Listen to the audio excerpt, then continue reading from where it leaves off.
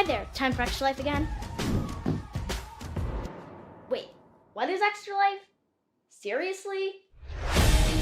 Extra Life is a charity gaming fundraiser. We play games to raise money for local children's hospitals. Extra Lifers around the world have raised more than $100 million since 2008, and all because of people like you. So what are you waiting for? Donate to Extra Life to help kids like me.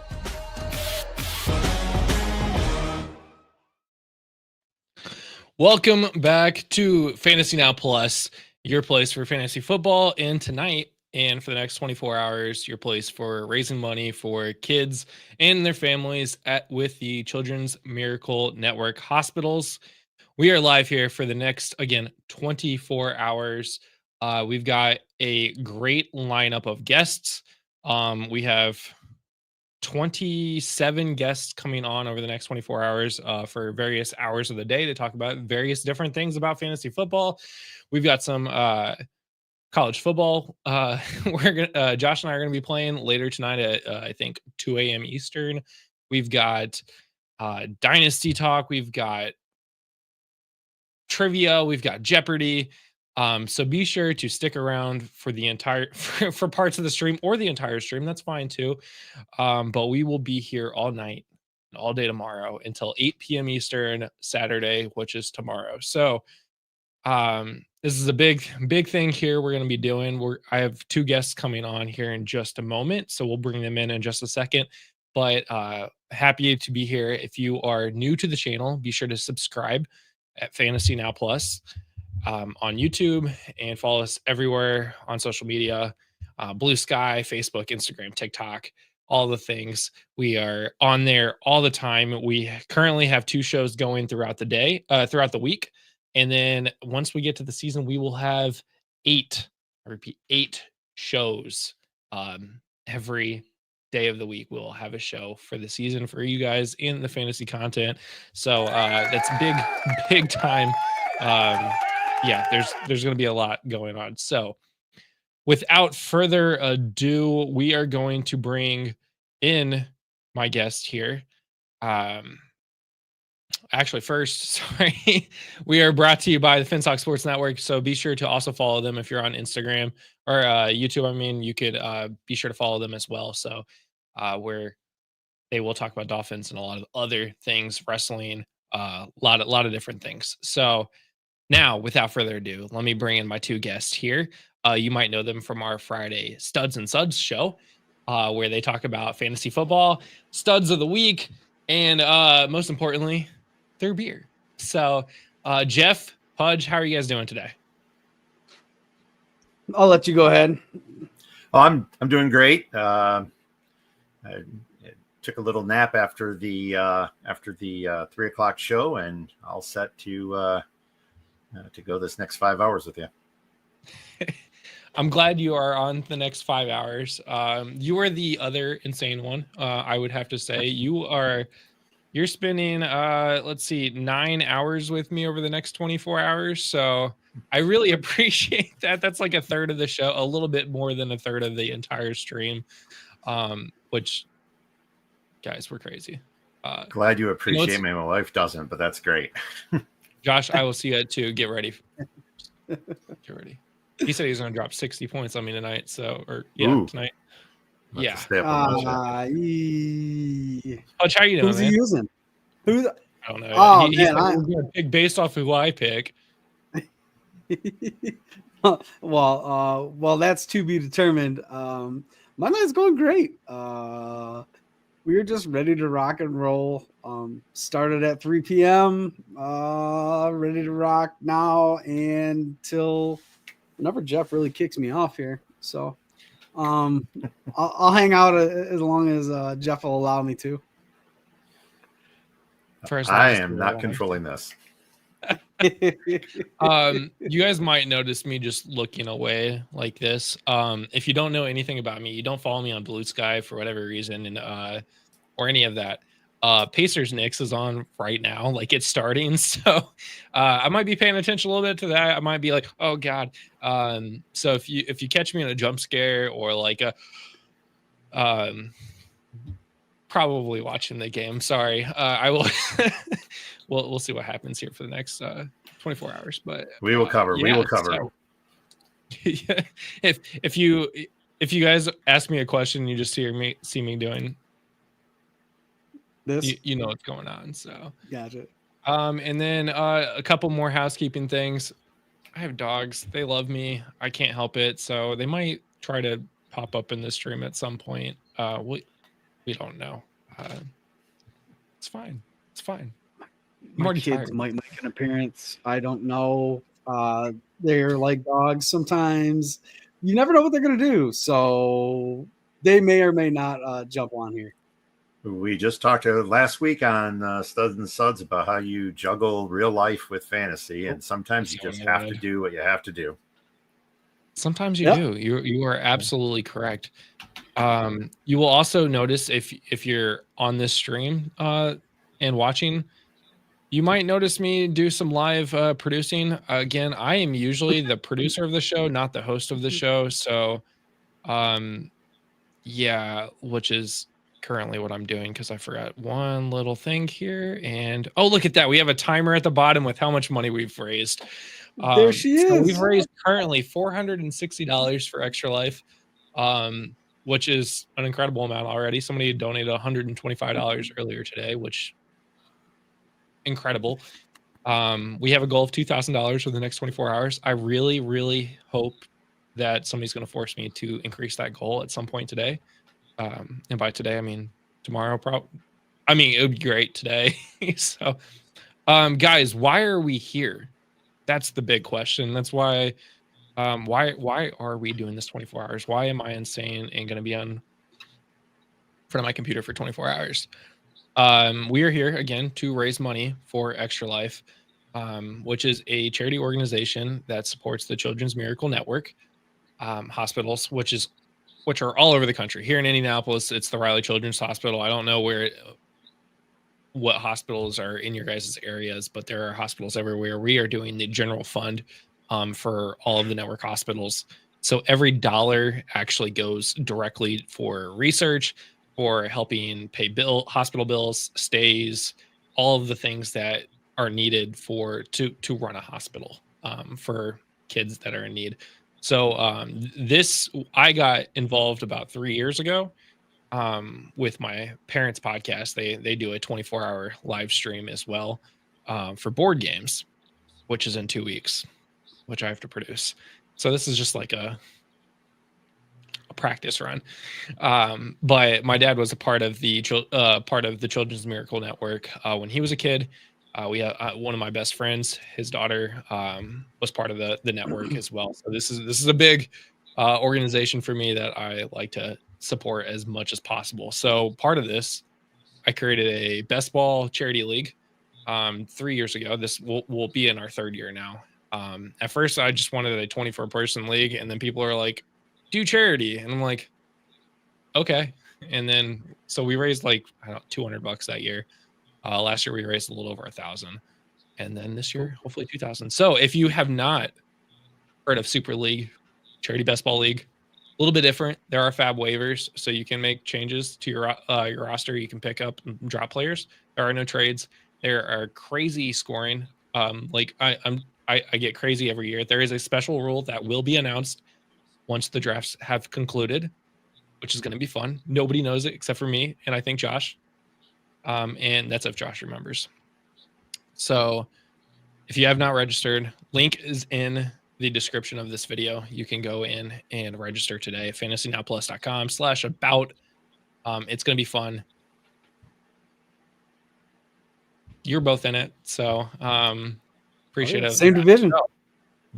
Yeah, you guys are too. Have you guys looked at the scoring at all for Super League? Doesn't matter. I'll still beat Jeff. That's probably true. Well, I mean, you might beat him in your division, but it doesn't mean you're going to beat everybody. We got some heavy hitters in this year. I don't know if you've looked at some of the people, but yeah, there are some heavy hitters from all over the Fantasy Now realm. I'm going to try to share my screen here. Let's see if this will actually work. It is definitely an impressive roster. I don't remember what division. So I don't remember the name of the division we're in or who's in our particular division. But I was perusing it earlier, and there are definitely a who's who list. So this is going to be a phenomenal contest. Like you said, even if you win your division, you're not guaranteed to win the whole thing. So yeah, It's a good way to test your metal. We have some good people come in. Last year specifically, we had 84 people play last year, and some pretty good names that I thought would do really well, finished in like the 70s, and did not do as well as I thought they would, which just shows you. I mean, people know their stuff here. So let's see if I can do this correctly. Well, okay, and we're gonna the fantasy nobody was in it last. The fantasy nobody was in it last year and did very poorly. So I'm hoping to have a better showing this time around. Yeah, that was me. Yeah, it was not. It was not a good year. Here's our scoring settings. We have a lot of different rules here. You can catch all of this at FantasyNowPlus.com. You can go to Super League and then go to League Rules. This will all be here, including the draft information, which doesn't start till July 28th. So a little bit of a later draft than normal, but get your Scott Fish Bowl stuff out of the way. Then we'll draft the real stuff. So scoring here, I decided that passing was going to be a good stat. Everybody likes points. So yeah, we're going to get 6 points for passing touchdowns, which just makes everything insane. A 50-plus yard pass touchdown is going to be an additional 5 points. So that's an 11-point touchdown right there, which will be crazy. There's passing yards bonuses for 300 to 400 yards and 400 plus. And then also 5 points if you complete more than 25 completions. So a lot of passing. But that doesn't mean that's it. So rushing also has a pretty big one. I mean, again, 6-point touchdowns. You also get 0.25 for a rushing first down. You get an additional 55 points for a 50-plus yarder. So it's another 11-point touchdown if you break one away. Again, same thing with the bonuses for the yards. And if you get 20-plus carries, it's 3 points. Receiving here is another big one. I'm starting to get all my leagues like mixed up in scoring, but again, similar things. 50-plus yard touchdowns are another 5 points. So if you stack a wide receiver that makes big plays with their quarterback, that's a 22-point touchdown plus the reception plus the yardage. That's a big swing on some of those big guys. You don't have to choose either. It is best ball. Correct. So when these guys light it up and they're on your roster, it's going to be wheels up for your team. Yeah. Big time. So it could be a lot of fun. It could also be rather frustrating. But yeah. And I did add kickers this year. And it's all going to be, there are bonuses for 5 points. If you make a 60-plus yarder, it's already an automatic 10 points for a 60-plus yarder, plus a point for every yard after 30 yards. So, Justin, kickers are not people. I know. They're not real. I also hate kickers. Holy crap, I just looked at the Pacers score. It's 14-9. It was 14-6. So I mean, just thinking about this, a 60-yard field goal here in Super League. You're looking at the 10 points and bonuses. You get the 3 points from the field goal made. So that's 13 points plus 0.1 for every yard, which will be another, can't do math, 6 points right there. So we're looking at a 19-point field goal for a 60-plus yarder. Good thing Justin Tucker's out of the league. Because that guy could win you a mean, 60 yarders though. 60 yarders they've become commonplace in the NFL. Remember when a 60 yarder was a feat? I mean, we're kicking them all the time. You better get that kicker then, because that's a 19-point play. Agreed. I mean, I do love the fact that the NFL went away from the 3-yard extra point. It's a much tougher time now that they have to kick further away. When it was almost automatic, it was almost like Tecmo Bowl. You guys ever play Tecmo Bowl where you just kick the extra point and it's automatic? I'm not that old, bud. Justin. What? Come on, man. Andre All right. Rison. Oh, man. Jim Kelly. Do you even know who Jim Kelly is? I do know Jim Kelly. Yeah. He's the Bill, right? Yeah. Yeah, never won. Never. Hey, Lost he's 4 just like Super the other Bowls. Bill. Yeah. He's just like the other Bill. Well, at Can't least he win. got to the Super Bowl. I mean, Josh Allen's never out there yet. So Man. You're talking about Tecmo Bowl here. I'm old enough to remember when we folded a piece of paper into a triangle and slid it across the table have done to that. score touchdowns. I have So, done that. That was fun. Yeah. So that's the scoring for Super League. Once we get into the playoffs, we're going to take the top 50 teams and put them into the playoffs. There's some math. Hopefully the math is mathing and correct. But I did look at last year. So if you get 18 wins, you automatically get a playoff bid. And then any team with 22 losses will automatically be eliminated. That does happen. Ask Sean. He was eliminated. And I think Jeff was too. And Poor then Sean. again, there will be a special scoring rule to be announced that will matter for the playoffs in week 13. Remember that, week 13. oh, wow. So there are still bye weeks in week 14 and 13. And then Super Week 2 is what we're going to call it. So there's like 3 preliminary rounds: Super Week 1, 2, and 3, where the top 25 will play. Again, same thing, but we'll take the top 25 teams. Special scoring rule to be announced after the draft. And then the bottom 10 teams will be eliminated to bring it to the top 15. Then the top 10 for the Super League semifinals. And then the Super League finals will be the top 5. And again, still using that special scoring rule to be announced post drafts. So that's going to be the fun thing. I can't tell if I want to hint at what the rule will be throughout the stream. So if you're paying attention, you can put all of them together. Maybe you might know. But if your name starts with J, you already start with negative 10 points. I love it. Josh, Justin, Jeff. Jeff, it was a really great time when you had a co-host on Friday afternoons. Hey, he was talking about being kicked out. So hey, I think we might have to find you another No, I kid. So yeah, be sure to check out Super League. It's going to be a lot of fun. Just looking at, teams here. We've got, again, some heavy hitter. We also have availability. So if you are not registered, you should go register for Super League because it will be a lot of fun. Yeah, there's a lot of Fantasy Now Plus people there, but I may have told them that I will come for them if they didn't register. Maybe. I can't confirm, cannot deny. Neither can these two because they were great and registered early. But yeah, you got guys like Jeff Bell from Football Guys, Nathan from PFF. You got the player profiler guy on here. There are people all over the industry. Ryan Weiss from Football Guys. Yeah.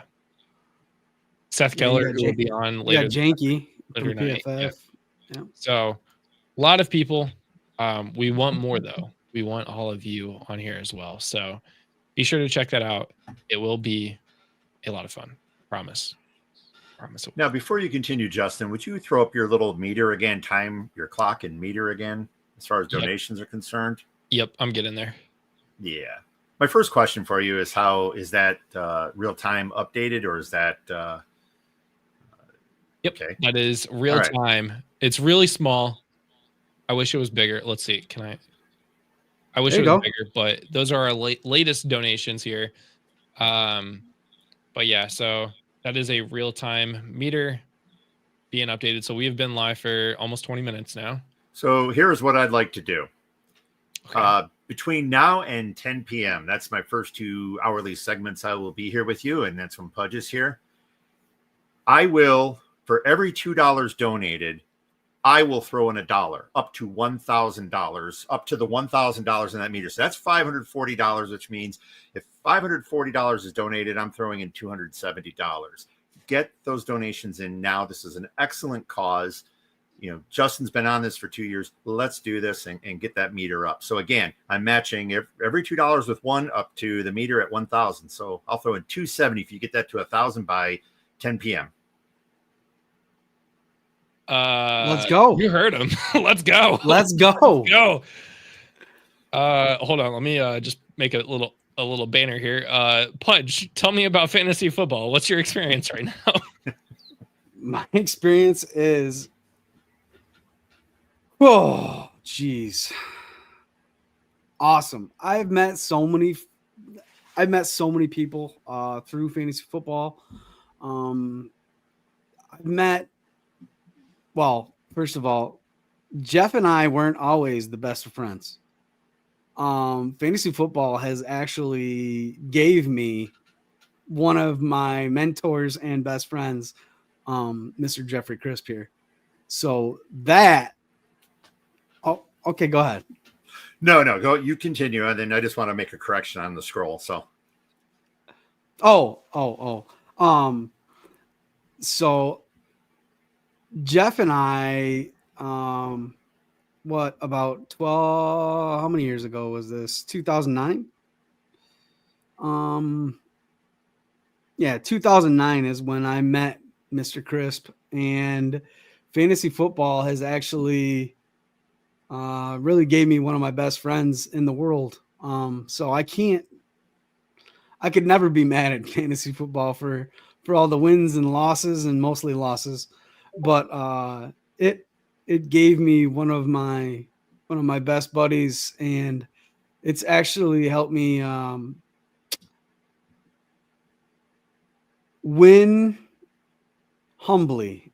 I've learned to be a little more humble in my winnings, and covet my trophies a little more, because the first time I won the trophy, I actually lost it for almost a year.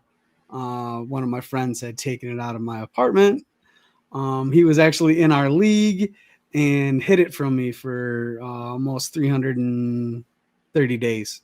So fantasy football to me is pretty fun stuff. We have a lot of fun with it, and it's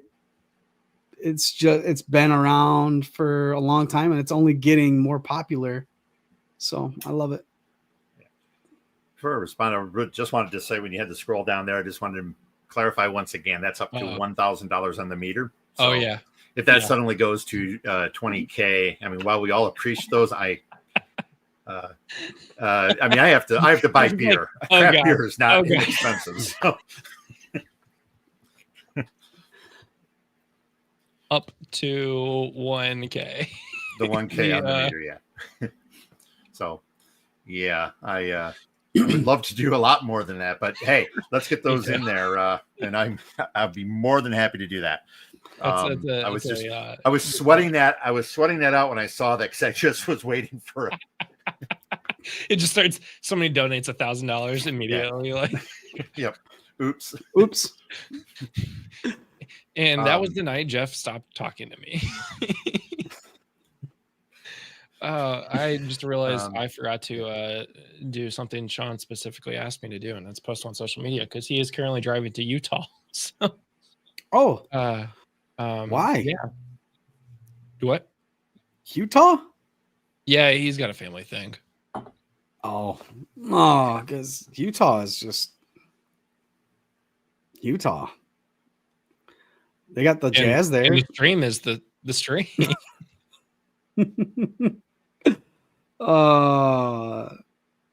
Chalupa Batman.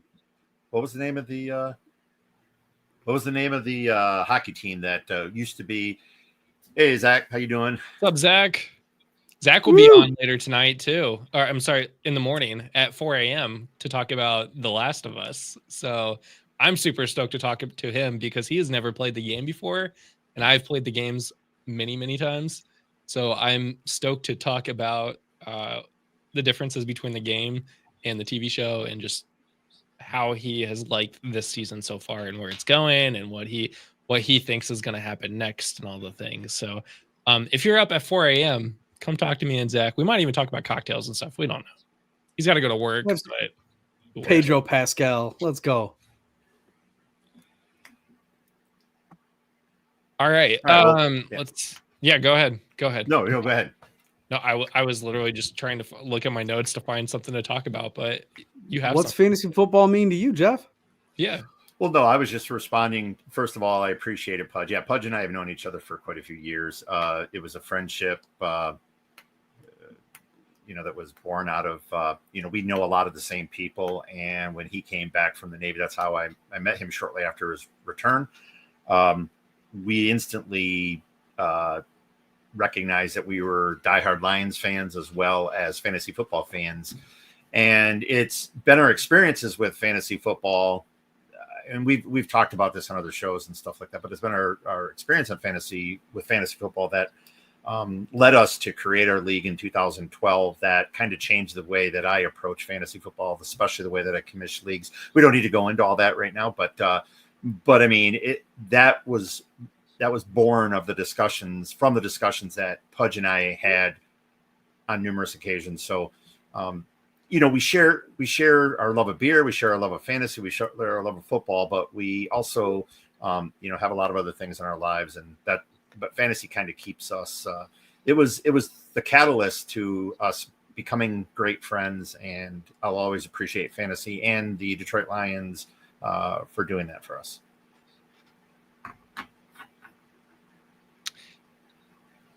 In fantasy for me, is just the camaraderie of it all. I started fantasy football back when I was in college. I think was my first official year. It was 2010, 15 years ago, which I feel like is not a lot of time in comparison to a lot of the other people that have been playing fantasy since the days of writing it down on a piece of paper and submitting it or whatever, which we will have those to talk about tomorrow, actually, Jeff.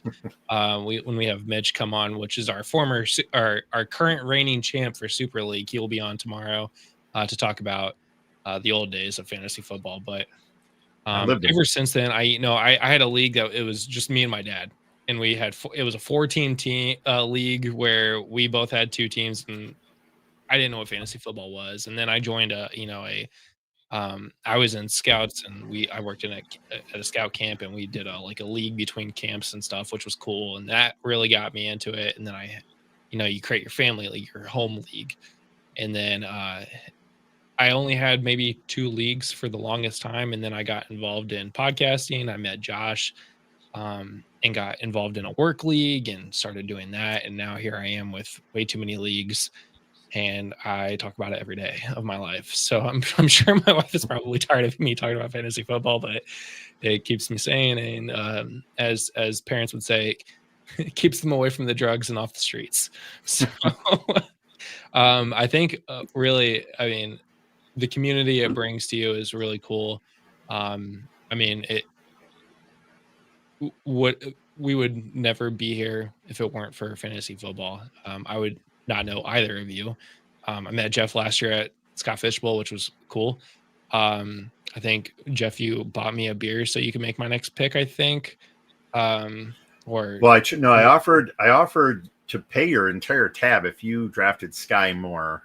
You said you were going to, and then you refused. You and I sat next to each other, and we kind of tried to get each other to draft people. You know what? I think that was a good call on my end. I would say so. I didn't make it in the second round of the playoffs, so that was, I think I won out on that deal. But it's cool. I would have never met guys like Josh who would have met all of you guys because of that. So fantasy football has been a big part of my life. And now that you see the check come in January, and your wife is like, you know what, maybe this fantasy football thing is panning out for you. Yes. Finally she sees the light. Now, if only that, $600 turned into once a week or something like that, then it'd be great. Agreed.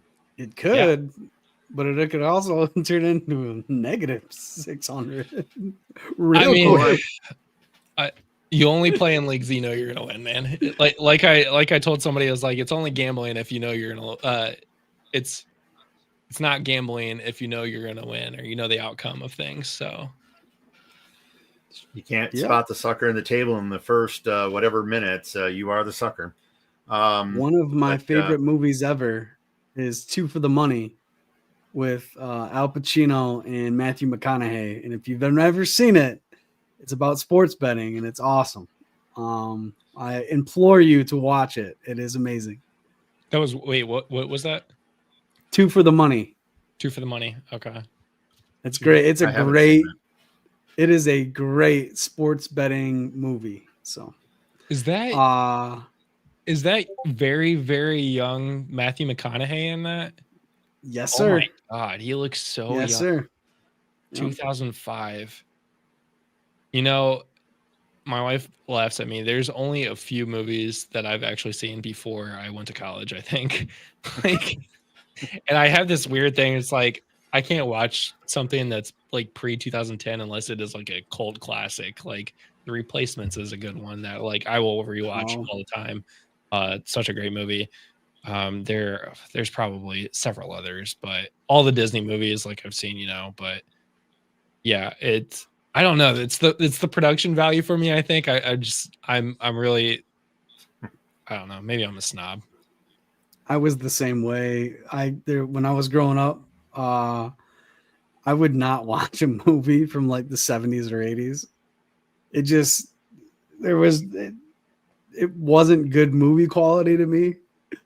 So Not like they're black and white movies. I mean, it's damn near.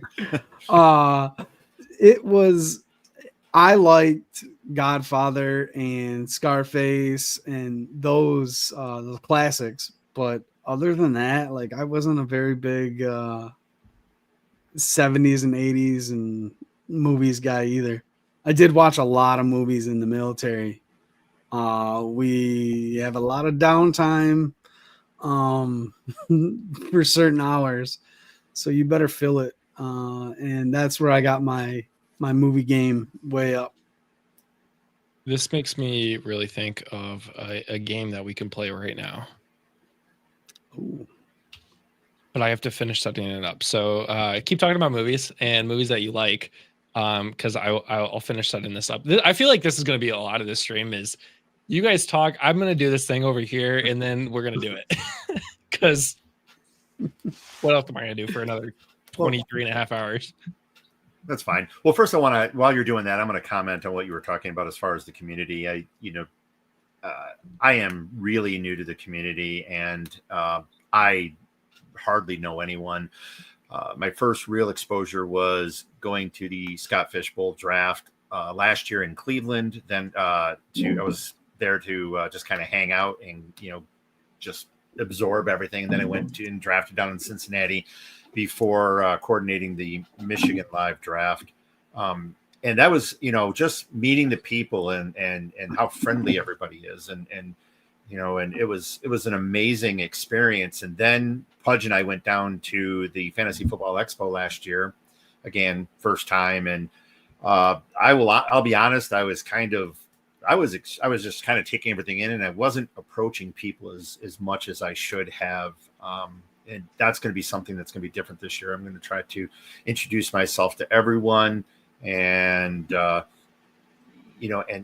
to make more connections. There are several people there I'll know, but others I've seen them online. I've read or heard their stuff, but I've not met them. So that's one thing that I really want to do, because this is an incredible community. The fact that everybody can get together for these charitable events, whether it be Scott Fish Bowl or whether it be, the Super League, or it's just an amazing testament to how incredible the people are in the fantasy community. And for me, it was just such a revelation, it was such a revelation is not the word I'm looking for, but for me, I was so awestruck by how everyone can be so kind to one another. And that was something, and how everyone bands together and supports one another. Kind of reminds me of a way a lot of the brewers would get together. A lot of brewers, even though they may be in competition with each other, they never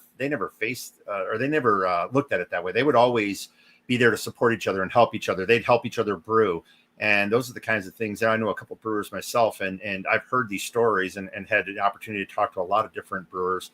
And it's the same here in fantasy. People will support each other. People, there's somebody isn't saying, oh, wow, there's another show, you know, we need to kick them off or we need to make sure they don't succeed. Everybody is supportive. Even at the Fantasy Football Expo where you had, panels that were talking about how to, how to improve your podcast or how to improve your presence in social media or on the internet. And I just found that fascinating and wonderful. And that's why I'm really happy to be a part of this community, even if I'm just a very small sliver. I hope, I continue to meet more people and that network for me continues to grow. Yeah, I you are right. And then something that I really appreciate about this community is, just how charitable people are. I mean, you talk about Scott Fishbowl, that's like, I think they're nearing 5,000 participants and it's all for charity. I mean, it's not like this money's going into a pocket or like the winner gets, $5 million or anything like that. It's all of this money that's going to Fantasy Cares to support their to support Toys for Tots and all of that. So everybody is raising money. Businesses are donating for these live drafts to then for people to buy tickets and do raffles and stuff like that. So this is a fantastic community. It's probably one of my favorite communities I've ever been involved with. It's very cool. So with that, you guys ready for our game? Sure. I can only share one screen at a time. It's really crazy. I need to get a second computer up here. We are going to play the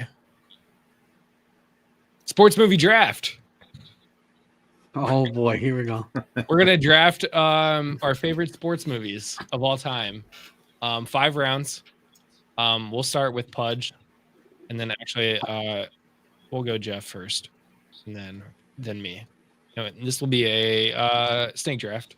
So we'll start with Pudge, Jeff, Justin. I'll get 2 around the corner here, then Jeff, Pudge, so on and so forth. So I know you've been thinking about it, obviously.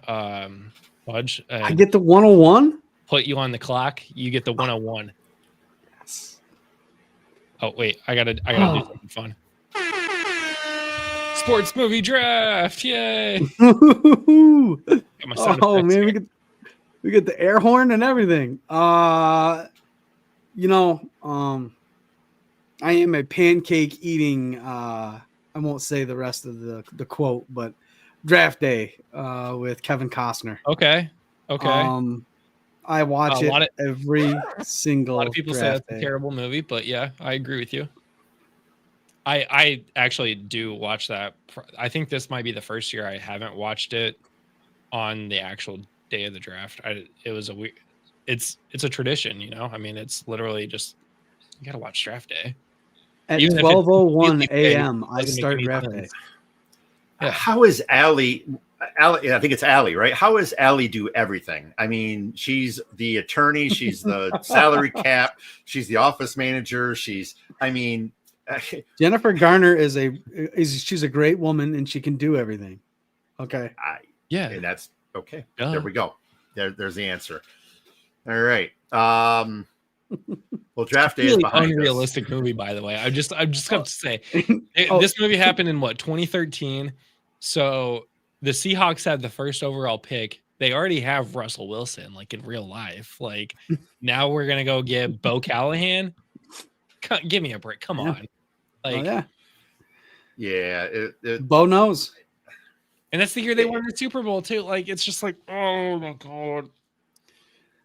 It's fun to watch because, you always want to be that GM that's trying to swing those unrealistic deals and hey, you just lost all your money at the track and now you're chasing it and, getting it back. That's kind of the feel. It's oh, I just gave away everything and now I need to somehow recoup it. And by the way, I also come out a winner. So it's worth the watch. I watch it. I have watched it numerous times. I'll be very honest with you, but am I going to say that it is a cinematic classic? I cannot do that.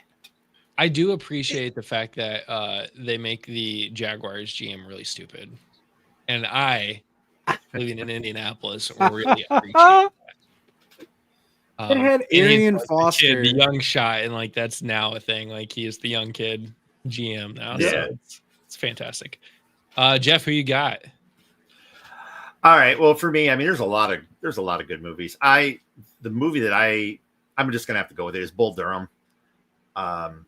That is a movie that it's before your 2010 deadline. It's a baseball movie. What is Bull Durham?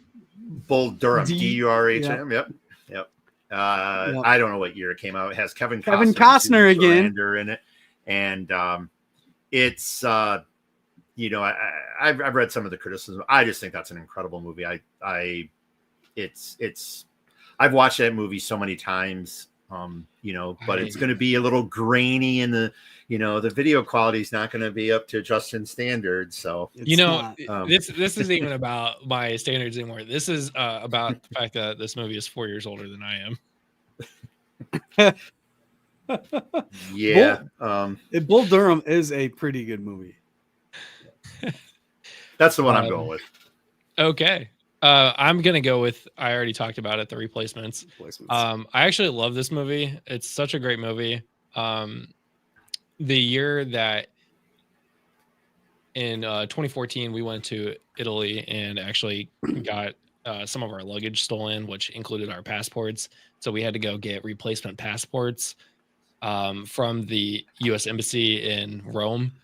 And so for that year, and I think for several years after that in my family league, I named my fantasy team The Replacements and just had pictures of passports.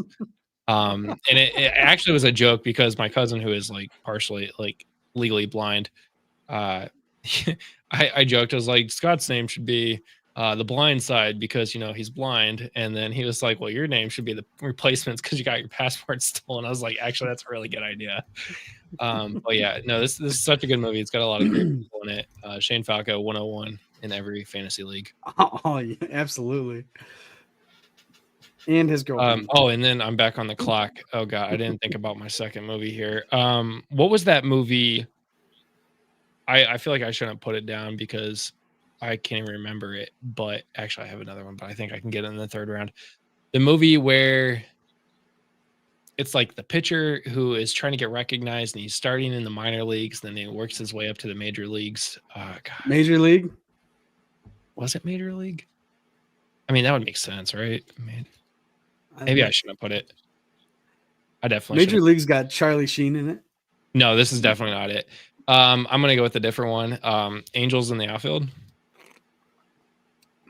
Oh.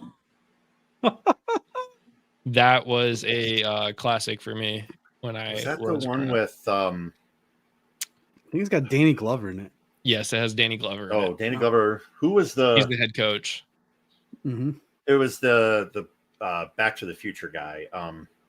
Oh yes, it has him too. Yeah. I can't remember his name. The kid goes like this in the outfield, and the Angels come. Yeah. Yep. Yeah. I forgot it has Matthew McConaughey in it also. Joseph Gordon-Levitt, Tony Danza, William Deere.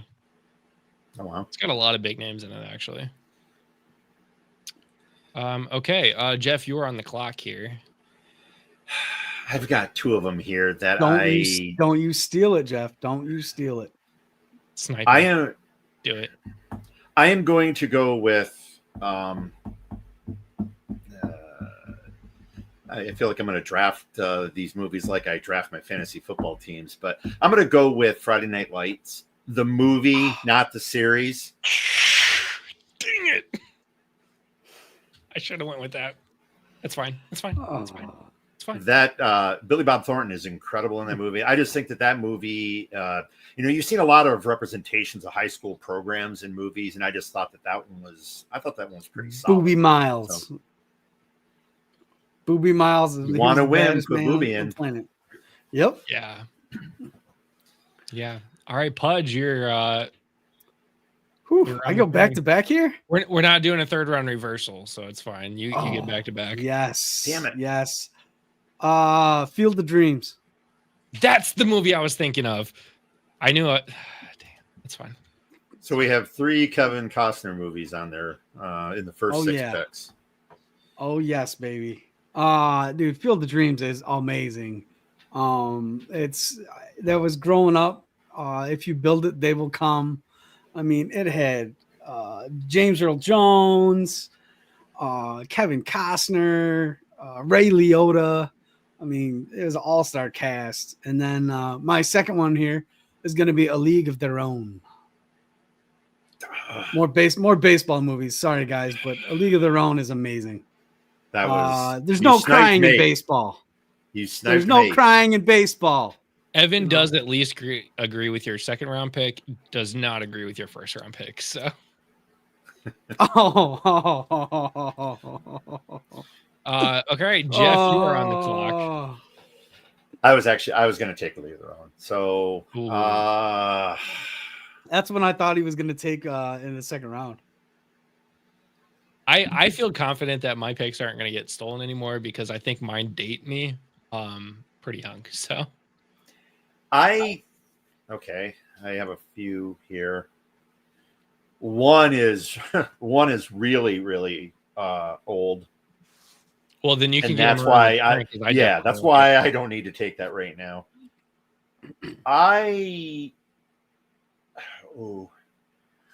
Should I throw another Kevin Costner movie in there? Dude, sure, why not? Tin Cup. Yes, golf.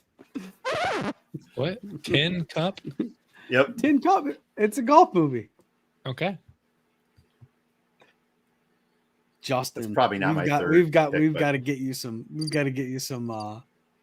He needs some serious binge watching. Right oh man! You care to elaborate, like why it's a good movie? Or? Oh, Tin Cup. It's just funny. It's the person in the movie reminds me a lot of Pudge years ago. I mean,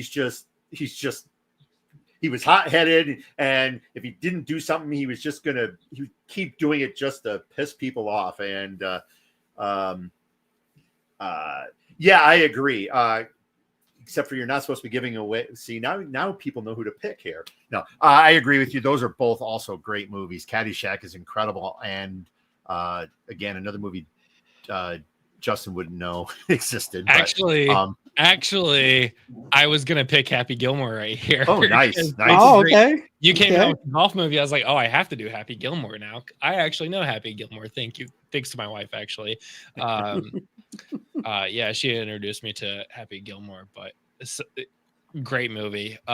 Him getting into a fight with oh god, Bob Barker. Yeah, with Bob Barker is amazing, and they're coming out with Happy Gilmore 2 this July. Actually, I don't know if you've seen that, but yeah, there will be Happy Gilmore 2. My fourth round pick is going to be Space Jam. That's a good one. Oh, where's the crickets at? You don't like that? I mean, it's in control of the and like I grew up with Space Jam, and I'm talking about Space Jam 1 with Michael Jordan in it. Yes. That was a phenomenal movie. I have it on Blu-ray.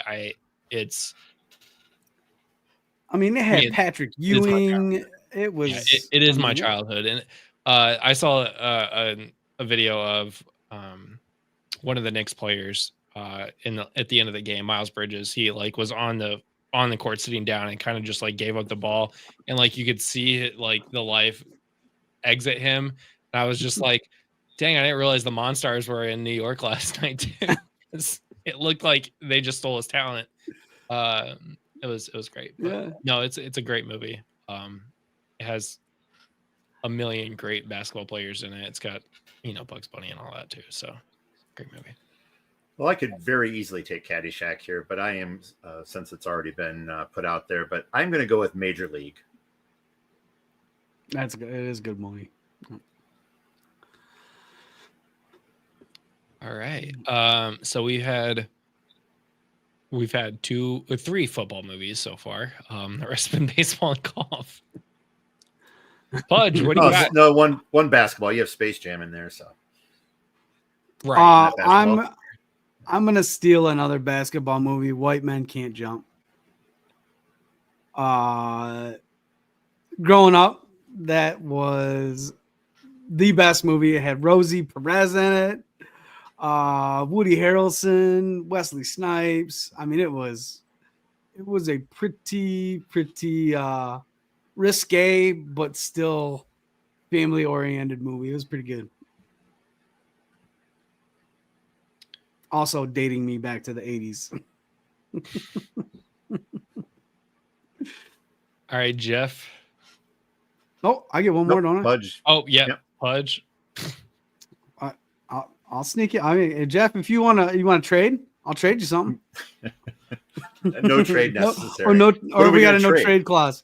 Is this the Brock Purdy no trade clause? Okay. I have like 5 more movies I could probably pick right now, but we'll see. We can add more rounds. We can keep adding rounds. We'll keep it at 5. Maybe we'll continue it later. I'm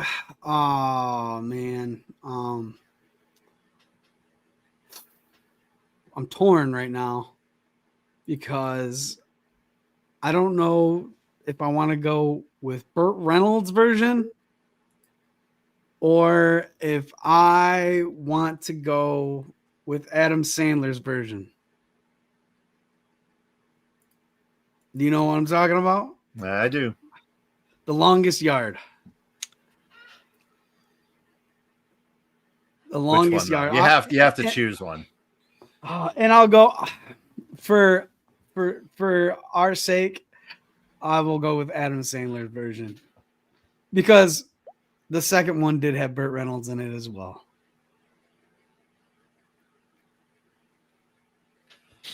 You don't like that one? It was a good movie. Okay. All right. It was all right. I think I like the Burt Reynolds one a little bit more, but yeah, it was all right. Shocker. All right, Justin, do you have a crying soundtrack on there or whatever? Because I'm going to go with Rudy. That's the closest thing I can get to you. Yeah, that Rudy. works. Okay, well, you guys have taken 2 of my movies that I could have put on here. You know, dang, there's a lot of good ones here. I feel like I don't want this to go undrafted, so you guys can take them. I could go with like Remember the Titans, Coach Carter, which is actually filmed in at Butler University, by the way, if you didn't know that. No. But I'm gonna go with Dodgeball. Again, you might have won the draft right there. Couldn't go undrafted. Dodgeball is such a great movie. It's if you can dodge a wrench, you can dodge a ball. Yeah. So that is the favorite sports movie draft. Hope you guys enjoyed that. We will probably might bring that back. We don't know. That's a bold move. Bold strategy, Cotton. Bold Bold strategy. Let's see how it plays out for him. This whole stream is a bold strategy here. Let's see how this pays out for me. So we're still only at $460 again. If you weren't here on the stream earlier, Jeff said he was going to donate all his money in his bank account. He is matching until 10 p.m. For every $2 you spend. That may be true. He will donate $1 up until we hit $1,000. So guys, get out there and donate money. Donate. This is definitely the time to do it right now while you're awake. Friday night. Spend it on beer, so come on. I mean, if you're going out to the bar right now anyway, like just give us like $10. Like that's a beer. I mean, it's like a cocktail, whatever. Give us $10. That's a door cover. Like that's the cover for, yeah. So that 10 becomes 15. So yes. Yeah, that 10 becomes 15, and that $15 goes and helps support families that need it more than you do in a hospital. I mean, that's why we're here. Actually, you know what, guys? You know what I really want to do? I'm going to play a video. Maybe this will get people to donate. So I'm going to play this video from Nolan. It's about a minute. So here you go. Hi, my name's Nolan, and I'm 7 years old. Okay, already. I'm rolling. This is a picture of the Justice League that I'm working on. I like karate, and this is a kit called Power Roundhouse. Wow. Nolan is a pretty extraordinary kid. He loves to read, he loves to draw. He has always enjoyed superheroes, and I think some of that started when he was in the hospital, when we were trying to figure out how to explain what a prosthetic eye is to a 3-4-year-old. So we talked about his superhero eye, and when he got chemotherapy, his medication that gave him superpowers, which it did. He really got excited about superheroes and becoming a superhero himself, and has always loved superheroes since then.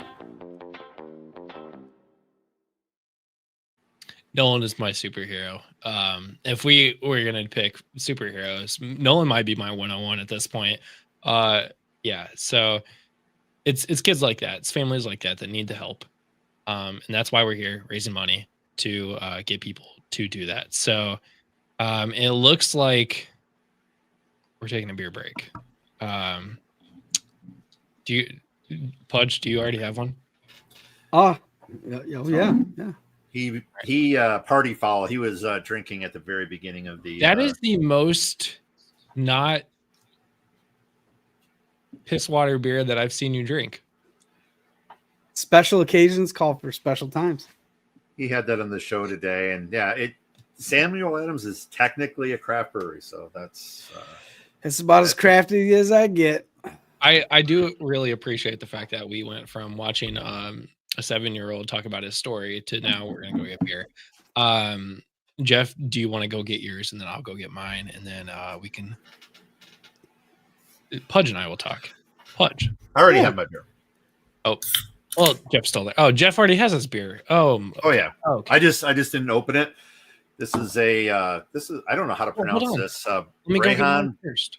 Brehan Brewhouse. We'll throw us on for a minute. Oh no, I see. I'm not leaving the screen. I will be right back.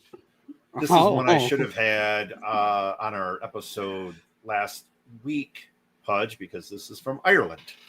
So see, it is a red ale. Missed opportunities. Yeah, I didn't have the beer until the day after. So, but I love red ales, and well, there's a lot of redheads in Ireland. Yeah, that I really have my blue screen, or excuse me, my green screen doesn't. Oh, you don't just have a giant banner behind you? It's radioactive. Look at that. Oh, that's sweetness. I don't know what this is going to do to me, but cheers. Cheers. And while Justin is gone, after watching that little clip again, this is an excellent opportunity to donate to the Children's Miracle Network. Again, I am matching every $2 with $1 for every $2 donated until 10 o'clock, up to $1,000 on that meter. So please take $270 out of my pocket and let's donate it.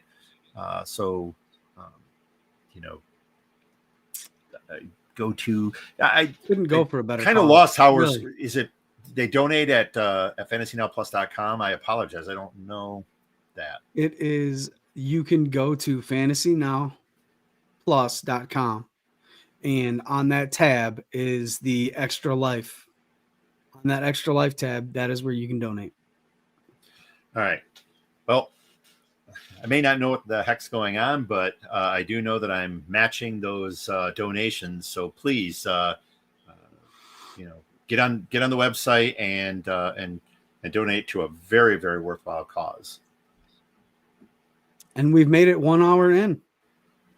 20. We are 1 hour in. Yes.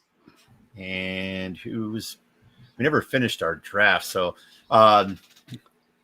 just as a couple, the one movie I was going to draft was Raging Bull. Now that is an old movie. What? I mean, Raging Bull. It's a boxing movie from like back in 1910 or whatever. Robert De Niro, and he was like 19.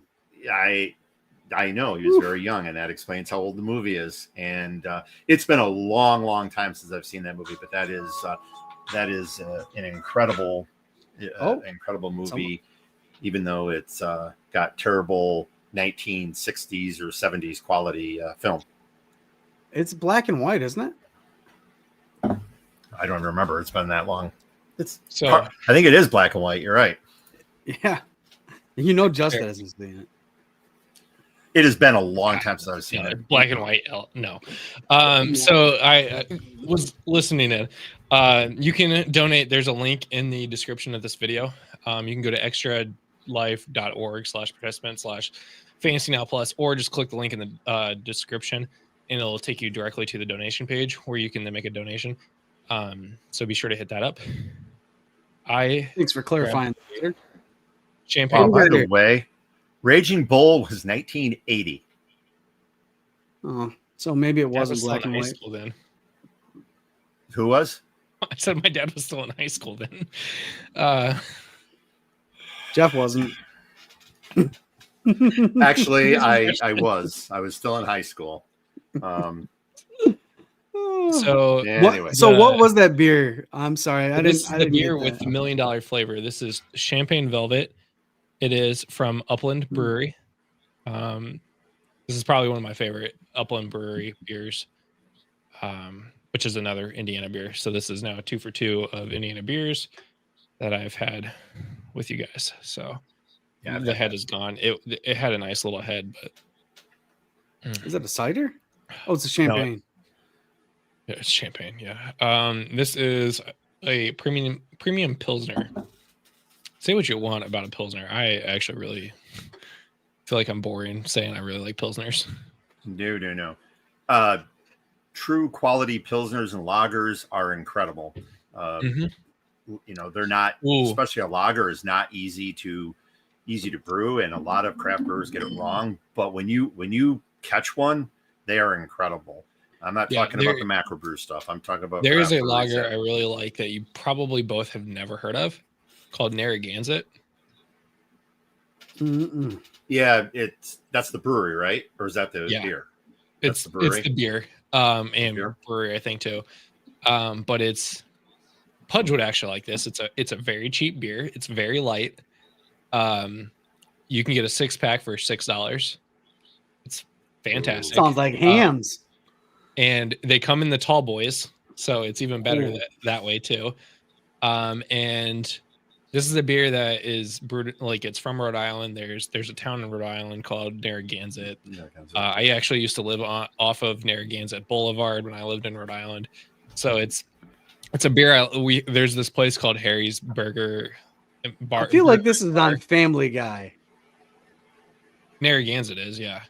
It's called Nantucket. That's Pawtucket Brewery. So there's this place called Harry's Burger and Bar or whatever. Shout out.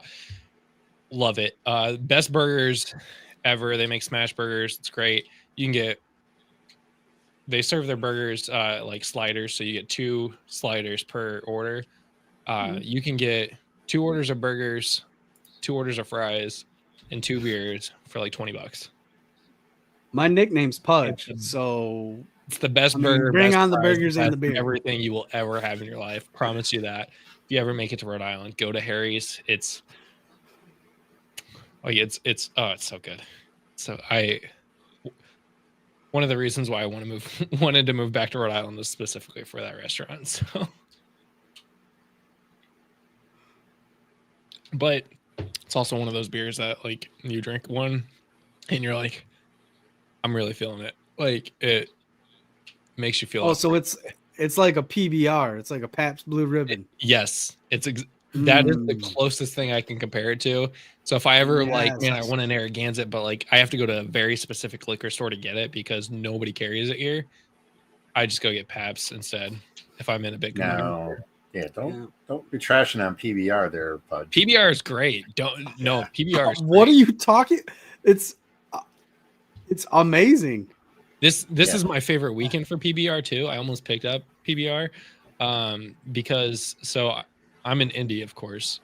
What's this weekend? The Indy 500. Yeah. And nothing speaks to me like the Indy 500 and a cold PBR. It's a great time.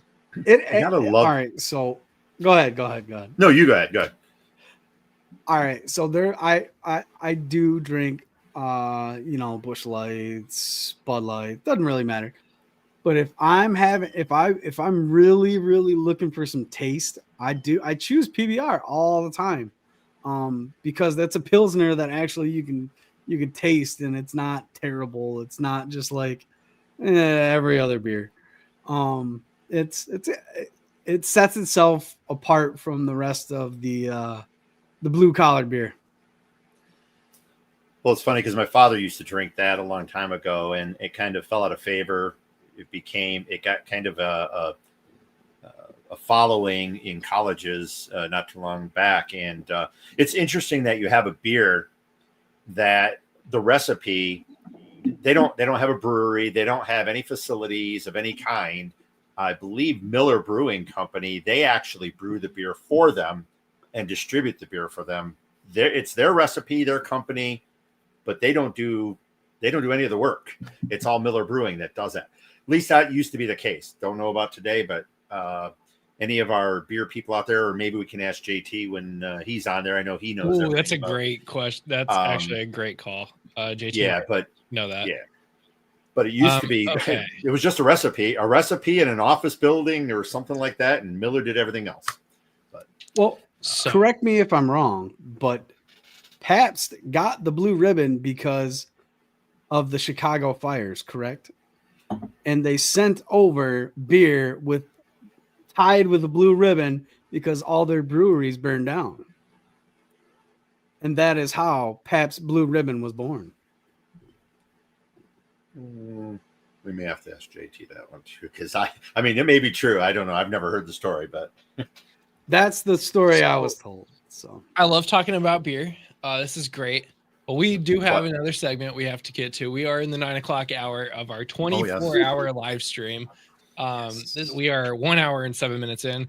I don't have the meter down there because I'm about to bring in somebody here. But be sure to donate. There's a link in the description. We are here raising money for the Children's Miracle Network. If you are just joining us, currently we're at $460 raised out of our $2,000 goal. Jeff here for the next 53 minutes will donate $1 for every $2 that you donate up until we hit our $1,000 marker. But we have another guest.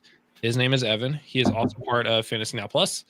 Hey. Oh, I don't like that. We're gonna switch you guys back to where you were. I get used to Pudge being on one side and Jeff on the other, and that was weird. You guys switching. So, Evan, how are you doing? I'm great. How are you guys doing? Great. You saw I saw most of the movie draft, and I have a lot of questions for how some of those movies got picked over others. My gosh. Bring it. Let's hear it. Some of those? Well, I'm surprised that nobody mentioned North Dallas 40. Like, that's a highly forgotten but underrated football movie. Oh, that was not the right. Yeah, that's a good one as well. Sorry, what? Honestly, you said forgotten. I had forgotten it. That's what I mean. People don't remember it, but it's so before its time. Yeah, you're right. North Dallas 40? Yeah. God, I feel very young on this show already. I'm an old soul. What can I say? So I've never seen we it. are here for and I've seen game. a lot of movies. I'm gonna have I gotta put that on the list. I was trying to remember what year that came out. 1979. I told you. Yeah, okay. Yep. I'm gonna play it.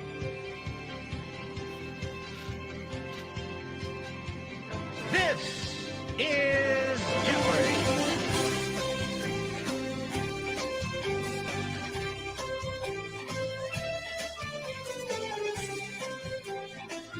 I forgot how long this was.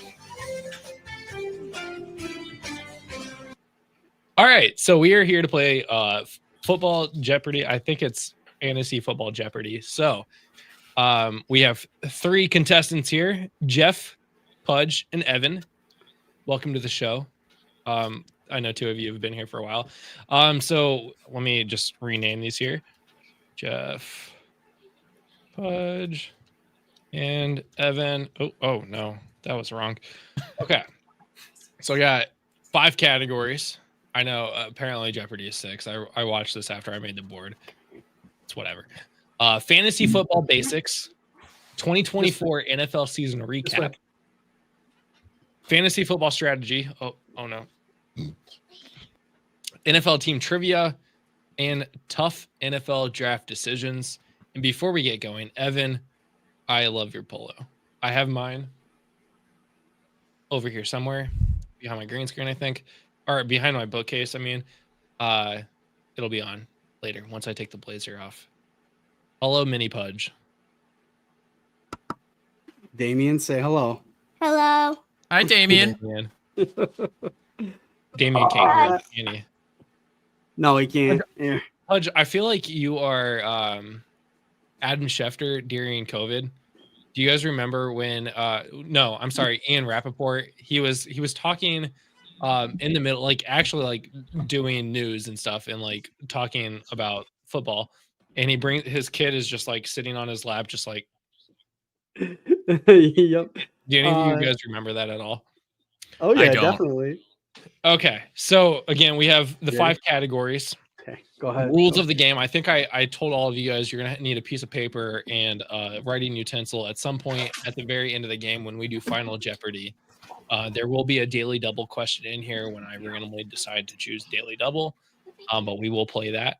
But does everybody know the rules of Jeopardy? How do we buzz in without buzzers? Just yell your name. First one to say their name will that I hear will get to answer the question. So you will pick a category and a number.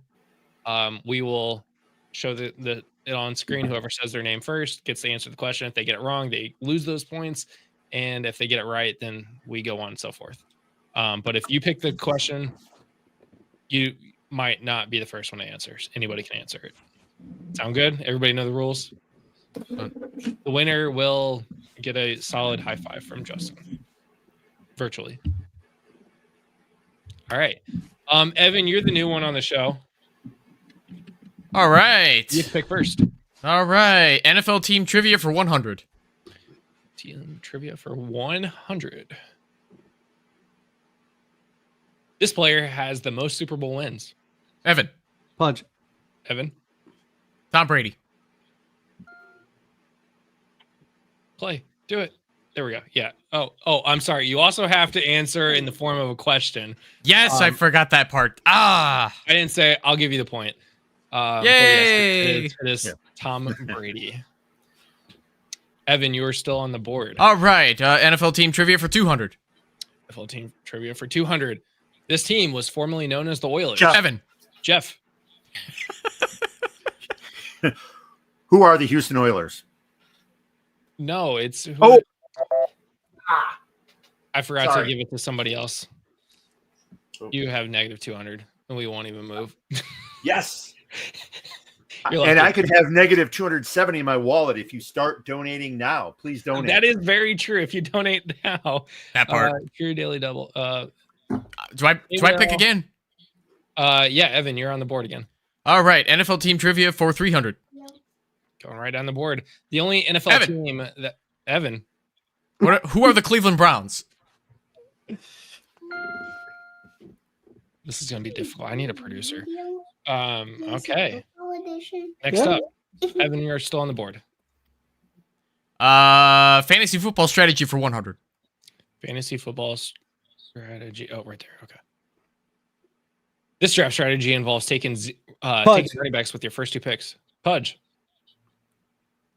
Did you say it? Oh, what? Wait. No. Anybody? Anybody? Go ahead. Oh. Nobody? We're looking for what is running back. Evan, you're still on the board. Okay. Fantasy football strategy for 200. This is the name of a player who consistently scores Evan. double-digit points. Evan. Who is a stud? Trying to remember the answer. No, who's a high floor player?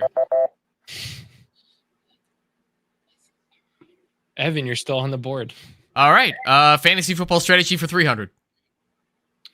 This strategy involves drafting backups to your own players. Jeff. What is handcuffing? Yes, that is what is handcuffing. Jeff, you're on the board. Oh, I didn't want to do that. How was he on the board? He had negative 200. But It was a he 300 got point the question. question right. 300. Boo. You would do really good at this midnight math session. You won't be At 11 p.m. or 11 p.m. Fantasy football strategy for 400. This offensive position is often Evan. What is the tight end? Oh no, Pudge. right. Jeff. It was Oh! right. It was It is right. defense. I hit the wrong button. What? I hit the wrong button. What are tight ends? Evan, you're back on the. You're Woo! back. Tricked me for a What second. happened to kickers? Why wasn't that kickers? Okay, moving on. They're Offensive special position. teams. They're not offense. Offensive position. 2024 NFL season recap for 100. Ooh. This QB led the league in passing yards in 2024. Jeff. Evan. Who is Lamar Jackson? Jeff. Who is Jeff. Joe Burrow? It was Joe Burrow. You got to remember, he had a lot of yards with Jamar Chase. Damien. Jeff, you are now on. 2024 NFL season recap for 200. This player led all running backs in total fantasy points in 2024. Pudge. Saquon Barkley. Who is Saquon Barkley? Pudge, you are now on the board to pick. I will go tough NFL draft decisions for 500. Ooh, we're going big right away. Okay. These two franchises have drafted more and number one overall picks than Pudge. any other. Pudge. Who are the Detroit Lions and Cleveland Browns?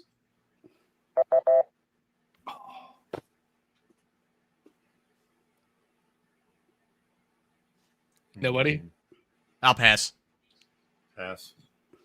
Who are the Indianapolis Colts and Los Angeles Chargers? They have both had 6 number one overall picks. Did you know that, Trade 'em Justin? all. The Rams trade them all. How can they? Okay. Wow. Well, okay. You didn't say that they kept them. No, they've drafted number one overall 6 times. Oh, really? Okay. Jared Goff. I sadly did know that, unfortunately. Who picks? They used to suck. It's Pudge. still me. Pudge is back on. What am I? Negative 300. Let's go NFL team trivia for 500. Which team drafted Evan. Drew Brees in this? Jeff. Evan. Who are the San Diego Chargers? Yeah. I appreciate you actually adding the San Diego Chargers to that. Because they belong there, dang it. Yes. Evan, you're back on the board. We'll finish off NFL team trivia for 400. Evan's never been to Qualcomm Stadium. This is I know the that daily sound. double. This means this is worth 800 points and could be negative 800 points. Oh, so I don't get to pick the amount? No, the team that plays in the loudest outdoor stadium in the NFL. Who are the Seattle Seahawks? Jeff. Oh, we can't. Jeff. It was a daily double. We can't say it. Oh, you we? can. Okay. Okay. Who are the Kansas Pudge. City Chiefs? Yep. And the tides have turned very quickly. Jeff, you're on the board. Fantasy football strategy for 500. 0 running back drafters tend to target these players Jeff. early instead. Jeff. Wide receiver. Who are wide receivers? Gotta get that question in there, man. All right, Jeff. NFL recap, 2024 NFL season recap for 300. This rookie wide receiver broke out with over 1,200 Evan. yards. Evan. Who is Lad McConkey? Pudge. Pudge. Who is Malik Neighbors? Oh, Jeff. I know who he is. Jeff. Brian Thomas Jr. Wrong. You didn't answer the question. Who is Brian? Too late. With Brian Thomas Jr. You've done it 3 times. I had to do it now. I think it is Jeff on the board. Exclamation point, -600. pound signs, ampersand. 2024 NFL season recap for 400. The surprise team that made the playoffs after being bottom 5 the year before. Evan. Evan. Who are the Los Angeles Chargers? They didn't make the playoffs, did they? Yeah, I thought they lost first. Did they make the playoffs last year? Yeah. Yeah, I thought they did. Yeah. Come on. What's the answer? Or is it, or which sound effect rather? I pass. I don't know anyway. If it's not them, I pass. I gotta go back sure because I definitely forgot that they made the play. Okay, I'll give it to you. I was gonna say, was I the only one who remembered? Well, the other one was the Washington Commanders. That's another good one, yeah. The only thing is, I don't remember where the 2023 Commander. I Bottom need to five. check my work here. Did they finish bottom 5? The Chargers did. They finished 5th. Okay, you are correct. Okay. Yay! I win by default. Yeah. So, did I give you points already? No. No, I didn't. Let's give them double points. Who cares? All I get is an air high five anyway. Evan, you're back on the board. This is the guy that's 600 in the hole. Let's finish off 2024 NFL season recap for 500. I just want to remind Pudge that he has to have points to be able to spend points at the end of the game. This tight end finished top 3 in fantasy football for the position despite missing 2 games.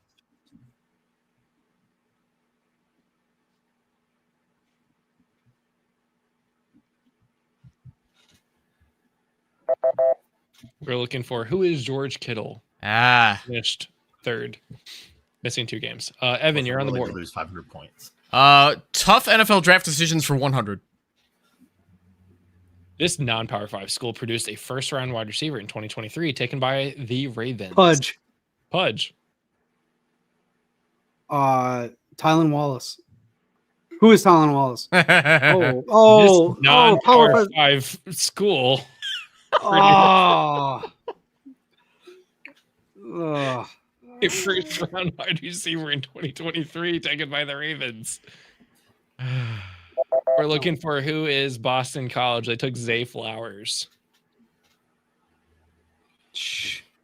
All right, Evan, I believe you're still on the board. Yes, tough NFL draft decisions for 200. In 2018, this team drafted Josh Rosen 10th overall. Evan. Who are the Arizona Cardinals? This is really difficult. I have to push a button to make the sound. I have to hit the space bar. I have to. This is my idea. Evan, you're on the board. Rated them. Tough NFL draft decisions for 300. This team drafted both Bo Jackson and Evan. Who are the Las Vegas Raiders for present day? Pudge. Who are the Oakland Raiders? Yeah, it's the who are. Well, it says Las Vegas Raiders. Yeah. Did I have to mention the Oakland part? I mean, we have controversy. Controversy. Where are the judges for that one? My gosh. I'll give you both points for that. All right, yay. But because Pudge is so far behind, we'll give the board to Pudge. Sympathy points. It's my rules. But you're on the board. Fantasy football basics for 400 to get me out of the hole. Hopefully to get you out of the hole. Most common number of teams in a standard fantasy. Evan. What are 12 teams? What is 12? It's fine. Evan. Tough NFL draft decisions for 400. This wide receiver was taken ahead of Justin Jefferson, CeeDee Lamb, and Jerry Jeudy in 2020 in the 2020 draft. Evan. Who is Jalen Reagor?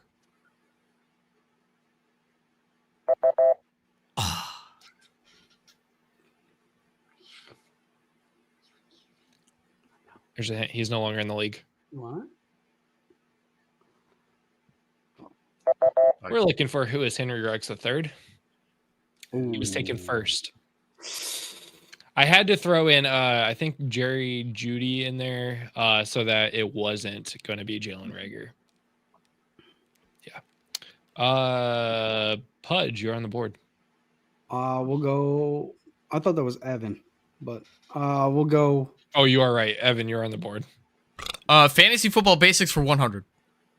Is that let out a gross This belch? position typically scores the most points in standard fantasy formats. Jeff, Jeff, what is quarterback? what is quarterback? Jeff, you're on the board. What is a quarterback? Nobody knows. Someone who is only a quarter of the way back, which is in front of the halfback, which is in front of the fullback. Oh my The god. fullback. Isn't it amazing that fullbacks though are always in front of the halfback? But anyway, moving on. Fantasy football Nowadays, basics for 200. For 200. This is the term for the NFL Evan. week when Evan. What is a bye week? I just have to tell you guys, I did my board wrong on the sounds. The correct answer is pink, which looks like red, and the wrong answer is blue, which should be correct. I mentally I did not do this correct. I'm having fun, and it's all for a good cause. It's all for an Air 5 anyway in the end. Yes. Which is probably going to go to Jeff, but we'll see. Evan, you're on the board. Fantasy football basics for 300. This is the fantasy term for a player projected to exceed expectations. Evan. What is a ceiling?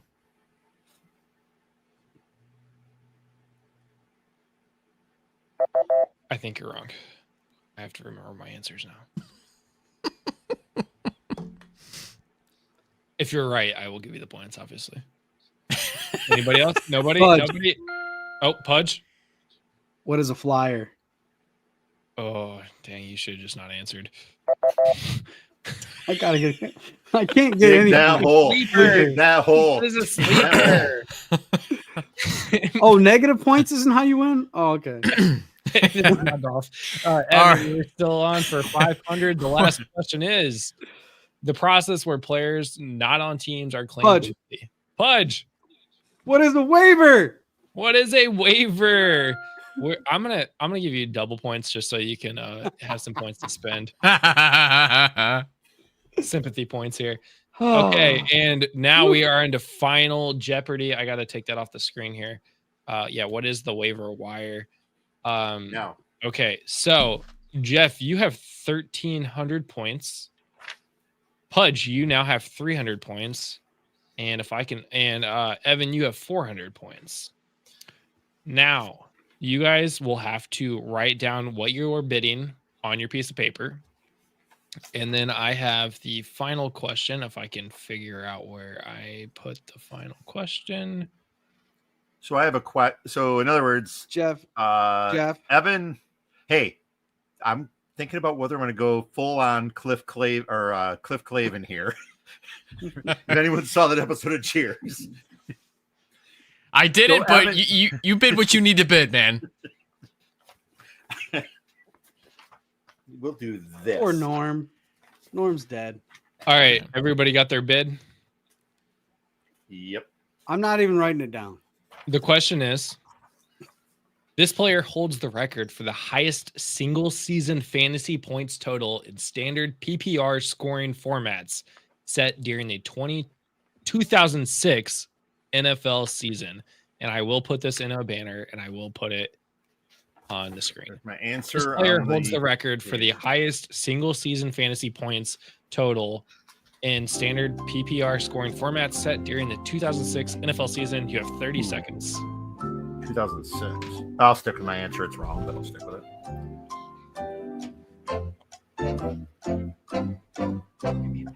Turn up. Turn up. Justin, is that a Stanley Cup? Yeah. Yeah.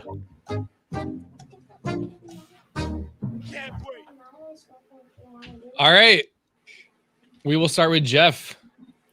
Jeff, what was your answer?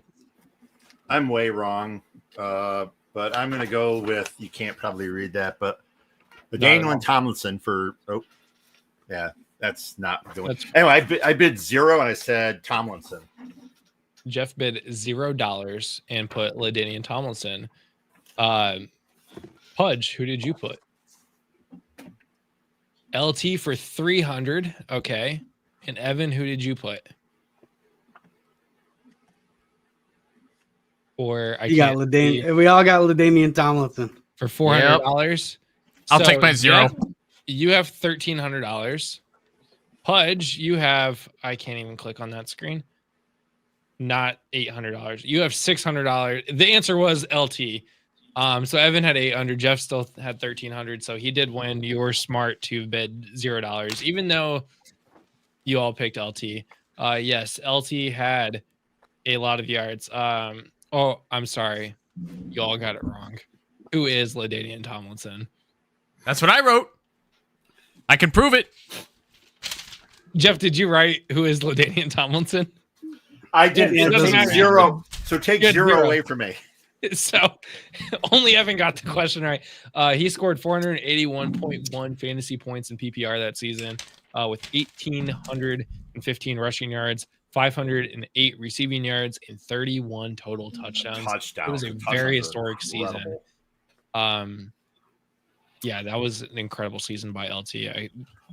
Was Josh's that the same favorite season? fantasy player. Was that the same season that Sean Alexander also went off? I think that was the next season. Maybe it was the next season. Yeah. I'm only remembering this because remember. I think LT was on the Madden cover one year, and then Sean Alexander. Sean Alexander was on the next year. Yep. Yeah. God, I forgot about Sean Alexander. What about Peyton Hillis? Okay. You get a cover and Same thing. I mean, he was on the cover of Madden, and then nothing. that was it. It How many won people do you think he ruined in fantasy football? a lot. Oh, A lot.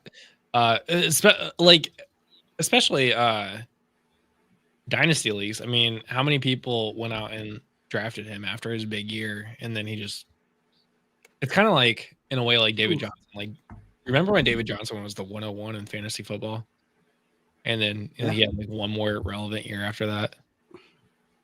And then the Cardinals ruined him. Yeah, He was originally with the Titans. Who was he originally with? He got traded to the Texans. Or Texans. Okay. yeah, that was part of the whole DeAndre Hopkins trade. DeAndre Hopkins trade. Yeah, Yeah, that's right. Yep. Yeah, there was some draft capital that got given up too, but with how irrelevant that capital was, it was basically Hopkins for Johnson straight up. It was one of the worst trades the Texans ever did. was it though? Well, they bounced back by getting rid of Watson for a king's ransom from the Browns, but Johnson only lasted like one season with the Texans. Mm-hmm. Yeah, Hopkins but is DeAndre still- Hopkins never. I mean, he's still in the league, but he hasn't done anything since the Texans. He was decent with the Cardinals. I mean, I he's thought he was. now old and beyond his prime, but he's still getting them checks. Well, right. I mean, so is oh geez, he just went to the Steelers. Robert Woods. Robert Woods. Yeah. Yeah. So I mean, there's that. I mean, He's just- probably going to be the wide receiver 2 on that depth chart. That's how depleted they are. Oh, yeah. well, they're gonna run so well. Hey! hear that? Who's anonymous? you see that? Whoa. Let's see the 50. There we go. That makes The that puts check us is in the at mail. $560 total so far, and then plus Jeff's $50. So that Well, thank you, Anonymous, for donating. I am more than happy to provide my 50 as I stated I would. So keep it coming. Let's get some more out there. they were coming out in the 11th hour at 9:34 p.m. Eastern time. And again, if you are new to the stream, until 10 p.m. Eastern, Jeff is giving $1 for every $2 you give. So half your donation up to we had $1,000. $1,000. I am going to interrupt you right there because I won Jeopardy and I got my $1,300 from Jeopardy. Fake dollars. I am going to extend it now to 11 o'clock. Ooh, till 11 p.m. Get those in there. That's big time right there. Jeff is very generous tonight. Well, it's a good thing I let Jeff win. Thank you, Evan. I appreciate it. Evan was doing it for charity. Good job. $560. We are a little over an hour and a half into the stream. If you're just joining us, this is Fantasy Now Plus. We are raising money for Extra Life, which is a charity organization that supports the Children's Miracle Network hospitals. And every dollar that we raise goes directly to care, whether that's immediate services, that's preventative services, research, like lab equipment, administrative fees, doctor fees, stuff like that. So that all helps support those families that are in probably the worst time of their lives. Just having a child, or their kid is sick, they have cancer, so whatever. This is helping all of those players. In fact, okay, Jeff, we'll see you and hear in a little bit. Oh, gotta get Evan back in here. There we go. There we go. So yeah, definitely go out, donate. Every dollar is definitely appreciated. Whether it's $1 adds up. If everybody donated $1, we could hit 2,000 easily. So definitely go out there and donate what you can. You don't have to donate $100 to see Jeff pay 50. You can donate $1, make Jeff pay 50 cents. Make it annoying. And for those of you watching basketball right now, the Pacers are currently leading the New York Knicks. I don't know the score; just went to commercial, but we're about at halftime. So, yeah, Evan, what's been up, man? Nothing much. I am now off of work for the next couple of weeks because I had to burn some PTO that I didn't get to use in Europe this year because I couldn't afford to go. So I'm legit mad that I don't have the money to go this year. First world problems. That's I feel like such a jerk for feeling angry about it because I live right here in Chicago. I'm not far from Lower Wacker Drive, which is the it's like an underground tunnel road where they filmed a lot of the chase scenes in the Batman movies. There are lots of people that don't even have homes. They have homeless encampments set up, tents set up underneath Lower Wacker Drive, and a lot of these people not only don't have stable shelter, they don't even know necessarily when their next meal is coming. And here I am completely complaining about not getting to go to a certain place that is super expensive to even travel to in the first place. So yeah, I definitely feel that. I'm off the next week because I had to burn PTO. Our fiscal year ends May 31st, and you have to spend all your time off, or else you lose it.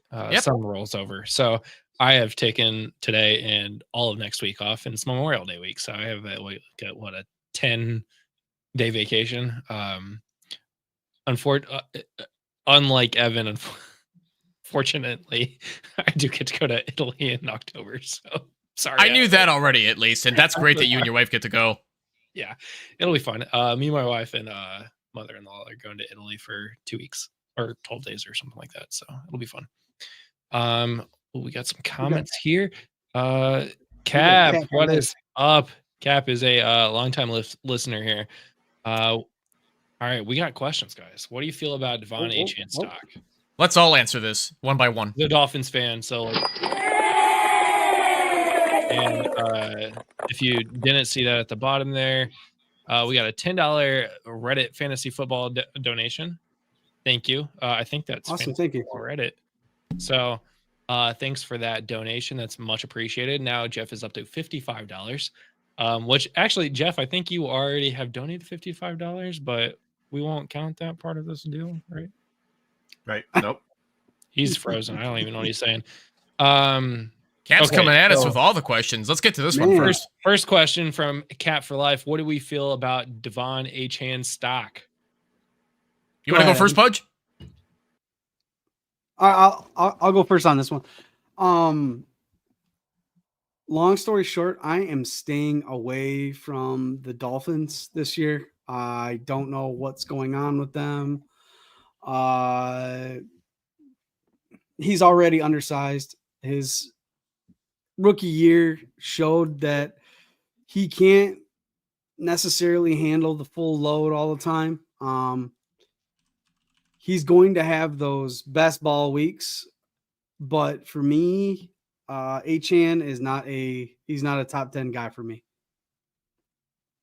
And this is just redraft. I'm not talking about Yeah, dynasty at I would all. agree there. Redraft, I'm very cautious. I know he had a healthy season last year, but I'm still it's Mike McDaniel's offense. They got Jalen Wright there still too. They've got a offense that is more focused towards the passing game than the running game.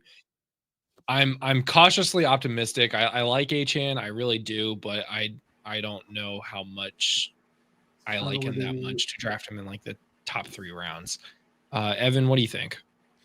Achan, I think, will fall off a little bit. I don't see him finishing top 5 this year, but I think he can definitely finish top 10. The Dolphins struggled mightily even in their bread and butter passing game, especially when Tua got hurt again with that scary concussion that we thought was going to be the end of his career at first. But so the Dolphins only added Jalen Wright, Alexander Madison, and then Ollie Gordon in I think it was the 7th round.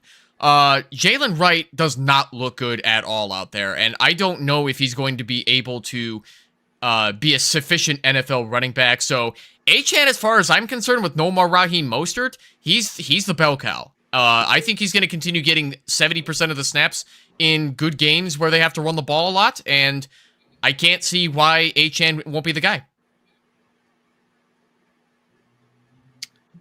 Talk to me about JSN. JSN had a breakout year last year.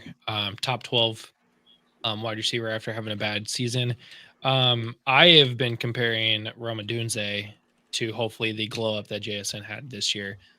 Somebody that didn't have a good rookie season like Odunze, and then had a glow up with Geno Smith, obviously, in his year 2.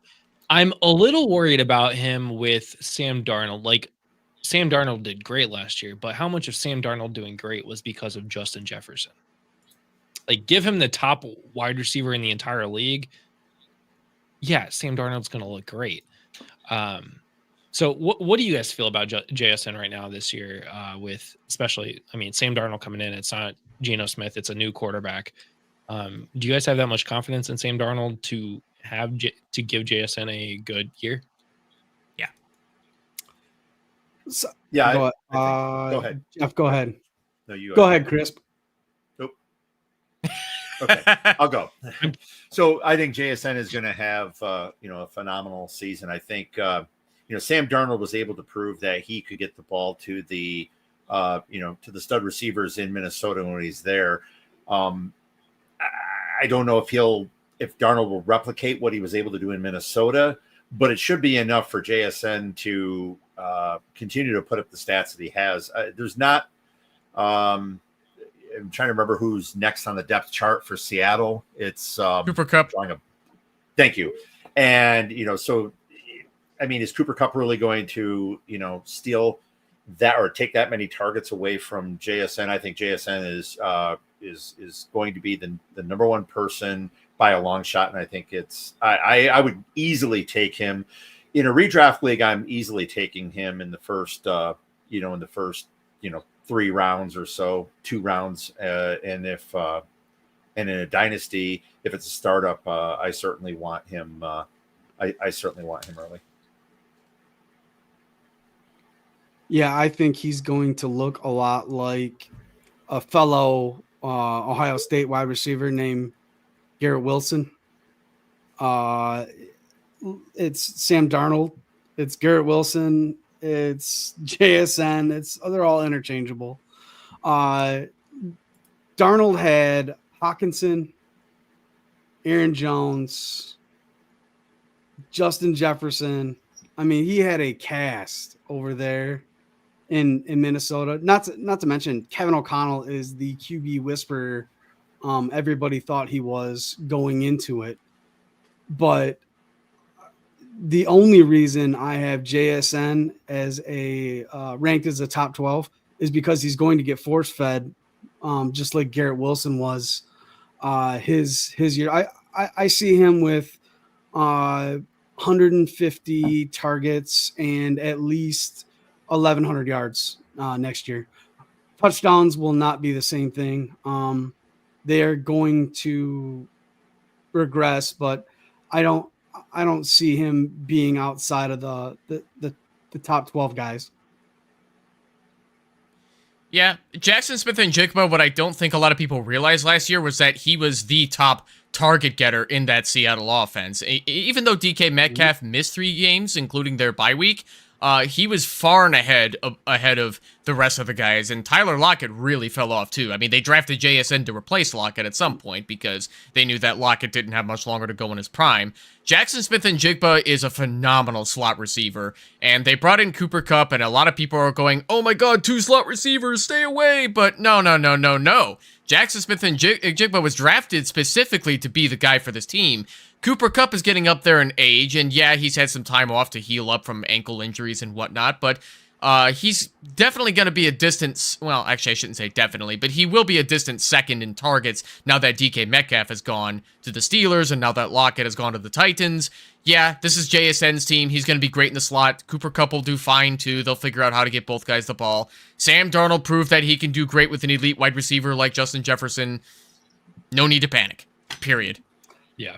Well, All right, Evan and Jeff and Justin. One more thing. They've got 3 slot wide receivers. Who's the third? Elijah Arroyo. That guy is tight a tight end. Yeah. He's a tight end, but he's going to line up in the slot. I think he's going to be the big slot for that team. And I don't know how him and Cooper Kupp are going to pull anything away from JSN. JSN's going to get all that. I don't see Cooper Kupp or Elijah feeding into or eating into JSN's target share at all. Let's rapid fire some of these questions. I'm gonna throw a question up here. I'll ask one of you guys. Do I double down in running back this season? I'm gonna answer this one because I have personal. I'm assuming you mean like go running back. I would not. There's plenty of running backs, especially in redraft, that you can get in later rounds that will do well. Unless you're getting like you're at 12 and you take Jahmyr Gibbs and Saquon Barkley. But I would find another position. Next question. Last year I got McBride in the 5th. Do I pull the same strategy at tight end or this coming draft? Let's go with Evan. If you want to do the same strategy with tight end, yeah, I would say that you'd be fine to do that because most drafts tend to punt at tight end if it is not a tight end premium league. You can absolutely get a solid tight end in the 5th round. Most tight ends don't go that early in your typical vanilla league. So, yeah, if you get McBride that late, hey, kudos to you. I'd be very surprised if you went that late in your leagues this year.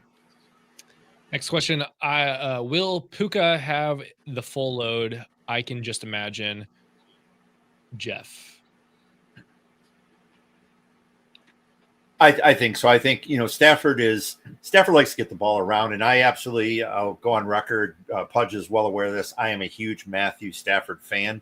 Always have been since 2009. That Cleveland game, he won me over after that.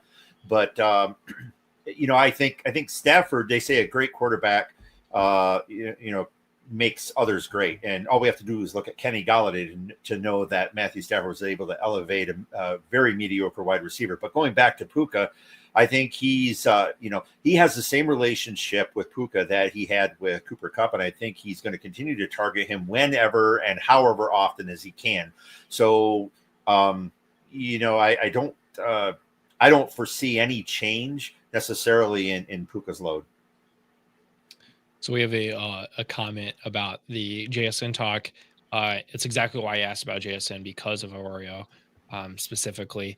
This next question, will Puka be the workhorse or will it be Williams? I'm assuming Kyron Williams, who plays a different position, and Puka, we don't usually call wide receivers workhorses, but I'm going to assume maybe Puka is the ultimate target on the Rams after they brought in Devontae Adams.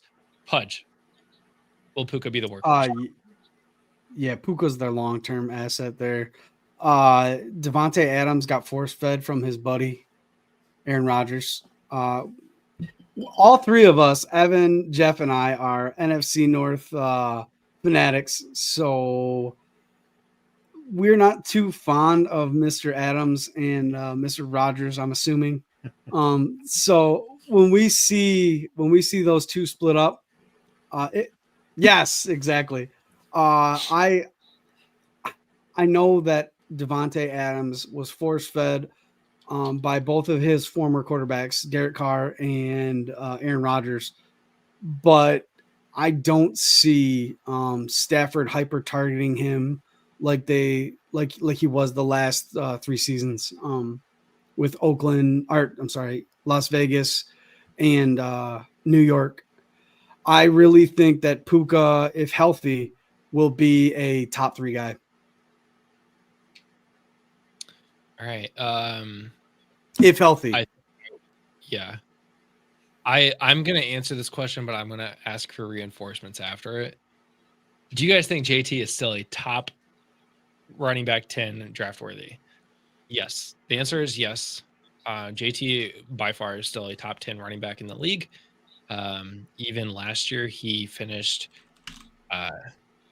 Look at his last 6 games. 2 different quarterbacks. He finished as RB12, and he missed 3 games.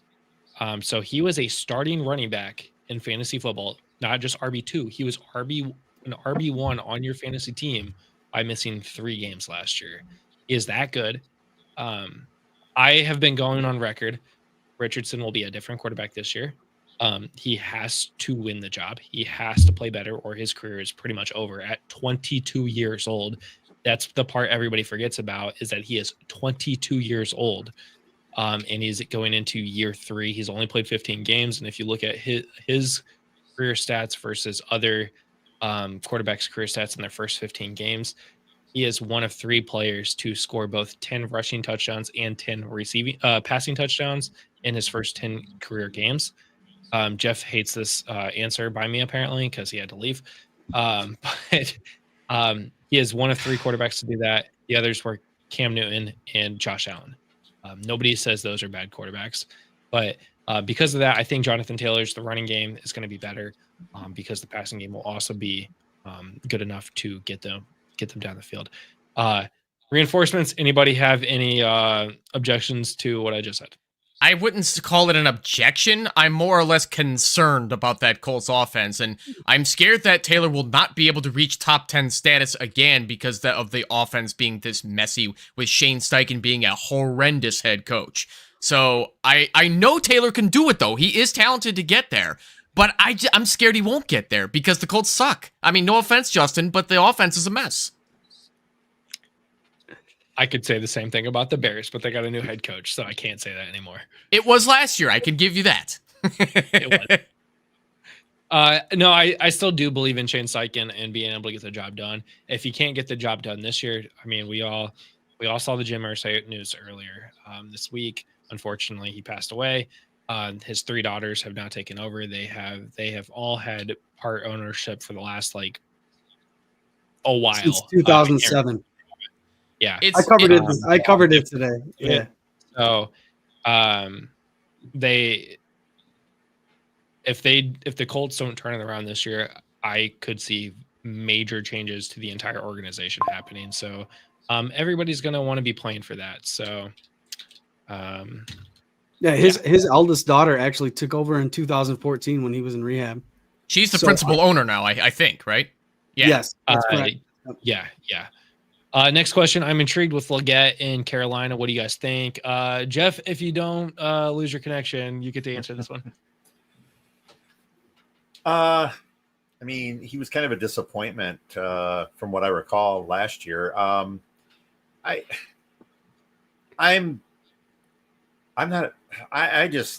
to avoid Carolina. And I mean, depending on where he goes, I'm not sure where his ADP is right now. Depending on where he goes, I may take a shot at him. I know I had a chance to get him several times in a few best ball leagues for Fantasy Care Eliminators, and I passed on him, and apparently everybody else was as well. So Carolina scares me, and so in other words, if he's there late and I can get him, maybe, but I'm definitely not reaching for him, and he's not somebody I'm targeting intentionally. He is being drafted 175 overall, which is wide receiver 71. So yeah, there you go. And that's in that's half PPR. Are we still doing rapid fire here? I mean, yes. Oh, 156 overall in PPR format. Pudge, you get 10 seconds. All right. Last year, when he was miscast as the X, he totally pooed the bed. At the end of the year, he was filling in. He was miscast. This year, they brought in Ted McMillan. They are going to throw him out there as the big X, and Leggett, I think, is going to surprise a lot of people. That's a, oh, wait, I already showed that one. And which team do you guys feel the most or has the most fantasy value? We will go round by round here. Evan, we'll start with you, and you guys keep answering. I will. So I'm assuming, Cap, you're talking about the actual NFL team with the most fantasy value. I don't agree with looking at it that way because you're going after players, not whole NFL team. So I would say don't look at actual NFL teams for the most fantasy value. Just get the best players you can. Yeah, I think I would agree with that. I'll go ahead. Yes, I don't think excuse me. I agree with that. I don't think you're looking at what teams necessarily have the most value. You're looking at different players. I mean, obviously, some teams have considerably stronger rosters than others, but you're not going to be drafting. You shouldn't be drafting numerous players from the same team anyway. I know someone, Pudge, you know somebody who, drafted all Chicago Bears. It was an experiment, and that failed miserably. When the Bears did well, he won, but other than that, he was losing a lot. So, I mean, there are teams that I think the one thing I did say a couple weeks back is I think a team like the Las Vegas Raiders are going to produce more fantasy players than what they have in the past. But I have to agree with Evan. That is, when you're approaching a draft, the number of players on a team, quite frankly, is irrelevant. Yeah. Sorry. Go ahead, Pudge. When you're looking at fantasy value, look at pace of play.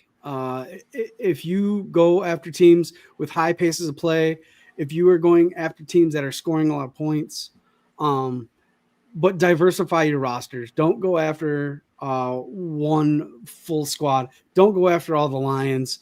Don't go after all the Kansas City Chiefs. You want to diversify your rosters, but look for those teams that have a very fast pace of play. I know it's not very it's not the best, but Kyler Murray has a very fast pace of play, and that's why he's been so good while he's healthy. It's not because he's a great passer. It's not because he's the best runner. It's because he has the most plays that he plays. I'll add one thing onto that as well. I agree with what everybody said so far, diversifying your portfolio. My home redraft league, this has it was 10-team PPR. I drafted a bunch of Detroit Lions last year, and I totally did not mean to because a bunch of guys just fell my way. Amon-Ra St. Brown, Sam Laporta, Jahmyr Gibbs, and David Montgomery. I got all four in the draft. I don't know how the heck that happened, but it did. I didn't end up keeping Laporta. I think I traded him, but I got to play the Gibbs and Monty combo, and it was fantastic all year long. I wouldn't do it again, but it happened to work out that year, and I won the championship. So, first time as a commissioner I ever won one of my own leagues in 10 years. So, that's a new accomplishment for me.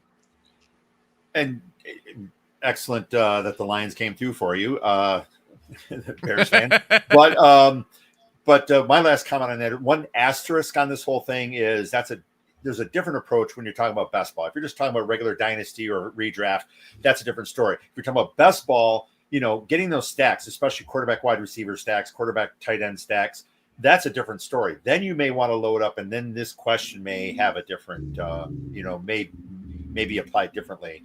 But in most leagues, other than best ball, you don't want to do that. The only thing I'm going to add on all your things, I'm assuming we're talking about redraft, because I will assume that for all time. That's what we talk about during in-season stuff. Dynasty redraft during the season is the same thing. Team positions, team running back is a thing. You could do that, but no, not many leagues do that. The only thing that I would do, and I've done, is that, if you draft 2 of the same team, you're looking at stacking them. So like thinking Jalen Hurts, AJ Brown.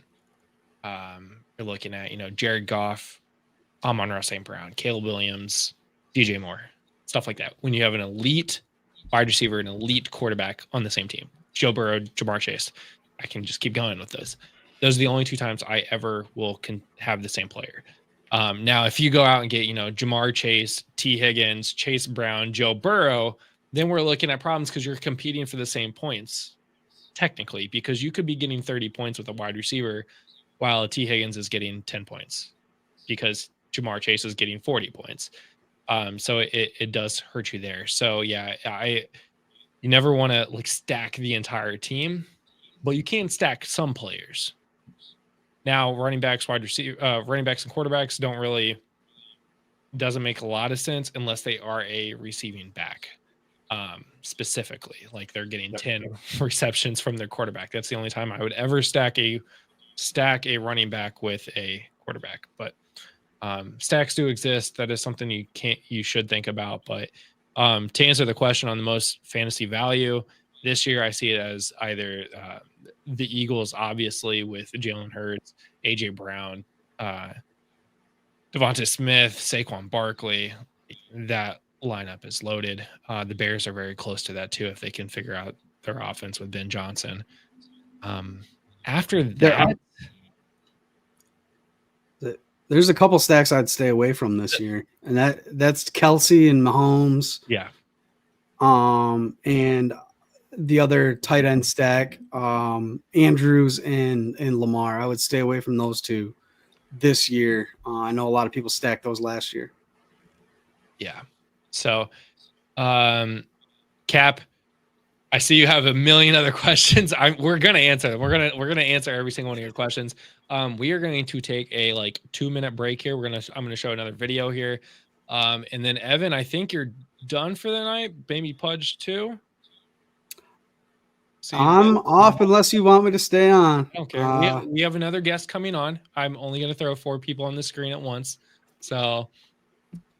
I'll come back at a later time then. Pudge, Evan, I really appreciated you both on the stream tonight. Evan, I can't wait to see you again tomorrow. Evan is back on. If you liked Evan's commentary, he will be back on. Don't tell me at 3 p.m. He'll be on from 3 p.m. to 5 p.m. 3 p.m. to 5 p.m. Tomorrow, Saturday. That's Eastern time, where he will play another round of Jeopardy and also talk about current rookie ADP. So I'm going to play a video, and Evan, Pudge, see you guys. I'll see you. Pudge, just text me when you see only me and Jeff on or something. But Will do. Have a good one, guys, and we will be right back. No matter where you are, whether shopping at a store or online, dancing with your classmates, or gaming with your friends, everyone has a chance to positively change children's health by supporting their local children's hospital. You can help change kids' health and change the future for all of us. Register at extra-live.org. Oh no, I got rid of everybody. I broke it. Welcome back. Derek, how are you doing, man? It's been a long time since I've last seen you. It has. How are you? Your hair has grown so much. I know. Since I last See, saw you. Remember that one time in the group chat when I was like, Derek, your hair is not even that long. Like, mine's longer than yours. And you're like, no. And you sent a picture and it was long. I was like, okay. Yeah. So I actually have hair back here now. Can you see that? Like, I used to have this as a bald fade. It's getting kind of long now. And I decided that I'm actually gonna start like growing it out until I can figure out what I'm gonna do style wise. I am happy to have inspired that. I will take all of the credit. I don't want to say that you were the reason why I did it, but you were kind of the reason. I was like, dang, do I have really short hair? And I was like, I'm getting older. Maybe I should try to like do stuff before I lose it and become like Jeff. And I have noticed that the longer my hair gets, the more my wife starts pointing out the gray hairs in the side. I'm like, I'd rather go gray than bald, I guess. We were at my daughter's soccer game 2 weeks ago, and my wife looks over at me and points out my first gray hair growing in my sideburn, which I was like, Man, that's like a big moment. I was kind of excited in a weird Yeah, I have way. like 3 or 4 on both sides. I'm like, Yeah. well, I guess if I'm gonna go gray, I'd rather go gray right here than up here. I have no reason to go gray. I don't even have kids. Like, There's a lot going on. You have it's fine. You the have Pacers, the Pacers series going on right now. That's plenty to So make I was someone go telling, I was, yeah, we've talked about this. I have it right there. Like, I'm watching it on this side here. Currently, if you are keeping up on the Pacers score, it is currently 88-85. Pacers leading the charge with 10 minutes to go in the fourth quarter. The Knicks have, it's been going back and forth. I think the Knicks have been up by 1 or 2 most of the game, but our next guest, Seth, actually is a Knicks fan, so I can't wait to lose Jeff for like 5 minutes while we talk about the conclusion of game 2. But Jeff, Derek, we have more questions. Cap is hopefully still around. Let's see. He might be around. He might have left. I don't know. Let's see. Which surprise fantasy defense intrigues you? I don't play defenses, so sorry, bud. It's probably been 2 or 3 years since I've played a defense. Yeah. In a surprise fantasy defense. God, I gotta know these things. I'm starting to play IDP now. Well, who was the top defense last year? Was it Philly? Braun, probably. I mean, yeah, Philly, right? It has to be. Let's like defense. Let's. I only have IDP on this. Quick. You're doing IDP now? I've started to do a couple leagues with IDP. Is that Travis Hunter inspired? Well, no. Depending on the scoring model, I mean, it was the Broncos, the Vikings, the Eagles. If I've got this right. So I've set up a sleeper league that is only for the stats. It has nobody in it, and it's just standard scoring, which is beautiful for these exact reasons. Yeah, the problem is I'm looking at so many different leagues with unique scoring. It's hard to tell. Yeah, this particular dynasty league. Yeah, that is the hard part, is that people go to their leagues and they're like, well, that's extra points, and defense is not showing, unfortunately, it seems like.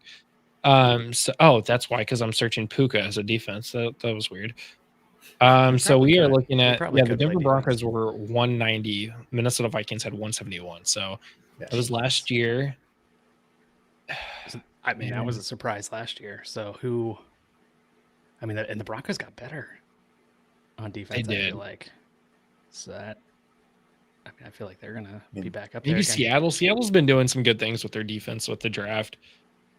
I honestly can't tell you. I'm if sorry. Dallas can get healthy, I think they'll bounce back. I mean, they have a pretty good pass rush. It's the Chargers. I mean, for me, the surprise is a league that has a league team defense. Bing, leagues that play team defense. That's the surprise. Go to IDP or something. But no, Derek, are you in my starter from the bottom league? No, is that the one where you just drafted rookies last year? Last year, yeah, and then we added rookies. So Sean last year in the draft, maybe post draft, traded me his first round pick this year for Jacob Cowing. He was the worst team in the league. Well, yeah. I finished third. So now I have Travis Hunter. I took Travis Hunter 101 because he can play both offense and defense. And in a league where you only have 2 years of players, that's pretty big. So yeah, I wonder, if he plays a lot both ways and is racking up a ton of points, I wonder if IDP leagues are going to start treating him the way that Shohei Ohtani's treated in fantasy baseball, where it's like split, like Travis Hunter defender, Travis Hunter wide receiver. That would be so messed up. I've been thinking a lot about this. I don't think that's going to happen, because DBs don't score a lot in IDP typically in most scoring settings anyway. Yeah, I mean that is fair. True. I mean, but he can get the interceptions at least, which do get you points. It's going to be interesting, I think, with him. He could be a cheat code. He could also fail miserably. He is like projected to be the top player in a lot of fantasy, in a lot of my leagues. He's currently projected to be the top player in all of fantasy football, which is incredible as a rookie. So Yeah. Next one up here. Oh, okay. Go ahead. Well, I was just gonna say, I mean, with the draft capital that the Jaguars gave up to get him, like they were buying 2 players essentially. He has to be 2 players for that trade to make sense. Yeah, So absolutely. I always stack. Go ahead, Jeff. I guess I just wanted to comment real quick. Do we really believe that in the end he is going to play that much on both offense and defense? I mean, the last player to really do that was what, Deion Sanders? I mean, do we really expect?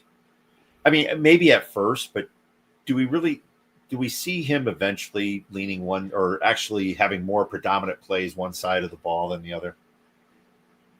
I don't know. Deion comparison. That was not a Deion reaction here. And Deion was kind of like a gadget player, like he wasn't like a full-time wide receiver either. So it seems unthinkable that someone in today's NFL could do it full time. I feel like he is going to be the reverse Deion. I think with how much he is playing on the offensive side of the field ball right now in camp, and this could be just to test him out and on that side. Many people, many GMs, many execs said that he will probably be a defensive focused player.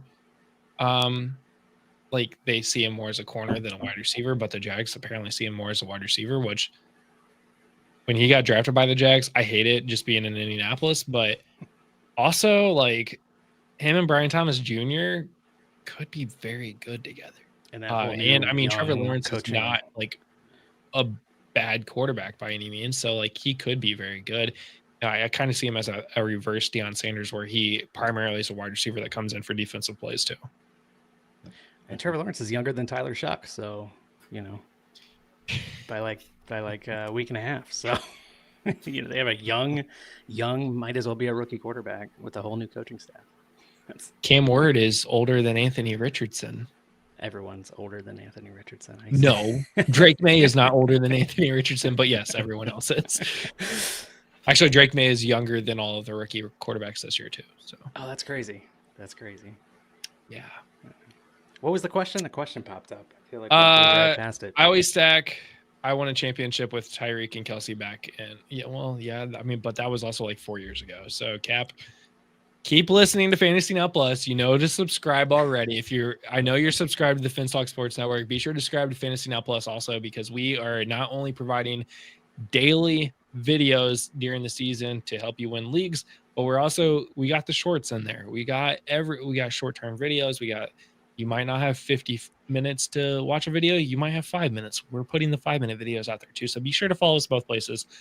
Subscribe to both so you get all the updates, because we will have the content. Derek, I don't know if you know this about us. You were there from like day one of discussions of Fantasy Now.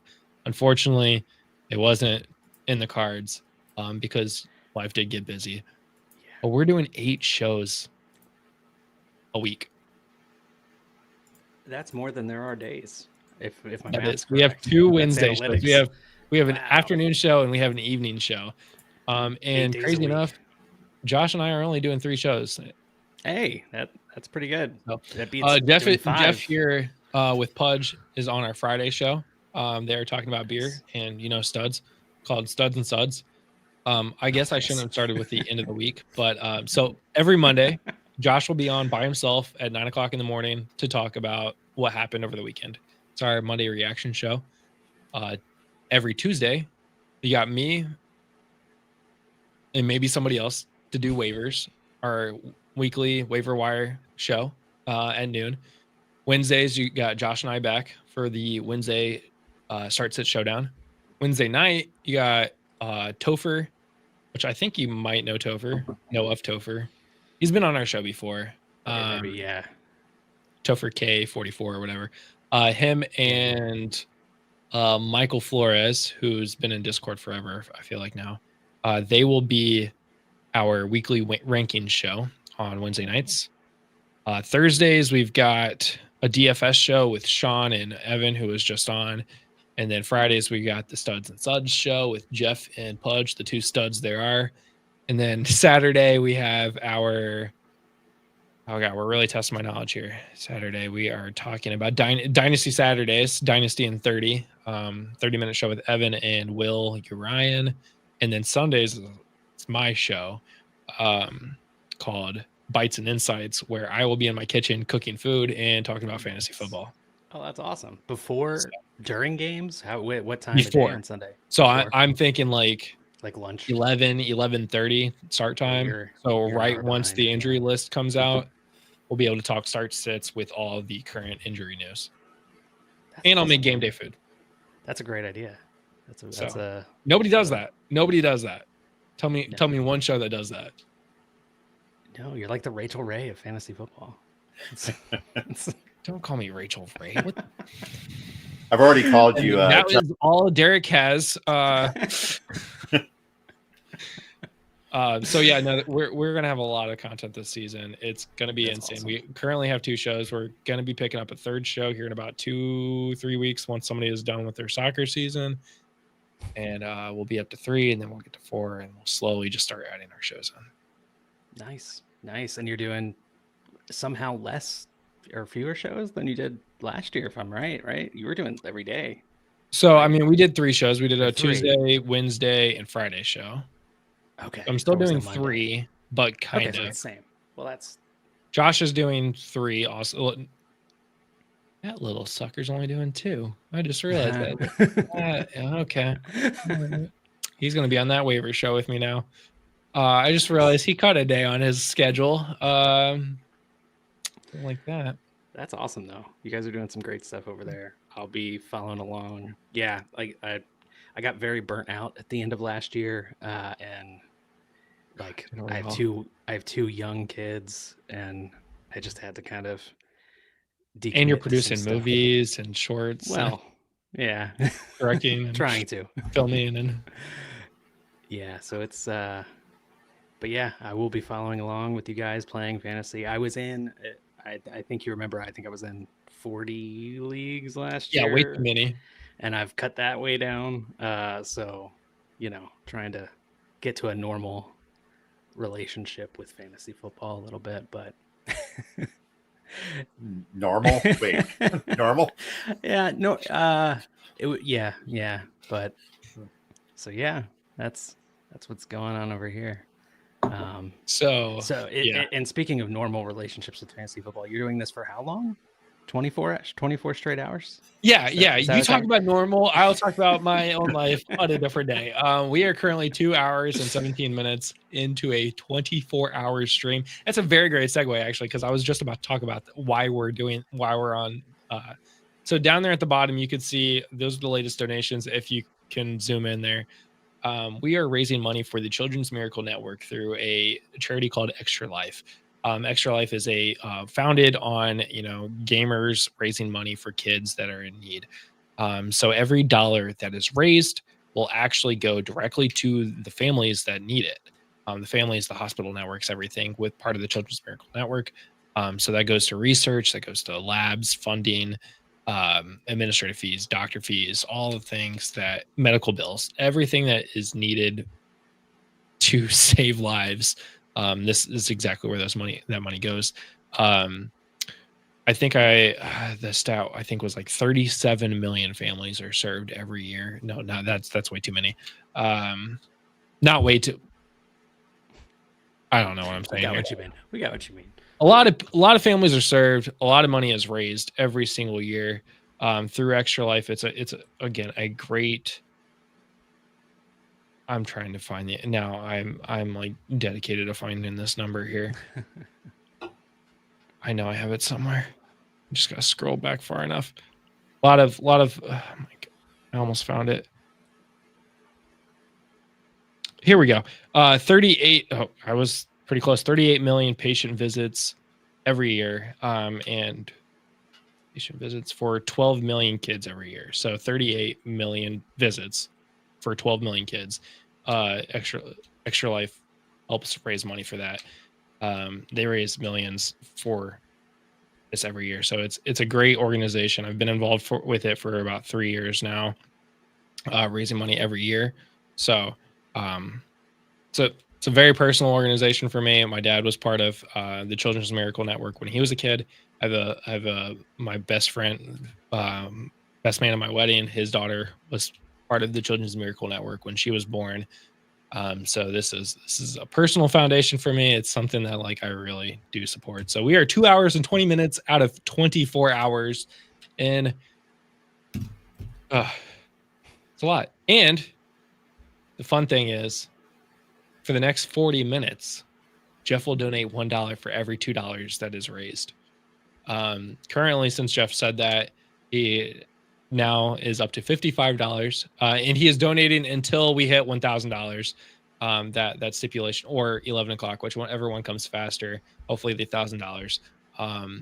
So yeah, we had a. Let's make it midnight. Oh, he keeps adding an hour. I love it. Jeff is so generous. So now until midnight, if you donate, for every $2 you donate, Jeff will match that with $1 or half match it. So we're in a half matching hour here until midnight, or once we hit that $1,000 marker. So now, Jeff, does your donation include into the 1,000, or once we hit 1,000 in donations? No, once you hit 1,000 in donations, then mine. That's so again, if there's, I think we were at 460s, or I can't remember what it was, 460. So 540. So once we get to 1,000, 270. I will do 270. So Derek, open up this pocket. Yeah. I have to compete with that, I guess. So Derek, we'll see how much money you can raise this hour by soliciting all your friends and family and telling them to get over here. But yeah, Pudge got $110. Well, Pudge didn't, but you know. It's been a good time so far. Yeah, so let's talk about football. NFL. Let's so we got a Lions fan here. We got a Commanders fan here, who both of you guys had fantastic seasons last year. Did you probably way above Commanders fan? A Cowboys fan. Oh man! Oh my god! Oh my god! You live in the DC area. I was like, am I the Lions fan? I remember talking, I remember going, man, you finally have a good team in your area, but you're still a Cowboys fan. So I'm still a Cowboy. Yeah. And I'm more of an NFL fan. I'm Rob Lowe wearing the NFL hat at the game. That's kind of my identity in football. Yeah, Cowboys fan. But hey, the Commanders are a lot of fun, and it's cool for this area to have a team that's doing well. So and a new stadium coming soon, and a new stadium coming soon, right in town, so we don't have to schlep out to Landover. Are you in? You're not in DC, are you? I'm in a suburb in Maryland, but the other side of the city for where the stadium is now, if that makes sense. So yeah, it just being downtown will make a lot more sense for people, and kind of, I don't know, make it give them more of an identity like they had, in the early '90s, that time. Yeah. I mean, you know how I felt about Jaden Daniels going into last year's draft over Caleb Williams. I'd have preferred him to be a Bear over Caleb Williams. Can you imagine Ben Johnson with Jaden Daniels? Can you imagine Ben Johnson with Caleb Williams? I'm pretty excited. That is true. That's pretty. And meanwhile, Jeff is just like, I hate you guys for stealing Ben Johnson away. I have my own opinions about Ben Johnson. Again, I hope I'm wrong. I mean, for Chicago Bears fans, I hope I'm wrong. For Ben Johnson, I hope I'm wrong. I've just seen way too many phenomenal offensive coordinators who go to the next level and then fail. And I'm not saying Ben Johnson's going to fail, but so much of what characterized the Detroit locker room and the Detroit team, was cultivated by Dan Campbell. And, and again, when you had an offensive mind who was creative like he was, how's he going to do with defense? How's he going to do with other facets of the game? He may do really well, I'm hoping, but I'm not ready to anoint Ben Johnson the next great NFL coach. I'll wait and see, because we've seen way too many times where great coordinators fail when they become head coaches. Jim Schwartz is a great defensive coordinator, horrible head coach. Well, I mean, we're talking about offensive coordinators here. Just in recent past, I mean, what has Shane Steichen done in the NFL yet? Great offensive coordinator for the Eagles. What did Matt Nagy? Well, I'm not going to count Matt Nagy. Never mind. Brian Callahan went from the Bengals to the Titans, and the Titans ended up with the first overall pick. Like, but again, I keep telling people, you go from having Joe Burrow, Peyton Manning, Phillip Rivers, like some of the best quarterbacks in the league, to Will Levis.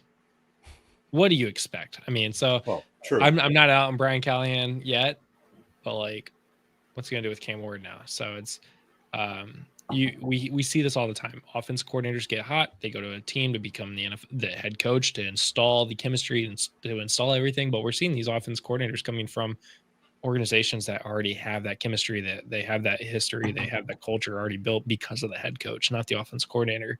They have to go and install their own culture, their own everything.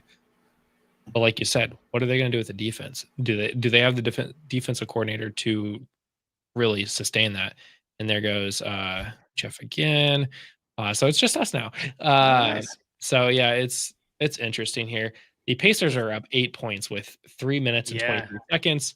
As an Indiana Pacer fan, 8 points is not enough. And we saw that a couple nights ago. 8 if points is, you're any other team, if the they don't have the Aaron Pacers, Nesmith, though.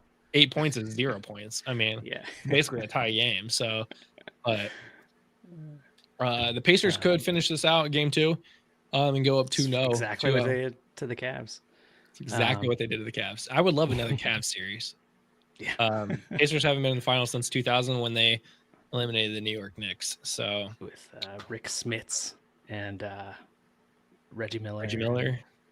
That's the first NBA finals I can remember watching. Same, actually. That's that one. That's funny. That's funny. And Go back to. Yeah. Well, no. It's, did they get swept? I thought it went 6. Not to the Lakers. I'm gonna look that up. But coming back to Ben Johnson, I just wanted to say, I mean, the thing I really respect about him is he could have had a head coaching job. Like, you are right. They went 4-2. Never mind. He could have had a head coaching job probably 2 years ago, and I think staying with Campbell for those 2 years, I think was really smart of him, and I think that might give him a better chance of succeeding, other than more so than the ones that didn't. Liam Cohen did a similar thing. I think he stayed for, or was he just the offensive coordinator for 1 year with Tampa? Yeah, he was. He was 1 year. Because that was a conversations that Baker Mayfield is now like on his 3rd offensive coordinator in Tampa.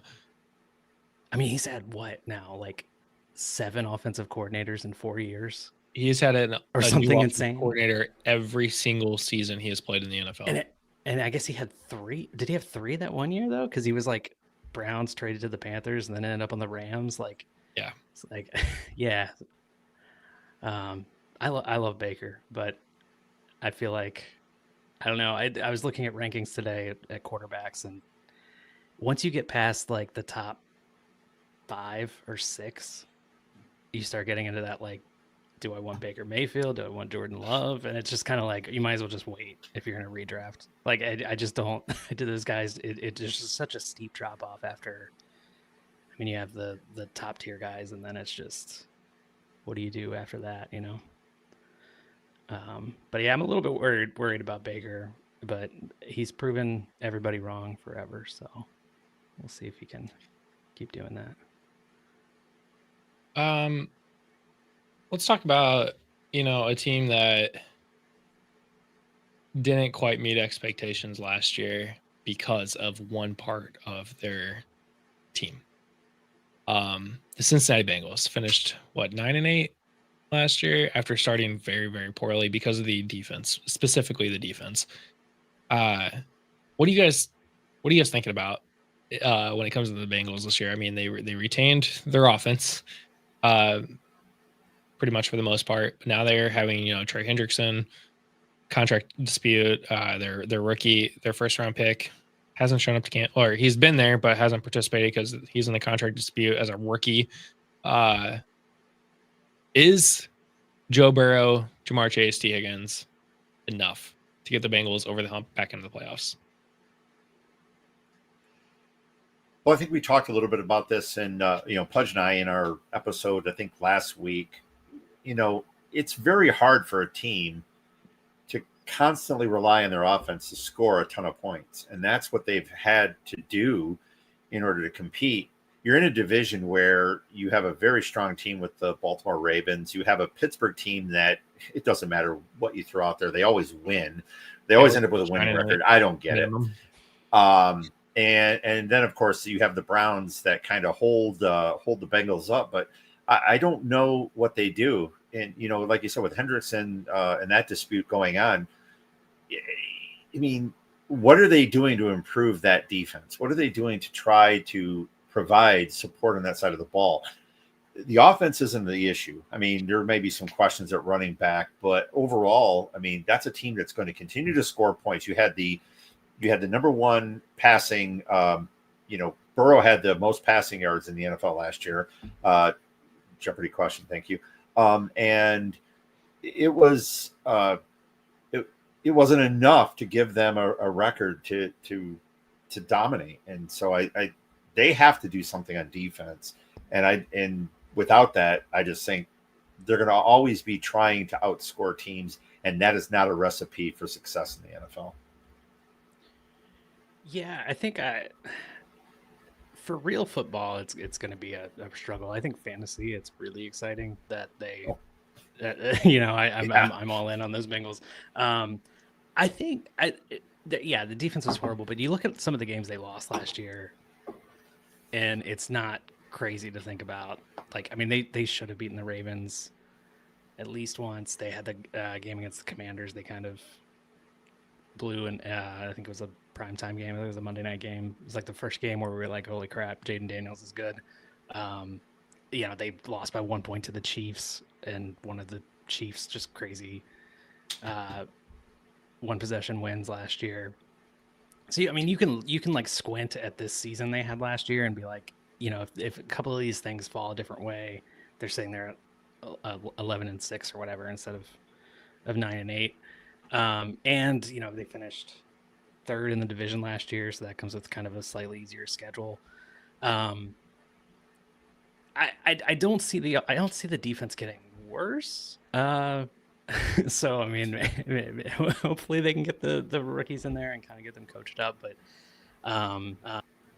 they have so much talent on offense. I think it does. I think they're going to be in every game by virtue of that, and then it's just a matter of like, if a couple things fall their way. They did win a game against the Cowboys that they shouldn't have too. So maybe kind of cut both ways with that. But yeah, it's a tough division. The Steelers will have to wait and see. The Browns, who knows? But the Ravens are really good. So yeah. Well, I think sitting here today, I think I would pick the Bengals to be a wild card team. But the defense is a uphill battle. Well, as long as they lose in week 5, I'm very happy. They play the Lions. They hope it's in Cincy. The Lions in Cincy week 5. That could be a fireworks game. That could be a really fun one. That may be a great game for fantasy. Yeah, potentially. Yeah. I am dealing with some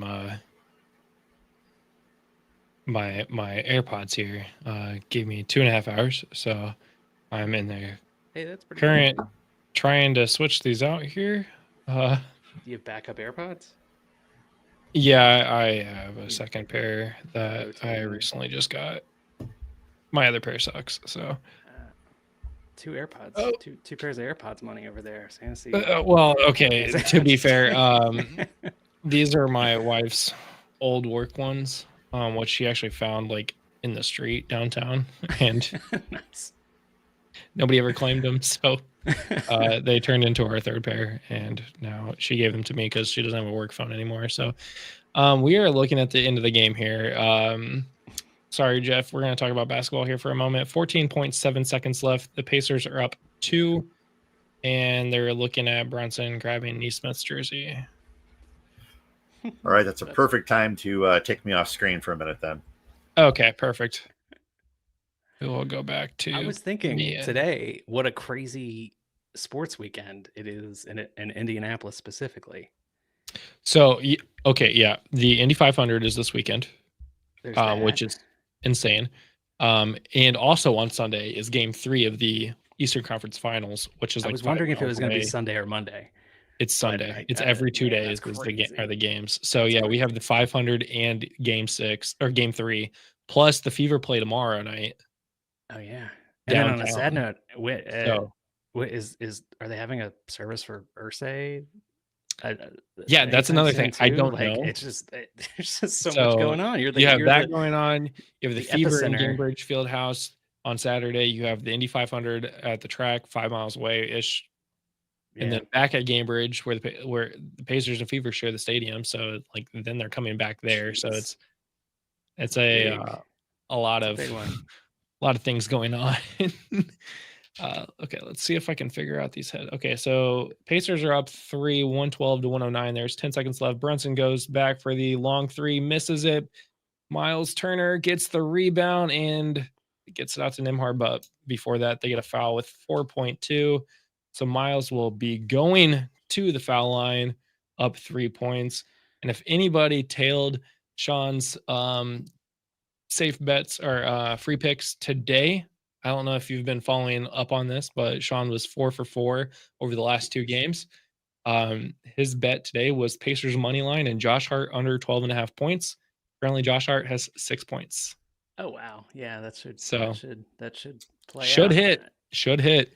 Yeah, I think I'm a little ahead of you on the game too, so no spoilers. Oh, are you? Though. A little bit. I'm looking at 113, 109. I mean, I have ESPN up also, and it says 114. Oh, okay, so you're right. Yeah, Turner made them both. It's probably over. Should be over. I mean, should be over. Even a Larry Johnson 4-point play isn't gonna. Even the Pacers can't come back from this. Yeah, I feel like. Yeah. So. Well, that's fun. That's fun. I will say, I think whoever wins the series is gonna have a really hard time with Oklahoma City. They just seem on another level, like right now. I think Indiana matches up better because they're deeper, but Oklahoma City is just. I don't want to say this, but like I personally feel like the it's going to be Pacers Thunder in my opinion. I think that's going to be the finals. Yeah. It's just going to be a matter of how many games do the Pacers play to get there? Are they playing 6-7 games? Because I think if the Pacers go to 6 or 7 games against the Knicks, the Thunder will win. The Pacers sweep the Knicks, or even maybe just go to Game 5. I think it will be a good series. Yeah, I think an underrated thing about the Pacers that I haven't seen too many people talking about is they're like the only NBA team I've seen go 11 deep in the playoffs, like this century. And so, I mean, it really, you just don't see that very often. And they're going on these huge runs at the end of games, and their players are just fresher and just playing with more speed and just have their legs under them when they have to shoot jump shots. It's just when you have 10 players that can average 10 points or more. I mean, you have 10 players that can easily get double figures in a game. Yeah. Easily. I mean, Brunson's amazing. Like I love him. I think he's a great player, but like he's just getting the crap beat out of him for 45 minutes a night. And at the end of that game 1 overtime, like he shot that 3 and just didn't even have it. He just didn't have his legs under him. I said this about the Milwaukee series when Giannis has to score 40 plus and they don't win. That's a problem. Yeah. When in the Cavs series, Donovan scored 40 points 3 times. They didn't win. They lost 4-1. Brunson and Cat both had 35 plus points. They lost still in game 1, and Brunson takes the shot and they lose 2-0. Yeah, and the Pacers. But the thing about Oklahoma City is they kind of have the same depth. Like you look at like the 10th man on Oklahoma City, and they would start for Denver. Like it's just when you have unreal how deep that team is. When you trade away Paul George for SGA and MVP, 7 picks, it's crazy. Cool. I love seeing all the Knicks fans just all their turning around, going, "Oh no!" Like I had 3 people tell me 2 days ago that Knicks in 4, Knicks in 5, and I'm like, bet me, pay my league dues for the next 2 years. If the Knicks sweep, I will pay your league dues for 2 years. And they're like, no, no, no, no, no, no, no, no, no. I'm like, okay. Yeah, the NBA is fun right now. I feel like we're like transitioning into a different era. It feels like all these young guys are kind of rising to take over the torch for the Steph Currys and then LeBron Jameses. So it's fun seeing new teams. I saw a video earlier today. It was like it was Halliburton, Pascal Siakam, and Aaron Nesmith in the huddle, and Rick Carlisle is like, guys, what are we gonna do? We're down big time in the fourth quarter, and they're like, shoot more, like score more, shoot threes, and Aaron Nesmith is like, guys, wait, what if I became Steph Curry? I'm like, well, that's basically what happened. I mean, Steph Curry's never even done that, though. No, Aaron Nesmith has the most 3-pointers in the fourth quarter in NBA history in the playoffs. I was just speechless. Like, I just couldn't. It was probably my favorite basketball NBA game I've ever watched. No joke. Like, it was just that fourth quarter was unbelievable.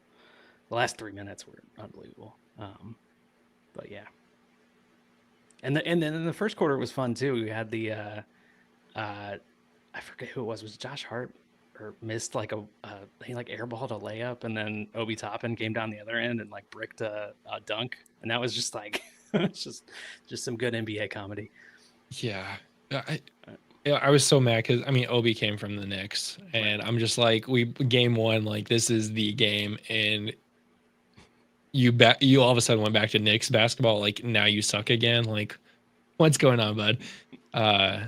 Yeah. So in the fourth quarter was great. Like that was some good Obi Toppin. So many former Knicks on the teams, on the not Knicks teams in the playoffs too. Like the T-Wolves have Randall and DiVincenzo, the Hartenstein on the Thunder, and Obi Toppin on the Pacers. Just a very Knicks coded playoffs, even without the Knicks.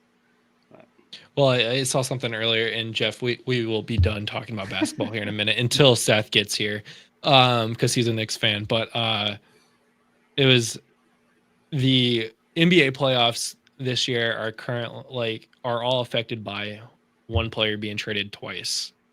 It was Paul George being traded from Indiana to OKC, and Indiana getting Oladipo and Sabonis, who then flipped around. Sabonis went to Sacramento, and Indiana got Tyrese Halliburton. See what he's doing here. And then Paul George got traded from the Thunder to LA for Shai Gilgeous-Alexander and seven first-round draft picks, which now they are the top team in the West, and it could end up being them in the finals because of Paul George being traded twice. That's pretty cool. Paul George might finally get his ring. Somehow, his trades will get a ring, I guess. Yeah, it's been a fun NBA playoffs. Do you not follow the NBA, Jeff? Are you not an avid I'm not Pistons a huge fan? NBA fan.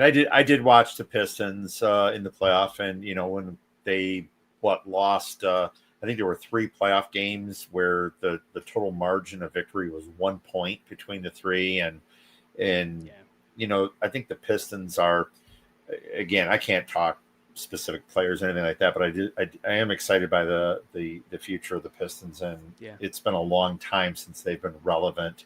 You had the Bad Boys way back when, which is Justin's time, probably your time, and then obviously then you had the if it ain't rough, it ain't right. Chauncey Billups days. Hold on. And then hold on. We can talk Bill Laimbeer and Isaiah Thomas. We got Justin might not remember Mahorn, 90s movies, but Justin lives in basketball country. I know the days of Michael Jordan and the Bad Boys of the Detroit Pistons, and the beef between Jordan and Isaiah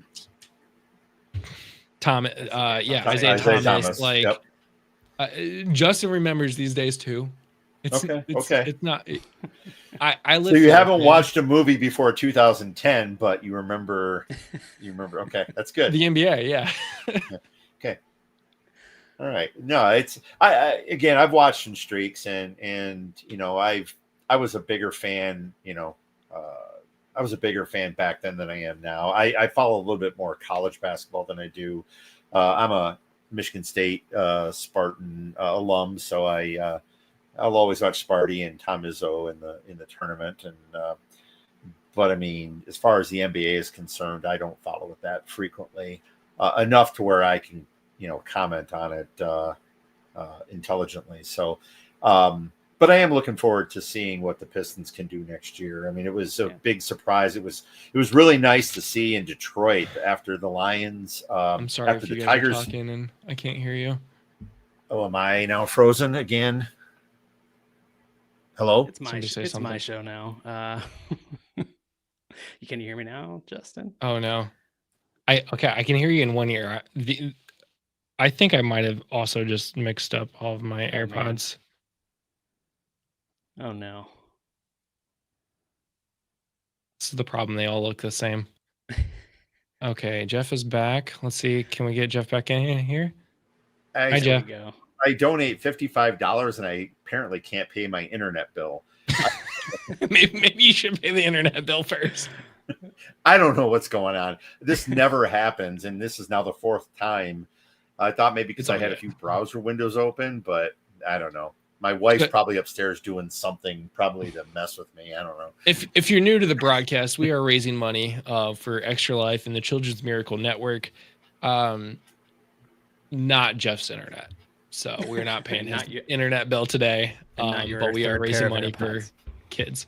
Or a third pair of AirPods. I can't even get the second one to connect right now, so this is very frustrating for me. I'm getting really hot in this jacket, so I might switch to my polo. So I will be back in a brief moment and hopefully maybe figure out my AirPod issue. So, talk about your favorite memory in the NFL, favorite football memory. Could be a childhood story, could be a recent story, whatever. But till then, I'll be back. Sounds good. All right. Well, I can kick that off, I suppose. Yeah. I mean, obviously, probably as a long-time Lions fan, probably the biggest memory for me was the, and this is going to hurt you, Derek, but was the playoff game against the Cowboys. The Lions went 12-4 in the 1991 season, and against the Cowboys. I mean, that iconic play by Barry Sanders where he made the Dallas Cowboys look like Keystone Cops falling all over, and that was just a phenomenal play, and that's one I'll never forget. There's a couple other plays when I've actually attended game. Sorry, was that the last time they had made the conference championship before last year? That is correct. They've been to two. They beat the Cowboys in the divisional, right? And then they beat the Cowboys in the divisional. Then they went to it was Washington.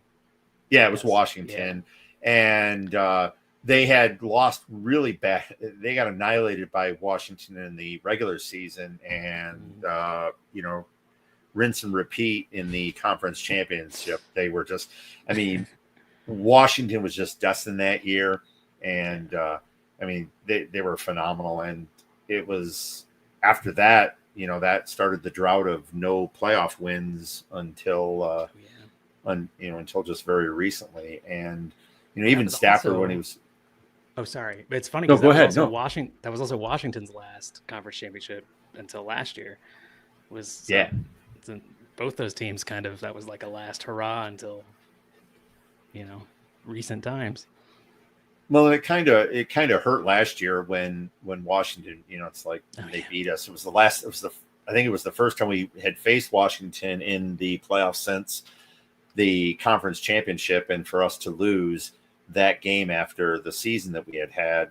And that was on the heels of last year where we can debate all night long about how the Lions handed the 49ers that game. I mean, you were just dominating on the ground, and you didn't stick with the run game. But we'll just stop there. Very Shanahan of them, ironically. It was brutal. And even the Washington game where the Lions, Gibbs was running all over Washington. Yeah. I mean, he had the Commanders, and somehow we switched game plans again. And again, it wasn't quite the same game in San Francisco. In San Francisco, we had that game. I mean, we were dominating them in that first half. And then for us to come out like we did in the second half and to just change our approach on offense. Maybe we thought we were going to be clever and we were going to surprise them, but that failed. And then I feel like that game shifted on. I remember Brandon Ayuk making a crazy, like, deflected catch. Oh, well, then there was that, yeah. And that kind of just like swung. Like it felt like the Lions were like destined to win that game, and then that happened. I was like, oh no, like it was.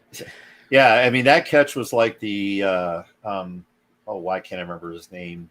New York Giants, the helmet catch. No, Tyree. Yeah.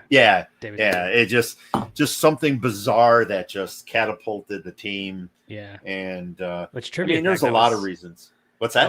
That was David Tyree's final catch of his career. Was that? Was that? I guess I didn't realize that. Well, but yeah, no. That was just crazy. It'll swing things.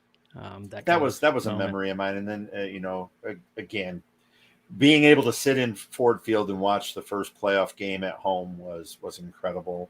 I have a lot of good memories. I have a whole lot of bad memories. I sat at every home game of the 0-16 season. Oh no! So I was there for that's every historical, game. Though. That's historical. It is. It was history. Yeah, I got to witness history.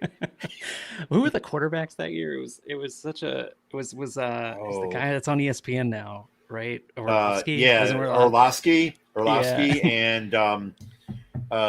because Kittner was the year before. We had Kittner the year before, and that was the year we started 6-2. Yeah, we started 6-2. He was on the cover of ESPN, the magazine. He, everybody thought the Lions were going to be great. We had just annihilated the Denver Broncos, and then we went 1-7 the rest of the way, and it was just ugly. And after that, I think we beat Kansas City, and after that, that's when we started that whole run of 20 some games without a win, and it was just. But I've stuck by them. I kind of look at the Lions like a delinquent child. We're the parents of a delinquent child. The kid brings you great misery, but it's your child. You love your child. You're going to support your child no matter what. You're there for them. But man, is it painful. But these last few years obviously have been completely different, and my ticket prices have reflected that. And honestly, the Stafford Calvin Johnson stuff was at least a fun team. Like they didn't really win anything, but they were at least like in a lot of games. Aaron Rodgers was kind of owning the division then anyway. So,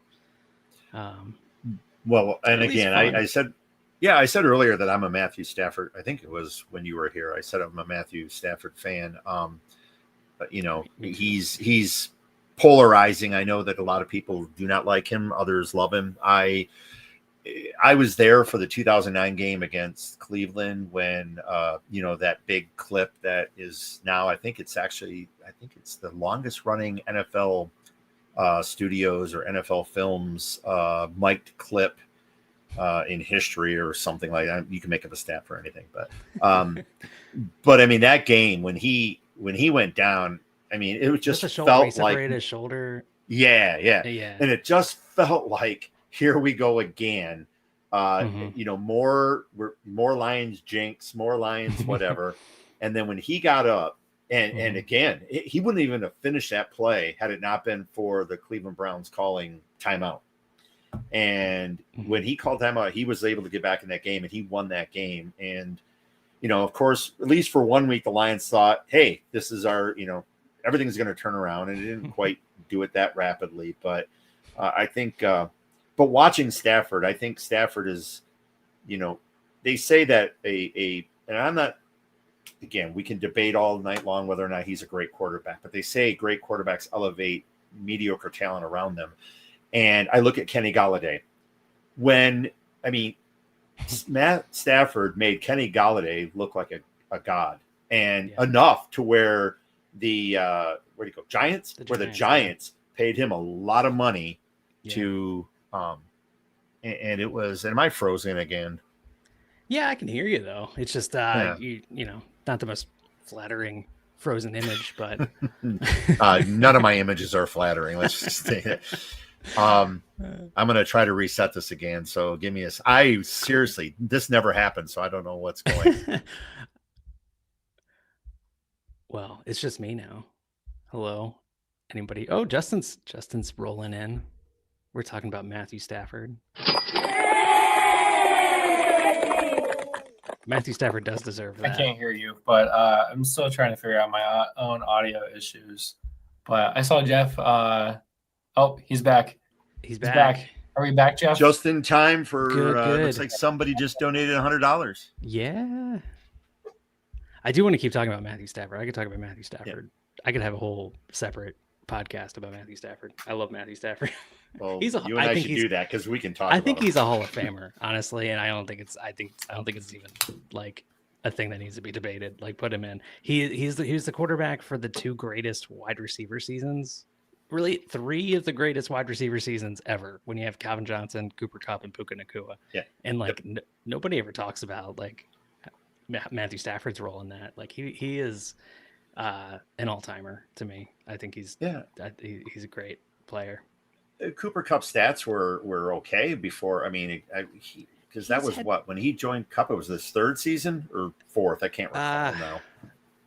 I was just looking at that draft class. It was the draft class with John Ross was the first wide receiver taken. I think it was 17, so that would have been his third or fourth year. He had those a couple years with, but I mean, Cooper Kupp has. I love Cooper Kupp. He has 2,000-yard seasons, and one of them was, maybe the greatest single season by a wide receiver. But like, you got it. I feel like Matthew Stafford has been criminally underrated his entire career. He had a game.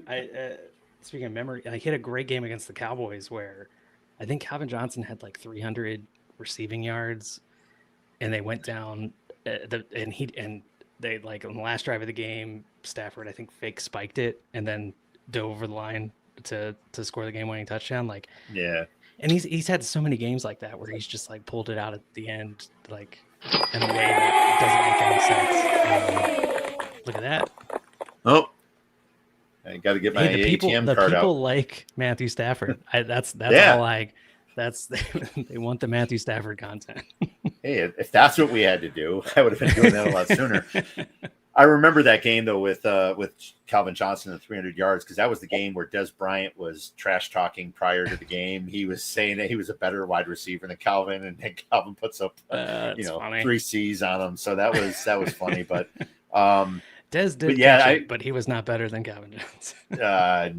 No. And I just think it was great because, like you said, though, Matthew Stafford has been, he has supported so many players, and he's gone through a lot of injuries. And yes, he's a slinger. He does throw a lot of interceptions, but hey, so did Brett Favre. And there's a lot of quarterback. So did didn't Dan Marino throw a lot of interceptions in his career? I mean, again, throwing interceptions. I mean, we're not talking Jameis Winston type interceptions here. We're talking about, when you're trying to push the ball, when you're trying to make things happen, sometimes it's gonna, sometimes you're gonna have, that happen. And I just think that he's the kind of he was the kind of passer. I mean, I've seen him throw balls on a dime, and especially when. Once again, I'm drawing blanks in name. Cincinnati Bengals receiver that went to the Lions, Marvin Jones. Marvin Jones, thank you. And he was throwing balls to the dime in there. And at that time, Marvin Jones had, I think he was like number 1 or number 2 in contested catches, and it was because Stafford was throwing them only where Jones could get that ball, and that's where I agree with you. I think he's a Hall of Fame quarterback. I have debates all the time. My friend Pudge, I'm still not sure if he likes Stafford or not. He's just always contrarian with me just to give me, bleep. But yeah. it's I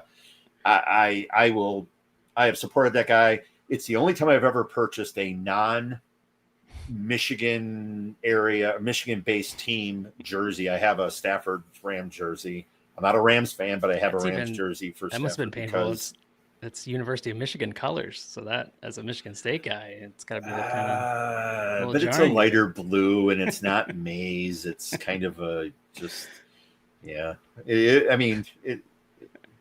Yeah. If it were a darker blue, I'm ruining it for you. I'm sorry. No. And he sold the jersey immediately. Yeah. So I have no idea what's going on with my headphone issues, but we are back to the original. So they apparently are at 99%. And also, Jeff, don't let me forget this. But $50. The at-home dad, who is currently sitting backstage in the green room, that's another $50. So I think that makes you up to $70, right, Jeff? No, I think you probably should look again because I think there was another $100 donation. I think we're at $260. So I have 130 coming your way. We were at 460. It looks like we're at 720. Yeah, we had $100 come in thanks to Matt. Hey, it's your meter. When did that happen? It happened while I missed $100. You did. When did? It was just me here, I think, when that happened, actually, because I think that was me when I froze up for the 5th time. And I'm literally not. And then when it was just me, it was just. Oh, you are right. Yeah. Let me refresh my page because it was at 570 when I left. God, you're killing it. Will, Ryan, part of the fam here at FantasyNow Plus. Let's hit the goal. Donating the $100. Thank you, Will. So yeah, you are correct. That is $260. And Jeff, of course, and he left. Yeah, bounces. He got scared of the. Well, that's a perfect segue. Hopefully, Seth, you might have to adjust your camera, but yes, Seth, how's it going, man? I'm great, man. How you been? Pretty good. Thanks for the $50 to the Children's Miracle Network. That is super much appreciated. Yeah, absolutely. I mean, part of the goal here. I mean, we started today with. I'm not going to say where we started, but we are at $720 so far of our $2,000 goal. We're in hour 3 of our 24-hour stream. If you are just now joining us, I'm going to probably talk about this every 30 minutes, but we are raising money for Extra Life, which is a charity organization for the Children's Miracle Network hospitals. Every dollar raised goes directly to support those in need, the families, the hospitals. This goes to lab research, funds, all the things. I'm only in hour 3. I'm not even like hour 22 yet. Yeah. Everything that it takes to run a hospital, these guys are Extra Life is supporting. It is all of this is getting funneled right over there. So Extra Life was actually started by a family that was in need of the Children's Miracle Network hospitals. And their daughter died. They started this organization for gamers to come on, because she was a gamer, to come on basically and raise money, which is exactly what we're doing. I would consider fantasy football gaming in a way. I mean, it's all fantasy. So we do game. So I said, hey, why not? Let's add to the cause here. So yeah, we are at 700 and I can't do math anymore. $720 of our $2,000 goal. Again, I would love to make that bigger. The goal by the end of this, by the end of everything. And Derek, correct me if I'm wrong. I'm pretty sure he said it. Until midnight, Jeff is going to match every $2 donated with $1. So he's doing a half match up until we hit the $1,000 mark. Awesome. So we're trying to make him spend some money tonight. So that's why he is up to, what did we just say? $230 coming our way. So we are actually at $950 right now. So that's awesome. Yeah, no, honestly, great work.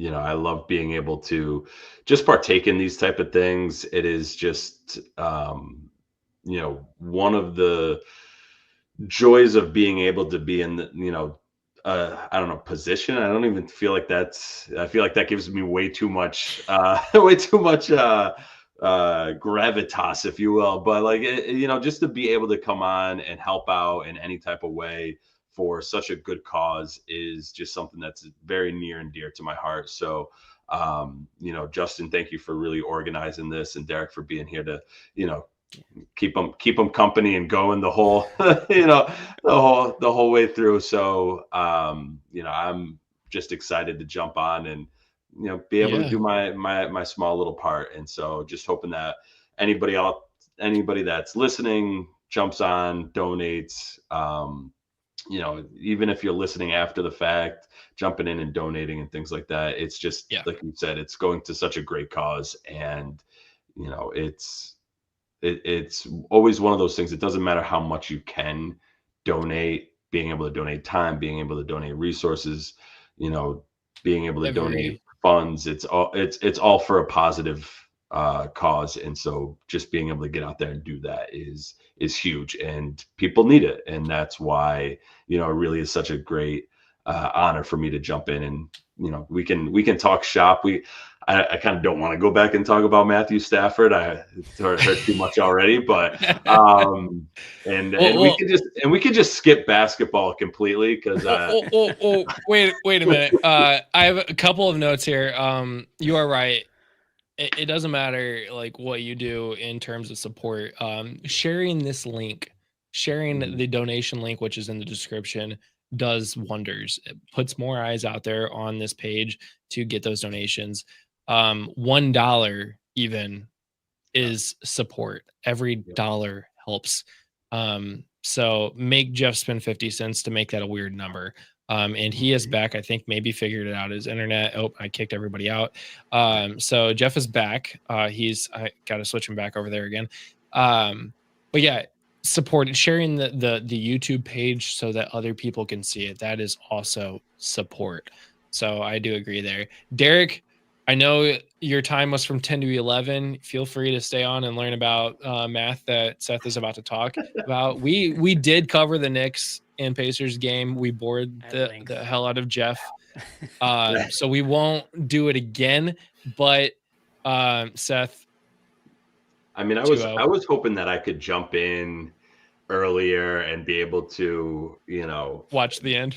Well, I actually, the reason why I jumped into the backstage a little bit late was because my wife and kids were up watching the game, and just literally everybody like, come on, get the rebound, and it's just like, it's one of those things that's just so frustrating because you're like, all right, they have a chance. Oh, nope, they let the ball go literally right through their hands to the other team, and it's like now it just resets the shot clock, and now they're just running time, and you just watch for like that last minute and a half where you're just like, oh, this is not gonna go well, and it just slowly just chips away at your insides. But yeah, we can we'll talk, we'll chat more offline, off air, Justin, about the Knicks and Pacers. But yeah, we basically were the color commentary for the final minutes of the game because Jeff was having internet issues again, I think, or he was gonna go get a beer or something, I don't know. Yeah, we won't bore everybody with the with the real life basketball talk, but yeah, so if you are watching this stream again, we're raising money. Link is in the description. extra-life.org/participants/FantasyNow plus, or just click the link and it'll take you right to the donation page where you can then donate money. And for every $2 you spend, Jeff will match it with $1 for the next $380. So Jeff, very big. He started for only, like for the next hour and a half till 10 p.m. Then it was 11 p.m. Then it was midnight. I got Jeff on here until at least 1 a.m. So we might be able to get that to 1 a.m. We'll see. Fine. Let's do that. Till 1 a.m. We got There the it half is. match hour. No, Jeff was great. So yeah, and Well, Jeff, it was so great Jeff. talking Matt Stafford with you. I'm gonna head out. All right, Justin, what you're thanks, doing is Derek. awesome. What you guys are We'll doing see you. great. Derek. It's great calls. Good luck. Oh, hydrate. Have a great night. Yeah. How did that? It's Hold on. I don't know. What? That Perfect. okay, that's pretty sick. cool. Thanks, that's Stringer. awesome. Hold on. Does this do anything? No. All right. That doesn't. Well, already delirious. 3 hours in. All right. See you, Derek. Thanks for coming on. Make sure you Yeah, turn in 20 hours from Yeah. now, so you can really see how delirious everybody gets. Sounds Right. great. That's your great. that's your primer for everybody. Yeah. See you, Derek. Cool. Take care. All right, let's see if I can figure this out. And all right, Jeff's back. Okay. Awesome. So Seth, Yeah. let me read my questions for you here first. Okay, goodbye to Derek. Welcome in, Seth. Fun things you're working. Anything fun things you're working on? Right about now is when I really start getting we have a lot of ADP tools that we work with. I work with FF Faceoff. For anybody out there from the Faceoff team, make sure you go in there and donate, please. We try to do a handful of different ADP tools, which we have live mock drafts going on in Sleeper pretty much every day. And then we take that live data and turn it into a very functional dashboard for people to be able to go through. And I think one of the things that sets the way I set up the ADP dashboard apart from other ones is that you can actually adjust the time frame of it. So you can actually say like, okay, I want to see what drafts look like pre-draft. Be like, oh, okay, so I see where these guys are kind of going. And then I want to see what drafts look like post-draft. And you can adjust that time scale to be able to get a nice little view of how people are drafting. And we have it set up for auction drafts also, which is maybe I just haven't seen it, but something that I haven't seen in a lot of different places. So instead of ADP, it's really AAV. And again, it's live auction drafts and being able to get actual people. Sometimes it's a little crazy, dropping huge chunks of, change on certain players. But it's actual people in live mock drafts collecting that data. And one of the things that, some of our auction people have kind of hinted at is like a lot of the auction values that you'll see is really just a formula that's transferring. This is their average draft position, which means that their value is $5, and they just basically their ADP and there we go. And so it just matches those things up, and so. Does that say Matthew Stafford on there? I'm going to assume that was probably Derek, since you guys had the big Matthew Stafford talk. Awesome. Hall of Fame QB Matthew Stafford donated $50. I feel like if it really were the Hall of Fame quarterback Matthew Stafford, no judging anybody's donation, but I feel like Matthew could have maybe I don't know everybody's situation, but thrown a couple more zeros on there. Maybe maybe like $50,000, $500,000, maybe a little bit, but which is why we clarified it was up to $1,000. Matt Stafford just comes on here and donates $5 million, and Jeff's like, I don't have $2.5 million. Jeff's now setting the most ridiculous parlay. Please hit. So gotta hedge it. Oh God, that's awesome. Yeah. So sorry. Yeah. Continue. No, that's honestly one of the things that I'm working on, and then just playing around with. I've been trying to really get myself more and more skilled with some of the back end computing skills, being able to tap into, just some different APIs and being able to turn that into actual tools for people to use and try and make it a little bit more seamless. Because one of the things that I found is that I can do all sorts of fun, cool stuff in Google Sheets, but if that doesn't translate into something that somebody's going to be able to use to be able to find information that's going to help them out, it doesn't matter. Like I can help myself out, but a lot of what we try and do is try and turn it into something for somebody else. And so that's been kind of my goal. And I had a few things that I've been kicking around as some cool ideas, hopefully to get out for this starting season. But it'll be a matter of whether or not I can balance coaching my kids' sports and doing my real life job and trying to get the other fun little projects up off the ground. So typical adulting stuff, which nobody truly enjoys that. No. So okay, you were on 2 seasons ago, I think, on Once Upon a Sunday. You were on with me, Josh, and Dave. Yep. God, it was so long ago when we had you on, I feel like, at this point. But I remember having you on, and I was thinking, it was like, oh man, like Dave is a very he doesn't get into the analytics, the stat, like all the things. Studs are studs, duds are duds. Yep. We'll talk about that. And I remember having a conversation after you signed off. Me, Josh, and Dave were sitting there talking, and he was like, that was the best guest we've ever had on.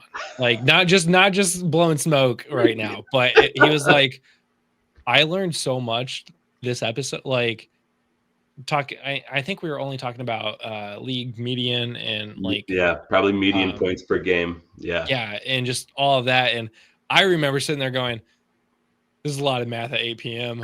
But like it was very fascinating. It was very educational. And Dave was just like the whole time. And I'm like, I would have never guessed Dave would have been like, this is so great. So I'm like, so obviously had to have you back. Yeah. Because and it does help people win. Yeah, no. And that's really like one of the things that I've been trying to talk with literally anybody that'll listen about median points per game. It's one of the things I've been kind of championing again, really makes me sound like I'm doing a whole lot more than I'm doing, but like just trying to get it out there anytime, trying to compare players, trying to just create a different viewpoint is really what I'm trying to do, because I've gotten into, let's see, about 5 years now of going back and looking at different years of data and trying to combine all of it together and having a whole lot of different conversations with a lot of, different people, mostly on Twitter or whatever other platform. And a lot of people are they hold real tight to points per game, and especially average points per game. And it's like, that's just one of many, many ways to try and create it. Literally, an average is just a measure of central tendency. Like, that's the fancy mathy term for it, right? All you're trying to do is just say, like, what's kind of typical, right? And there's more than one, and there's also more than one average. And I don't think people truly understand that part either. And so when you're thinking about how you calculate an average, there's different ways that happens. If you try and just do a typical average, if you're looking at, years of stock returns, you're not going to get two numbers that add up. Not add up, but two numbers that are equal if you do a typical average, because you're actually finding a different type of average because of the percentages that you're making as your return of investment. And so there's all the times that you've seen it in the math books and your teacher said, just don't worry about that, where it says, average arithmetic mean. And it's always in parentheses. And I'm like, no, just skip over that. It just means do average. That thing that I taught you, just do that average thing. There's the arithmetic average. There's the harmonic average. There's the geometric average. There's weighted averages, which are pretty common, but like all of those are different ways. And most people just kind of are like, well, I learned average in school, and that's the thing that I'm going to hold on to because it's averages. And so a lot of what I've tried to do with median is like, hey, median is another measure of central tendency. Its goal is to do the same thing of trying to say, this is another way of looking at what's typical. And when you're looking at player stats, right, I want to try and find something that can help me gain an edge at looking at something that's typical. Go ahead, Jeff. I can see the question on your face. Well, no, I like your approach because, again, typically when you're thinking about mean versus median, and I always thought that, kind of just a quick rule of thumb was that, when the mean and median are fairly close, then typically you want to go with the mean. But as they begin to deviate, or as the gap between them grows, then that's when you have to rely on the median a lot more than the mean, because you're going to have those outliers that skew the average so much that it's not going to provide a true accurate picture. And that's where going to the median, I'm assuming that's what you're talking about. That's when the median really provides the clearer picture of what a player is doing or where that player may fall week to week versus mean. Right. And to take that one step further, if you actually graph out player stats, and so, or really if you graph out anything, right? And you remember the normal curve where it's like, it's the bell shape, it's the normal curve. If you want to get fancy again, it's the Gaussian curve, right? But that's not how fantasy scores are if you graph them out. It's a very skewed fat tail where you have a whole lot of concentration, honestly closer to zero than anything else. And so if you just do the average, an average will shift not to where the most density kind of is.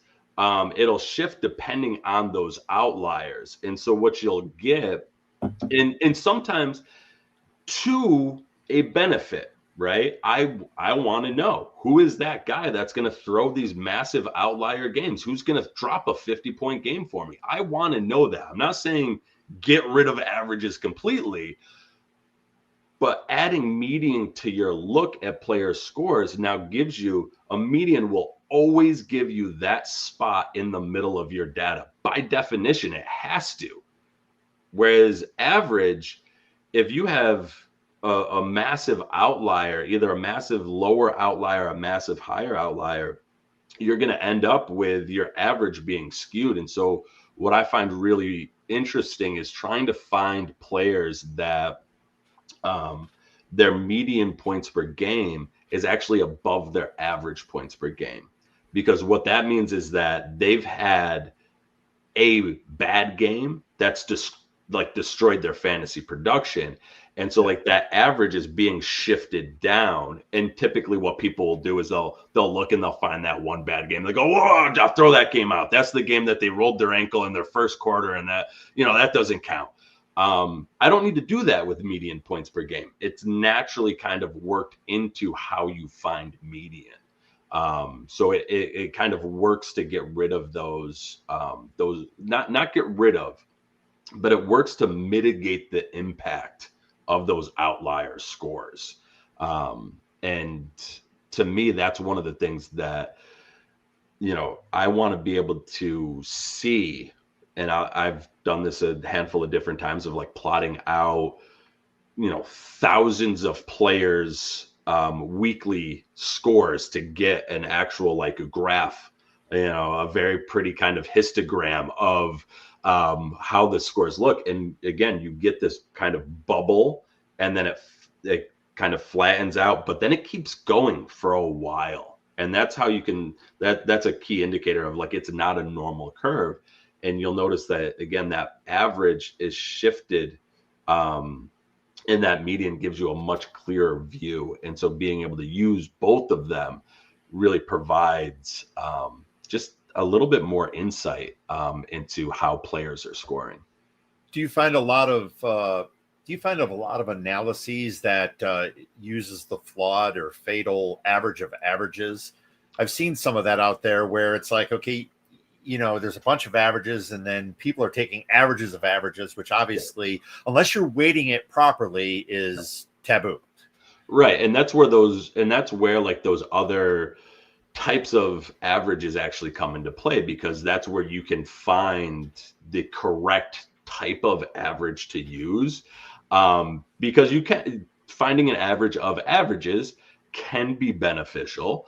But it also can get you so far away from what you're trying to do with like any average, median, anything you're trying to whittle down into like a single data point. You're removing some of the nuance of all those scores. Like you're trying to say, okay, yeah, they played 17 games, but I don't want to go back and look at all 17 games. I want a little data point. I want a little nugget of information that's digestible.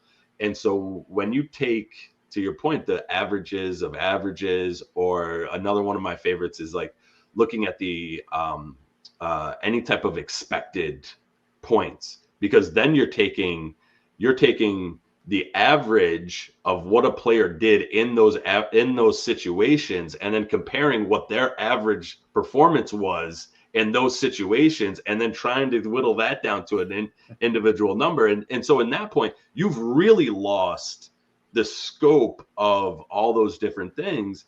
And if your training data is not kind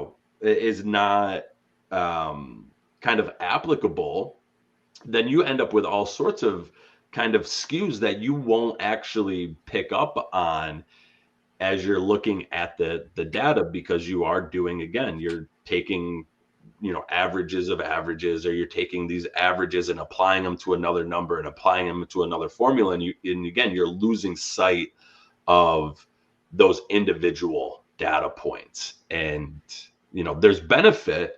Again, I'm a big fan of do not throw anything out. Not like hoarding. I don't have stacks of newspapers, but like, don't throw out a data point. It's really like, okay, well, it's being very cognizant of what information does it tell you, and then what information does it not tell you. And that's the thing with like median and average, why I like using both of them, because you can really start to see, like, I get a clearer picture now without needing to look at a full graph or looking at the entire scope of this player's, whatever time frame I'm looking at. If the average is greater than the median, it means that he's had some blow up games that are shifting his average up. If his average and median are right at the same spot or really close together, it means that he has a pretty much a normal curve or a flat line of his scores for the season. And if he has his median's greater than his average, then he has one or two bad games that have really killed what his typical game is. And so to your point about averages of averages, you kind of lose some of that ability to see what's really happening in those moments. Yeah. That's all fascinating. I love the fact that you're taking that approach, because I've seen, like you alluded to it earlier, way too many people who just rely so much on averages, and you have to dig deeper, and you have to kind of, that only tells one story. So everything you've said is everything I believe in. Yeah. And the one thing that I absolutely love, and it to me, it points to the lack of understanding. And I don't say that in like a mean way. My career is in education. So it's about like, how do we take points of misunderstanding and turn them into understanding? And for me, when people rely so heavily on average, and they do so with this rationale, I'll talk about the rationale in a second, it really points to you have a misunderstanding of what's truly happening here. When they go, total points per game is a joke. It's a compiler stat. You should never look at total points per game. Look at average points per game. Ha! That'll fix it. That is a complete misunderstanding, because the only way to get the average points per game is to use the total points per game. And so you've never disconnected yourself from that one metric that you've just said is a joke and that you don't like.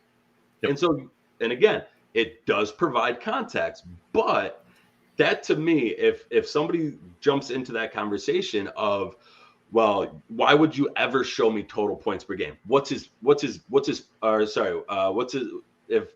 would you ever show me total points scored? What's their points per game? If that's their kind of like lead in, that to me is like, okay, there's going to be a definite, disagreement here, because they're really trying to champion this average when they're not understanding how it's being calculated to begin with. And then for me to be like, hey, here's this other thing that you should use in tandem with it, it's going to be just butting heads, because they're going to be so just locked into, well, I do average points per game. That's what I look at. And so I just always find that one is like, okay. I mean, average points per game could look great, but they could also play 3 games. True. So it's, well, here's a prime example. And this is a very very not real world, but you have somebody who plays 16 games and scores 0 points. Mm-hmm. Then in the 17th week, again, this will never happen, obviously, they score 170 points. Well, according to average, they just scored 10 points per game during the season. Wow, I can rely on this person to give me 10 points per game. No, you can't. Yeah. This person had one game that was an outlier that, because everybody else left the field and he was just running around and scoring touchdown after touchdown. Outside of that, that player did nothing. And I think that's a very outlandish way of proving a point that average doesn't always mean what you think it means. Not to use the word mean for average, but play on words. But I also think it's important to understand the variables. Like you were just saying, Seth, it's important to understand the variables. Every variable plays an important role. Yeah. And again, whether, and you can use stats in so many different ways and calculate statistics in so many different ways that you can't do that unless you really understand what each of those variables and the role they play and what you're calculating. And again, I agree with you. It's not that you're trying to, malign anyone, but it is important to understand that. And to make a blanket statement, well, total points don't mean anything. Well, you have to start somewhere, and that's where you start. Unless you understand what that means and how that is in the context of games played and some of the other variables, it's kind of impossible for you to really understand what you're looking at. And that's why, like I said, when you're looking at those things, I think it's important to look at the different results, whether it's mean, whether it's median, whether it's, I'm very happy that we've had this chance to talk, because just recently I've gone through that where someone was trying to give me, we were talking about average of averages. Somebody was trying to tell me, well, they were trying to calculate the yards per snap or whatever per game, and they were taking that per game and they were trying to average that out. And the end result was so skewed. Yep. And it's understanding that, and that's where not everybody has the time or the aptitude to be able to do those calculations. So somebody who's providing that and providing that insight, that's incredible. Yeah. Yeah. It's something that I've been working, again, my goal is to try and make these as accessible as possible to people. And so trying to figure out how to do that. Right. And how do I try and make that happen? And, one of the things that, thinking about your comments there, not only like the average of averages, but also thinking about like how does that turn into results, right? And so when we're looking at, how can I figure out, was this player, an RB, RB12, right? Or like an RB1, not the RB1, but an RB1, right? And I feel like that conversation gets muddled in the weeds as well at times, just because of a focus on the result and not so much a focus on the broader scope of what's going on. And so I should have pulled it up earlier, but I'll try my best to remember this. I believe it was CJ Stroud last year had 2 games that he played where he got exactly the same score. Like, it was one of the few players, I believe it was CJ Stroud, had like 16.3 one week and 16.3 another week. Same exact points. But if you just looked at the result, and we lost him. We're just getting to we were getting to the good stuff. He'll be back. His internet has been okay. So you said CJ Stroud 16 point. I believe it was CJ Stroud last year. I remember it being a quarterback. I might be able to go back and find it in a minute. It doesn't look. He had 16.94, but he only scored 16 once. Let me. Well. Anyways, I'll see if I can find the player. But let's go with this. Unnamed quarterback scored exactly 16.3 points one week and exactly 16.3 points the other week, right? And it looks like Jeff just jumped back into the back room. So 2 weeks, same exact points scored. In 1 week, he was the QB8, a top 12 QB. That's a QB1. But in another week, the same exact points, he was the QB16. And so by looking at just the result, you kind of miss the fact that 1 week, Josh Allen was on bye, Patrick Mahomes was on bye, all these other, and not Patrick Mahomes of 2024. That's why I was definitely like 2 years ago that I remember looking at this. But 2 years ago. Yeah, I believe it was 2 years ago that it was. I think it was the 2023 season. But if you're looking just at the result and you're just saying, okay, I'm going to stack all the players, and yep, they were the 12th. He was above the 12th guy, so that's a QB1. You lose the broader scope of what it takes to be a QB1 on any day. And so that's another thing that I've done and gone back, and I've done a few times now over the years, of really looking at like thresholds. So instead of saying like, okay, in week 5, he was a QB1, and in week 6, he could have had the same exact score, but would have been a QB2, like maybe a higher end QB2, but a QB2. What I do instead is I try and find exactly, and I do have on one of my sheets over here, I have exactly like what those kind of thresholds looking at, again, average and median. I also do percentiles in there as well and get like a full range, just because it's a little extra, but it does provide a lot more context. Looking at like, what does it take to be a QB1 on any given week? So if I can go in and I can say, I project this guy to hit this threshold on any given week.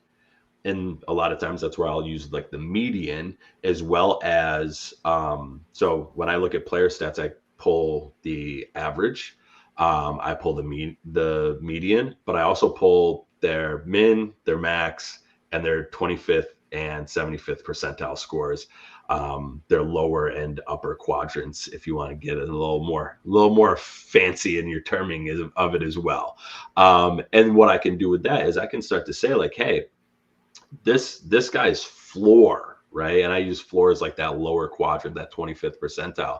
This guy's floor is a RB2. So any given 3/4 of the games he plays, he's an RB2.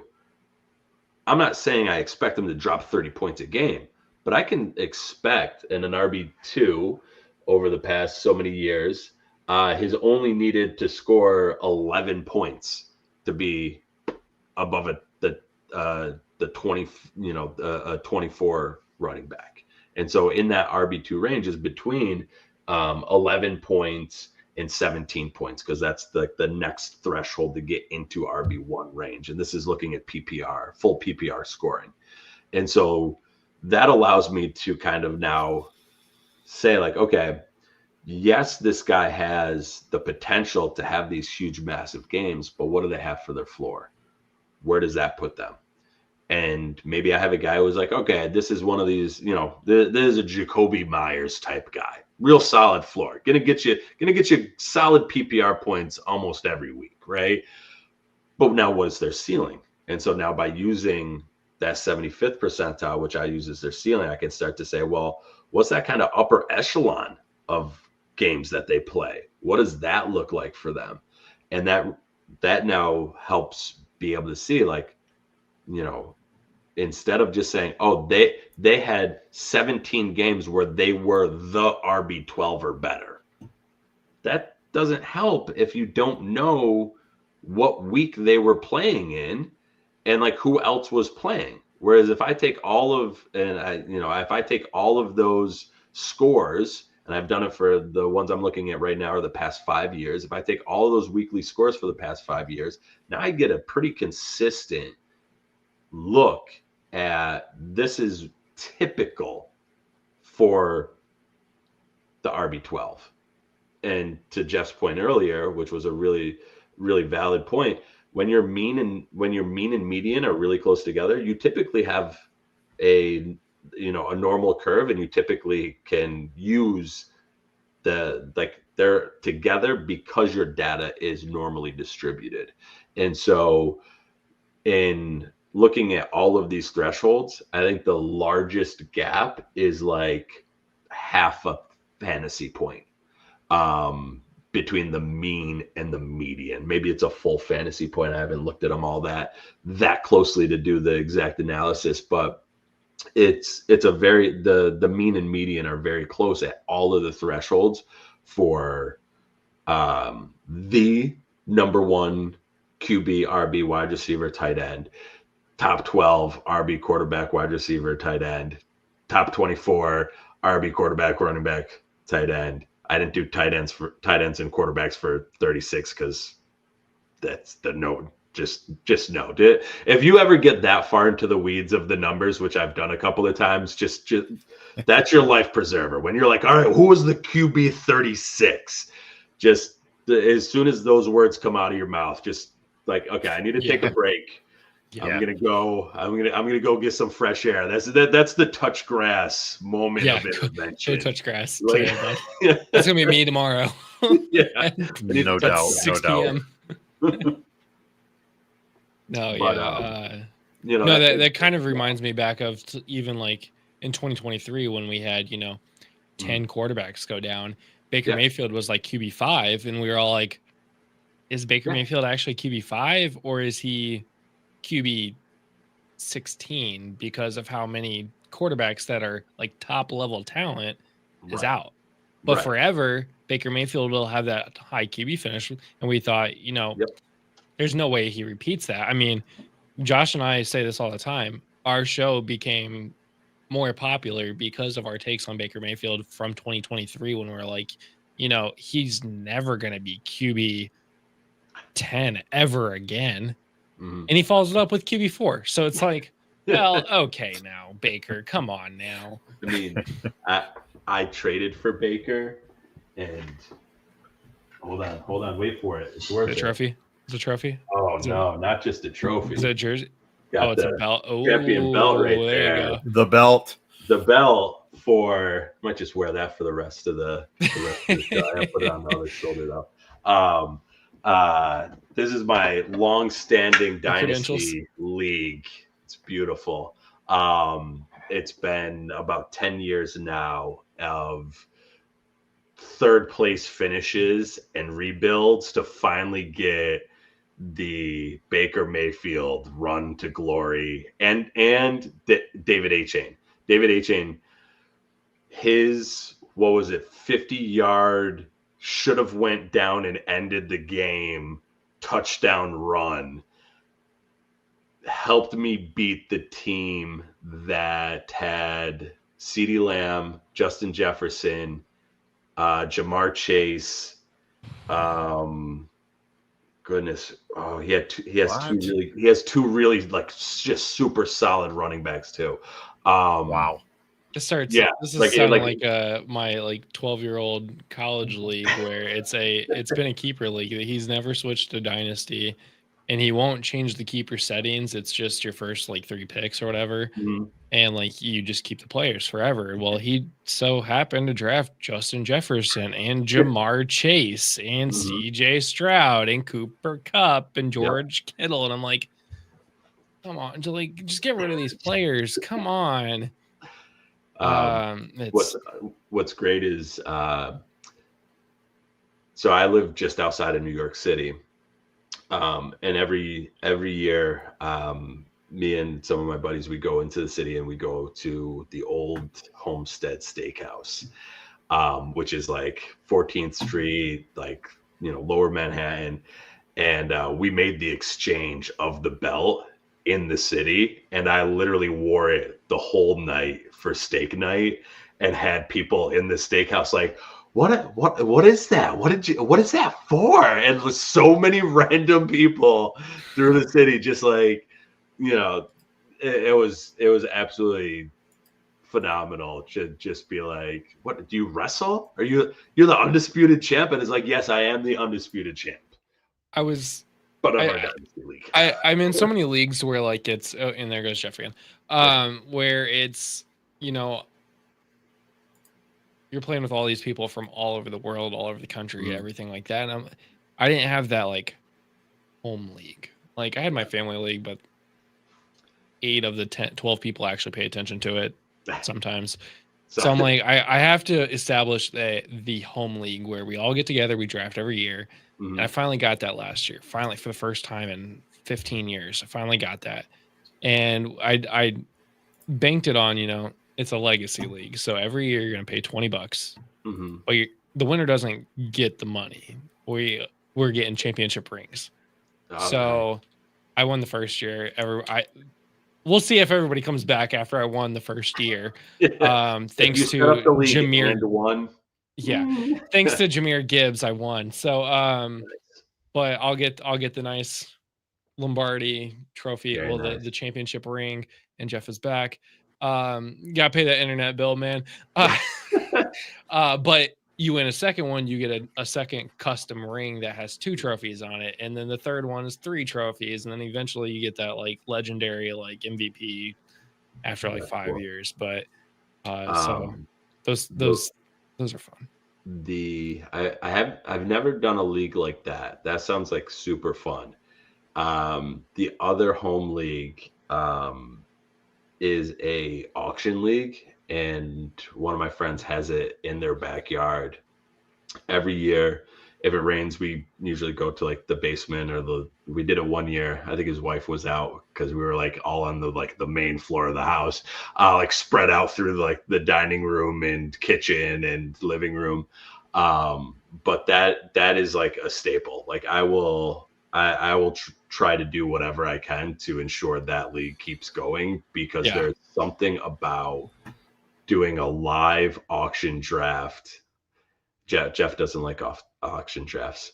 I got him in a weird auction draft, and he's like, auction, I'm out of here. No, it's been a reoccurring issue. I think his internet's telling him to go to bed or something. But no, I don't know. I tried to stay off of MFL, but I know MFL has this like the superior auction system. Sleepers system sucks, but doing a live auction draft that actually Josh was talking about. He wants to start a league where it's all in person. He's going to hire an auctioneer to come out and actually do the auction and stuff. And I'm like, tell me when and where. Yeah, there's honestly a little bit of fun of like you have a bar, you have the grill going, you have the cooler full of beers and sodas and stuff like that. And then as soon as somebody's like, I'm out on this player, all right, going once, going twice, and just everybody kind of plays the auctioneer. It's so much fun, especially when somebody really wants a player, when they're like, all right, $70 going once, $70 going twice, my $70 going, and then it's like you're immediately like 71. Just not, I don't really want that player, but 71. It's it's so much fun because, like I said, we've done it for, I think it's been, I don't know, maybe like 5 or 6 years now. It's just been such a long running league. It's a lot of friends and brothers-in-laws and stuff like that. It's, there's usually a straggler depending on what's going on. One of the dudes is he fell off a little bit, but he was playing in the World Cup of lacrosse and is a professional lacrosse player. So it was like, okay, fine, we'll give you a little bit of an excuse there. You have to keep training and stuff, but for the most part, everybody pays attention. Everybody's really competitive, and it is just there's something different about a live auction draft that is just I will never be like, I hate snake drafts, I'm never doing a snake draft again, because I do love snake drafts also, but they're just live auction hits different. Josh is a big proponent. If you're starting a dynasty league, you should be able to get the players that you absolutely want and have the ability to get the player. You don't get screwed out of getting a player because you have the 9th pick in the draft. So we started a staff league. We had 12 people in this league. It was a auction, but we did it through Sleeper. I didn't want it to last for literally forever, so I did a 2-player auction in Sleeper. You had a $500 budget, so you got the top 2 players you absolutely wanted. You could bid whatever you want on them, and some of us got stuck, and some of us, i.e. Josh, didn't understand the rules where it was 2 players, not 2 rounds. So when he got to his second bid, he put up for his second player Daniel Jones $1, and everyone's like, I'm out. So he got stuck with Daniel Jones for his second player, and we all made fun of him for that. But now that auction was over after the 2 rounds, we then did a silent auction through Fab. So we used Fab waivers once a week on Wednesdays at noon, and it was, it's a silent auction, so whoever is the highest bidder wins, and you just don't know. And then we had some tiebreakers that I had to manually go back and adjust and make them bid an extra bid higher. So you're filling your team out through waivers now. So it's been very interesting. Some people went all in on the first round of Fab, and they got a great starting lineup, but they have no depth. And then some of us went more depth than anything. Some of us might have landed 14 running backs on accident. I'm not going to mention any names, but he's sitting in the center of the screen and also hates running backs. So we'll see how that pays off. Jeff is continuing to freeze. It's going to be great. And I ended up, can you even hear me right now? I can't. We can't hear you. So literally my screen keeps freezing. I have heard conversations. I even closed my browser and still heard everything you were saying of the last time. So I don't know what is going on. It might be because I use Firefox and not Chrome or Edge. So I might have to make a change in browser. But that draft was very interesting. I think you and I talked about it during our Studs and Suds.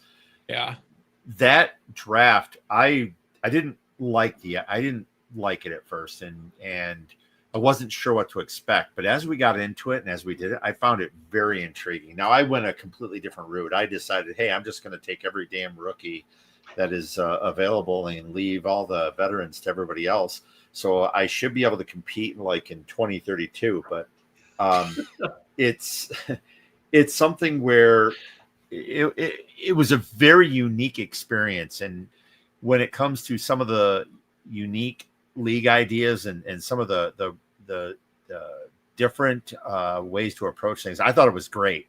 I didn't like it at first. I told you that. But once it was done, I was like, "This is great. I loved it, and I would do it again." Yeah. Going back to sorry, go ahead. I was going to just say, if anybody knows anything about me in commissioning leagues, I try to make every single league different, so it's not the same monotonous fantasy league. And that was the creative one that I came up with this year. I have one for you. And maybe Justin, this will be an opportunity for you and I to pair up on another random project. So I've had this idea for about 3 years now for a league. It's basically Settlers of Catan and fantasy football blended together. And so, like, if you've ever played Settlers of Catan, you're kind of like on an island. Yeah, I was gonna say you're going to get the game right now. Awesome. There it is. Yeah. So you have your island, and you're trying to get different resources. Wood, sheeple. I don't know why we always call it sheeple, but sheep, whatever. Sheep or wheat and what is it? Coal or iron? Something coal, like that, stone, right? Stone, just stone. What's the other one? There's another one in there too. Or wheat. But like what's that? Or wheat. Yeah, wheat's the other one. So the idea was like the goal is to like build a stadium. So like the name of the league would be like something around like Stadiums of Catan or Settlers of Stadiums or something like that, right? And so each different positional group earns you a different resource, and then those resources you use to build a different portion of like the stadium, and then whichever team constructs the stadium first is the team that wins the league. Yeah. So like the way you would get resources is like your running back scored 50 points. There it is. Sheep, wheat, or brick. That's he forgot wood, but come on, Dad. Come on. Are you even a board gamer, man? Like, is this Greg Bowerly even a board gamer? He is. Yes, he has a podcast. Yeah, that's awesome. But yeah, that would be like the thing. So if your running back scored like 50 points, like you would pool your points over the weeks. And so like 50 points would be like 5 things of like, whatever, wood or, make it stadium related. I'm not into construction like that. So I don't know, maybe steel, rebar, I don't know, whatever. Right. But like you would use that to then build these different portions, and there would be like a whole kind of building phase, kind of like, actually in like the Settlers game where you can win by building the roads and getting so many cards and like all those different little pieces to like win the games. It would be something like that. It would take a little bit of work on the back end to make it happen, but I feel like it would be, especially for anybody that really nerds out on Catan, which you went and grabbed the game. I have the game upstairs. It's one of like 130 in my closet. Yeah. No joke. I'm waiting for my kids. My kids are about to turn 9. I have identical twin boys. I'm waiting for them to get like just a little bit older so that we can really like nerd out on like Risk, Catan, like all the real good, like just extra nerdy. I will do a shameless plug here for my parents' podcast, The Meeple Society. It's a board game podcast that has been doing rankings. They do a lot of different things. Now I'm gonna get a bunch of crap because I know he's watching right now.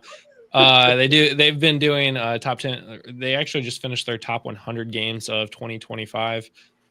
They've done reviews, they've done playthroughs, they've done role breakdowns, they've done a lot of stuff. Meeple Society. We're also doing a 24. I say we because I help produce their stuff. We're doing another 24-hour live stream in literally 2 weeks from today, starting at 8 p.m. also for Extra Life. Don't like sleep. That's what it is. You're just like oversleep. This is just practice for 2 weeks from now. So it's like, whatever. I already did this. So yeah. So Jeff, I know you were about to say something and then your computer froze again, which I'm gonna suggest at the next break to maybe restart the computer. Yeah, I think I'm going to have to do that and maybe change browsers. After numerous appearances on StreamYard, this is the first time this has ever happened to me. So I don't know if it happens to the best of us. Pudge's first time ever on the show filling in for Josh, my internet ate it. So the funny thing is my internet. I've been checking my internet. I'm sitting here at 1 gig. I'm connected to Ethernet, sitting 1 gig. I think it's the computer or it's this browser. I don't know what it is, but it's definitely. And then my earbuds just told me battery low, which means I won't have. So you're running the issue I was running, and now I'm about to switch to one ear and let one charge, and then switch to the other ear. So just keep swapping them out. Yeah, exactly. Well, I have a second set, so I'm good there. But you guys were making fun of me for the 2 sets of AirPods earlier. Okay, I see. Yeah.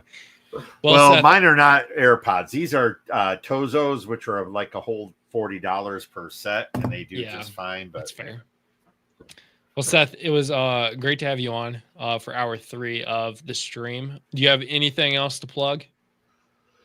No, I mean, follow me on Twitter. Once it gets back up and running, talk about internet issues, whatever was going on with them, and not having the messages were like stuck on Monday, but then I was getting like random notifications, and I'm like, where is it? Like, I don't see anything. It was a mess, but I can't even log in right now. Yeah, no, it's literally down? Is it like down right now? Oh my God. Yeah, no, I told you, man. I'm not surprised. Yeah, it's somebody's really hitting Twitter hard right now because it's just a complete mess, and it has been for at least 24 hours now. It's been like 2 full days of like, why doesn't it work? Guess I have to do like actual work at work now instead of scrolling Twitter. This sucks. See, that's blue sky for me now. There's only been 1 day that blue sky, and by day I mean like literally 20 minutes, that blue sky has crashed, and it was at the very start of the NFL draft. But they have been putting so much into it because they're trying to get the sports community into blue sky.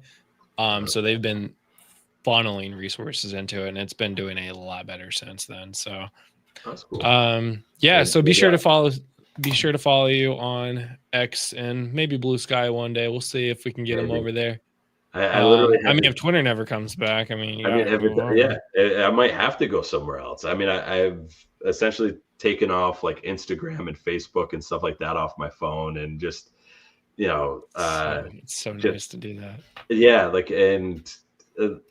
I mean, I have ADHD also, and so like for me to like have something where it's just like I do this and I get a dopamine hit constantly. This is great. Like, let me.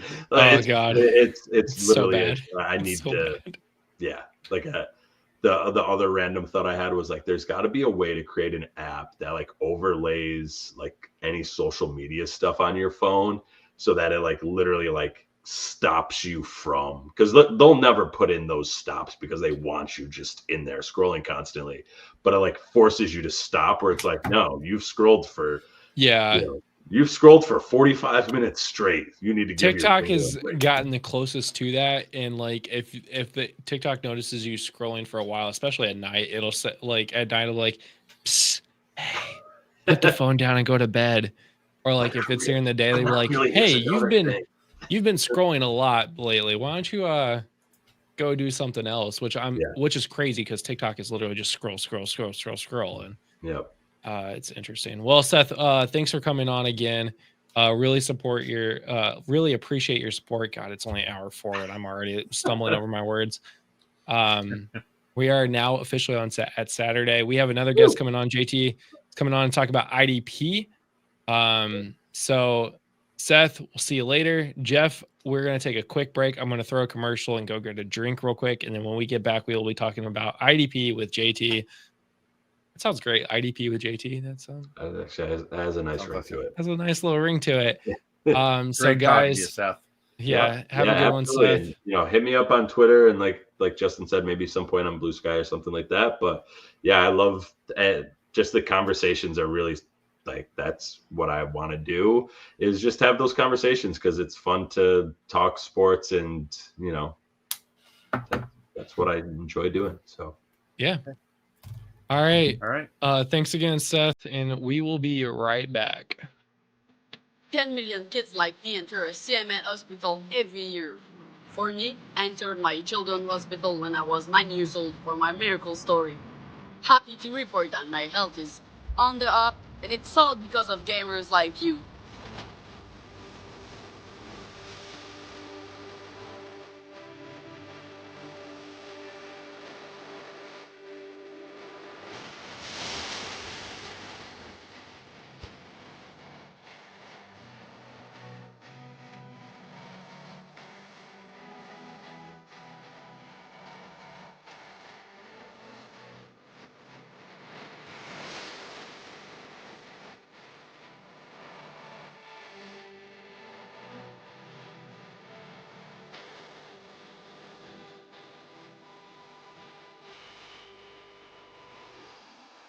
My name is Tara. I stream on Twitch, and I did Extra Life last year, and I raised $5,000 for Children's Hospital of Omaha. I wanted to raise it for people that couldn't afford to go there, because I know not everybody can afford to go to a hospital, especially if something comes up like randomly.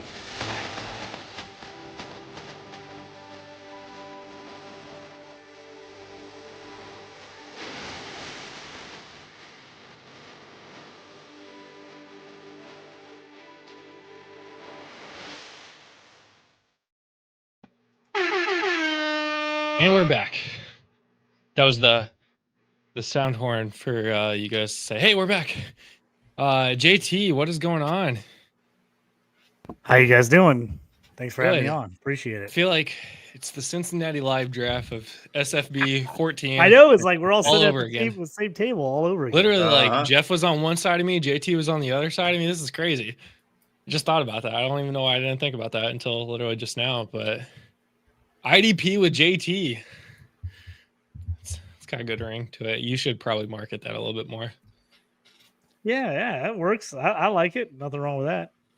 Can you maybe change your last name to P something? IDP with JP? No, that doesn't even sound as good. I think IDP with JT sounds good. I like it. I don't mind it. Just blow out a candle. Okay, so JT. Yeah, let me pull up my questions here because I haven't had my questions up for a while. Yeah, what are you working on, man? Oh man, just in the middle of a ton of dynasty rookie drafts at the moment. So drafting, about 6 or 7 done. In the middle of a CFF draft right now. I just did my home league draft on Sunday. I've got another draft starts tomorrow at noon. So just drafting away, man. And I just wrote a bunch of articles for DLF. If you're looking at all the running backs, rookie running backs, I've literally written just loads of articles, pre-draft rankings, post-draft rankings. I just did basically where and when I would take running backs for DLF. So that one's out there now if you're getting into drafts. Also, I just did for IDP, since we're talking IDP, I just did a combined offensive defensive IDP write up for them. It's a beast. It was longer than anticipated. They probably went a little longer than they thought I was going to write it. I just kind of got into it. I just didn't stop. So it was about a 5-rounder offensive IDP combined draft out there. So anybody wants to do that. And then I also have a 2-round just straight IDP draft on there if you're just looking for IDP guys. And then if you're looking at rankings, I'm also have my rankings on there. So I have my top 150, which right before I jumped on the show, I'm in the process of updating right now, my dynasty rankings. But my rookie rankings are updated. Top 25 IDP rookie rankings are on the site currently. To check that out. That reminds me, I got to work on my dynasty rankings before 6 p.m. tomorrow or today, ? Because at 6 p.m. I'm talking dynasty rankings with Stephanie Miller. Which will be a great topic as well as we start to close out the show. It's actually interesting because we're doing a dynasty startup mock draft at 5, and then turning around and doing the rankings at 6. So that should be fun. Yeah, so before I get into all the some of the questions and we start talking real IDP, I remember from the 8 or 9 o'clock hour, I think, Jeff, we had a question for you. Specific, I think, well, it was around PBR, I think, right, Jeff?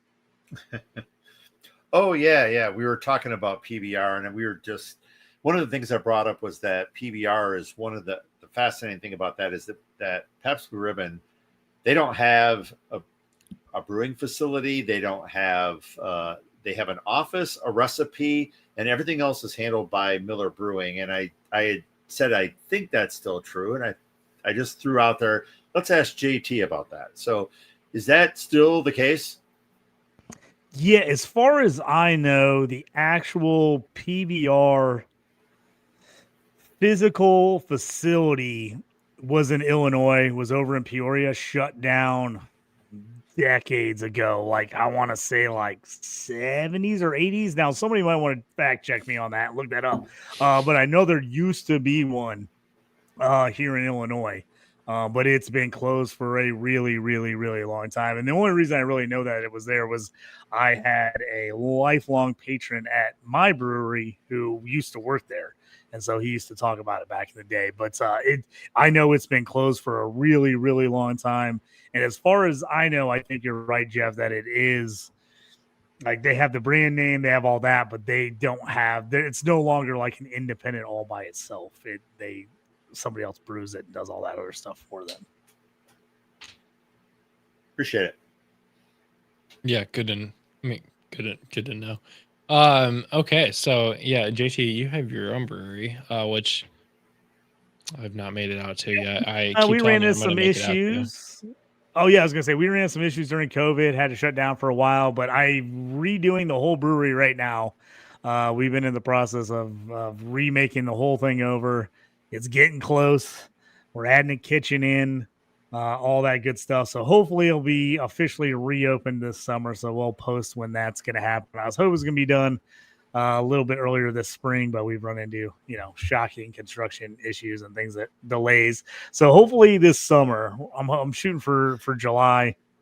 I absolutely know it's going to end up opening the last week of July because that's when football practice starts for my son and I coach. So I know it's going to open the week that I have football practice start so that I have everything going on right at the same time because that's exactly how life always ends up working. So yeah, I already have in my mind that that's what's going to happen. Why would it not? Yeah, no, I still have your sticker on my computer, by the way. Nice. Throwing that out there. Still in the same location. So yeah. So let's talk about some IDP here. First of all, for the average consumer, most people play, the standard quarterback, 2 running backs, 3 wide receivers, couple flex, tight end, kicker, defense. What is IDP? Explain IDP. Yeah. So IDP, your typical league, you're just going one team defense overall. You're taking the whole defense and getting the points and everything on the defense. IDP is individual defender or individual player, you could say. So IDP, individual player. So you're just taking every actual defensive player and you're drafting them as you would draft an offensive player and playing them that way. So instead of taking the entire Steelers defense, you then draft TJ Watt specifically, or you draft, a Mika Fitzpatrick from the team as opposed to just getting the entire defense. So it's just a little extra step. It hasn't quite gotten huge yet. It's still a small percentage of the fantasy community, but it's getting bigger, getting more people out there. I've started my first IDP league a little over a decade ago, and it kept kind of adding on to it from there. And as all these major platforms are starting to kind of catch on, they've added stuff to it and improved it. So it's definitely easier to play than it used to be. There used to be a lot of work to try to make an IDP league work, but it's definitely becoming much, much easier these days. Still have a ways to go on a few things, but it is definitely getting better and better.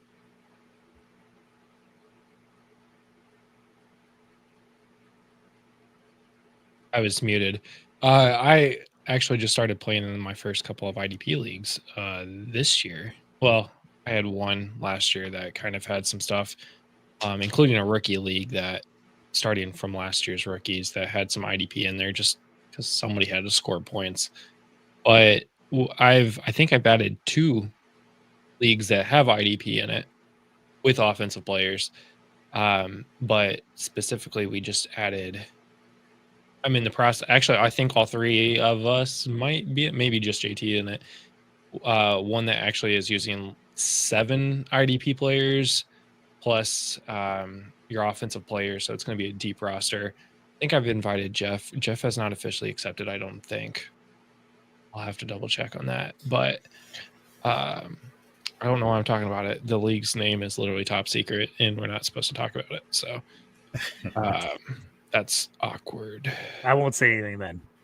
Nobody's who would even know? Yeah, exactly. Who's gonna know? Who's gonna know? Nobody. So yeah. Add in some there. So what kind of experience, I mean, do you do IDP leagues where it's just the IDP, or do you play in leagues like that, or is it usually offensive and defensive players?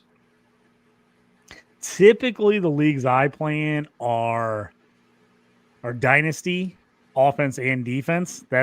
That's mostly what I play in. I do, and I have played in just IDP leagues. I'm in Fantasy Cares FC Eliminator, which Mace is hosting as an IDP only league. So it's an IDP only best ball league. So I did just do that one. We just got done with our draft there. If you haven't gotten any of the FC Eliminators, jump in on that for a good cause over at Fantasy Cares. But yeah, I just jumped on that one. That's a good one. Real fun. Those ones I typically like to do for like a 1-year charity or playoff if it's just a defensive league. I typically kind of jump in and just do that. So I'm in that one. I'm in a couple best ball IDP leagues. There's a few leagues I'm in that will do just not a lot of just redraft. I'll do them if they're like part of a podcast that I'm on, or if it's for like a charity league or something. But typically, if I'm going to mess with IDP, I just assume do a dynasty style. So if they're long leagues, that's typically what I play in. Okay. Jeff is currently I'm here. frozen. If you can hear me. So, you are here. Okay. Yeah, I'm here. We got the picture. We can see you. We can see your picture, Yeah. so that's good. Jeff, At least the Jeff is picture's literally on. just. Yeah. So go ahead. Oh, so for me, I mean, predominantly I'm in Dynasty IDP leagues. I think I'm in 3 or 4. My first experience with IDP was in 2019. As JT alluded, a lot of the platform or the platforms out there didn't really support IDP. Sleeper supported it in 2019. So that was my first exploration into IDP, and it was a learning curve for me, as well as a lot of the other people that were in the league. I've since joined a couple others. The only time I've been in an IDP league that was not a dynasty league was when Pudge and I both joined the IDP Draft Night Out League at the Expo last year. And so in other words, we had to draft the players, and those are done. We are actually both in this year's Fantasy Football Expo IDP League as well. So we'll give that another shot. But IDP, as JT also stated, it's coming on. It's been hard to get a lot of people to embrace it. But once they're involved and once they actually experience it, I think they really come to enjoy it. And I actually prefer IDP. So if I could have more of my dynasty leagues adopt IDP, I'd be very happy.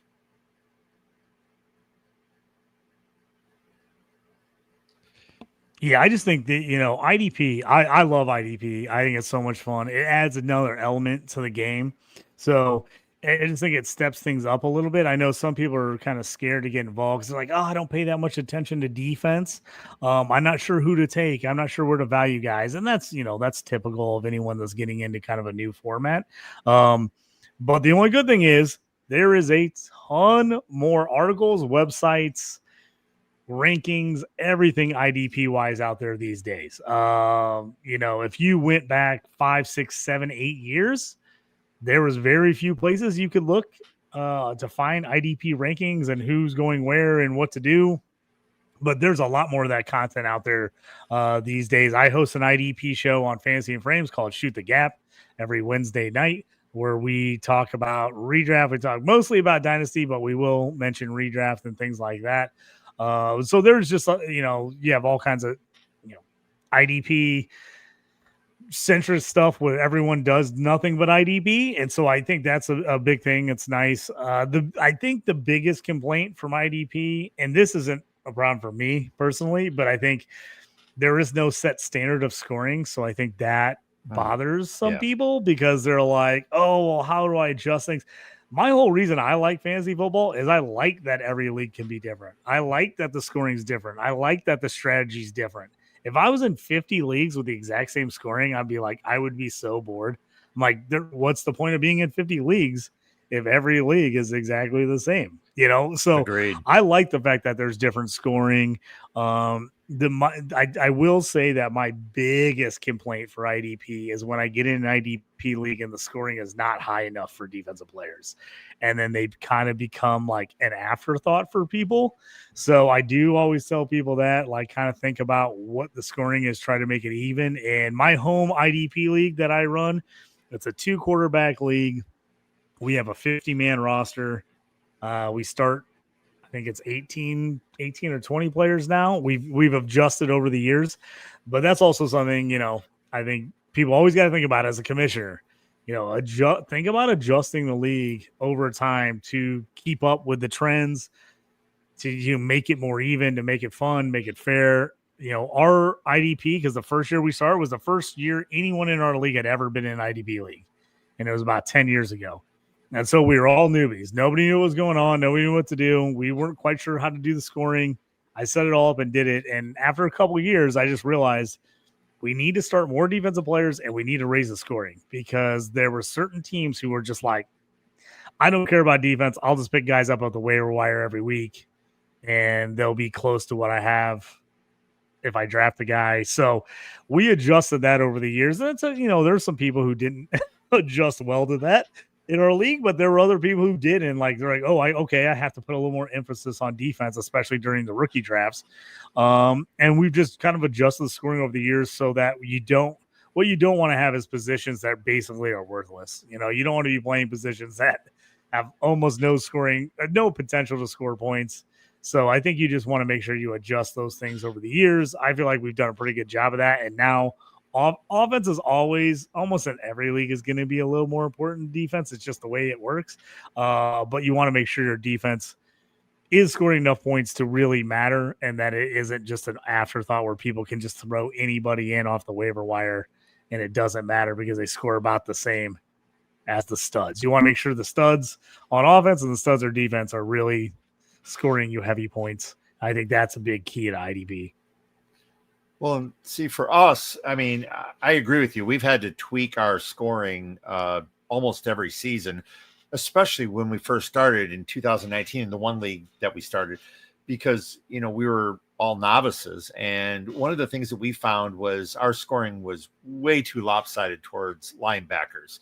And one of the things I've tried to do is try to get, in my opinion, if you take every position and you take their average, in other words, this is the average performance of a quarterback, a wide receiver, running back, tight end, linebacker, defensive lineman.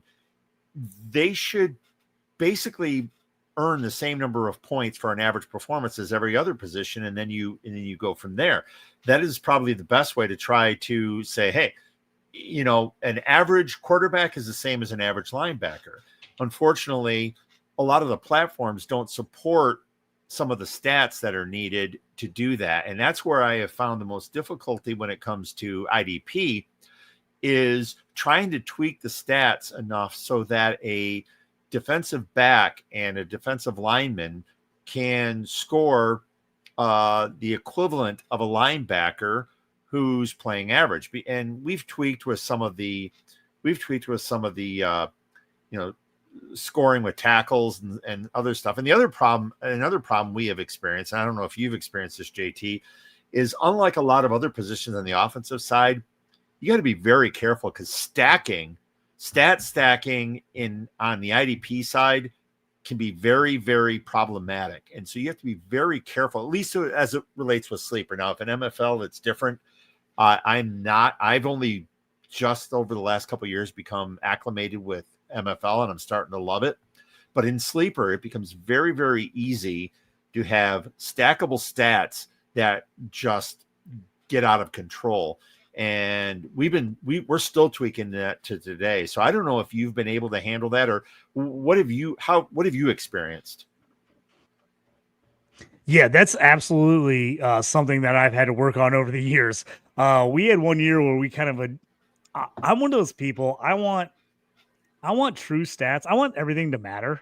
I just one of those guys. So like interception return yards, fumble return yards. I want to give you credit for those other than just getting the pick. And we had one year we had the interception and fumble return yards way too high. And if you got like an interception return for a touchdown, it was like an insane amount of points. Like you could score like 25 or 30 points on one play if it was a really long return. So we're like, oh, okay, like maybe cut those yards down next year, just a hair. I know definitely like tackles for a loss, sacks, QB hits are ones that I've had to adjust over the years. Because you can get into the point where you're giving too much points for all those, and then one play can be like a 20-point play. If you don't set up your stats correctly, like you can get a sack, strip, fumble, and fumble recovery, and it can technically be like a 15 to 20-point play on one play. So those are definitely the things, I don't think that's necessarily a bad thing if you want to have a big league like that can do those things.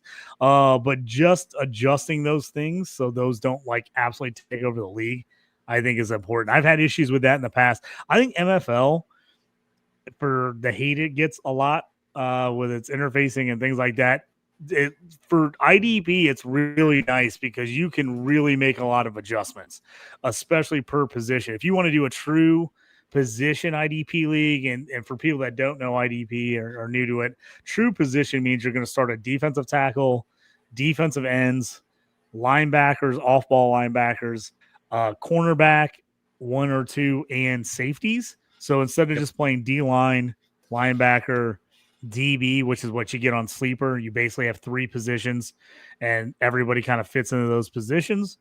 On MLF, you can jump in and you can actually separate those out. So I'm in one league that starts a defensive tackle, starts two defensive ends, starts three linebackers, starts one cornerback, and starts two safeties. So that's a true leagues because you're starting defensive tackle and cornerback. Now, to adjust those because those are typically the two spots that are scoring the absolute least in fantasy. Like at cornerback, unless your guy's returning it for a touchdown, getting a pick and returning it for a touchdown, like they're typically not scoring a lot of points. So that's where you can make adjustments and you can actually make cornerback tackles worth more. You can make passes defensed worth more. Defensive tackles, you can add them. Like say you're doing a league just to make it easy point scoring. You say, hey, there's 1 point per tackle for linebackers and safeties, but you can say, hey, my defensive tackle and my cornerback get 1.5 points per tackle or 2 points per tackle because they get much, much less tackles per season. So those can kind of bump up. So that's a nice thing too, is if you are on one of those platforms. I know I'm in quite a few IDP leagues on Reality Sports Online. So I know not a lot of people use that. It's a cool site if you want to do like really GM stuff and do contracts and all that. It's like a step up from an auction league.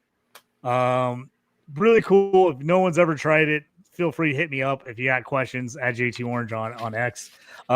It's a cool platform. I love it just because it is dynasty, but it's contract based. And so it's not like if you end up taking over a bad team, you aren't completely stuck for 5 years.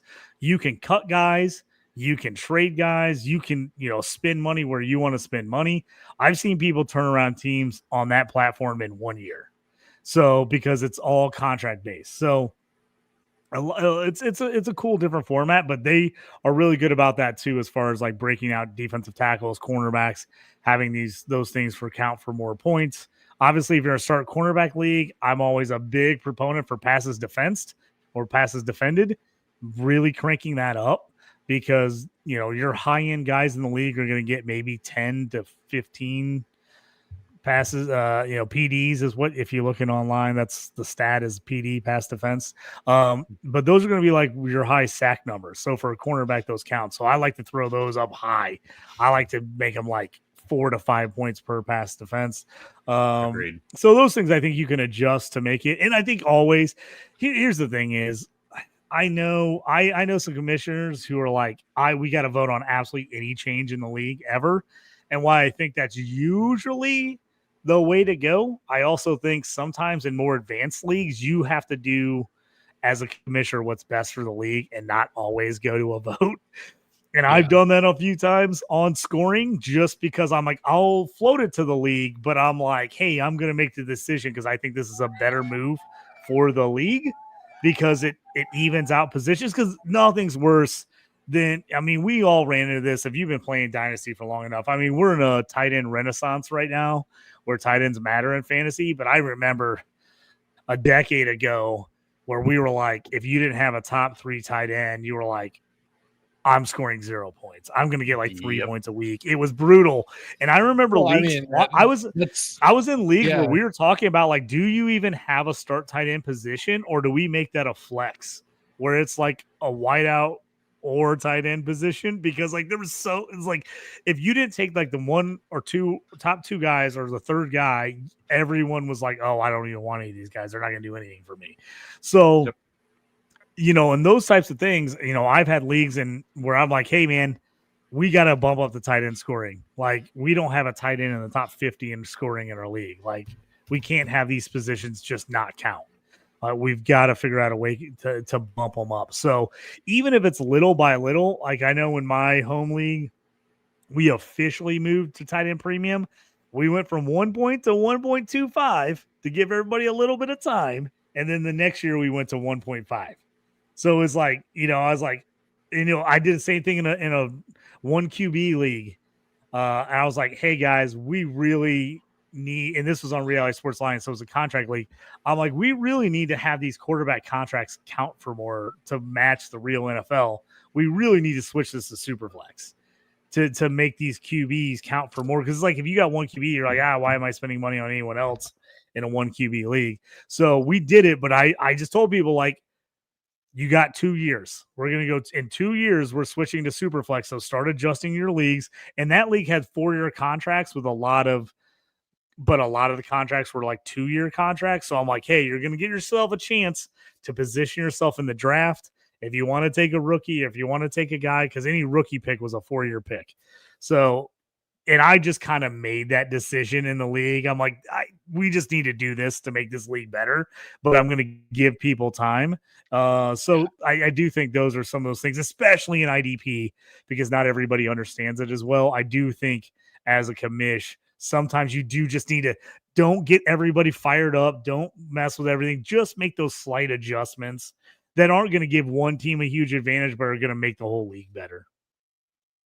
Yeah. So a couple things here. The whole tight end thing. Yeah. I mean, that's why people were streaming tight ends. That was the common position that I feel like everybody was streaming for years.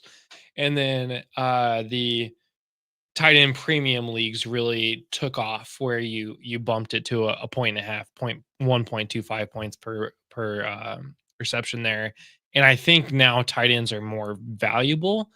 And in fact, I struggle with this because like I will have 2 elite tight ends on my team and I'll be playing them in the flex and people are like, why are you playing a tight end in your flex? I'm like, because I have 2 top 5 tight ends. Like, why would I not? Like, I have Travis Kelce and Evan Ingram in their prime, they're tight end 1, tight end 2. Why would I not start them both? Like, they're outscoring the rest of my bench. So, I do have a couple questions here for you.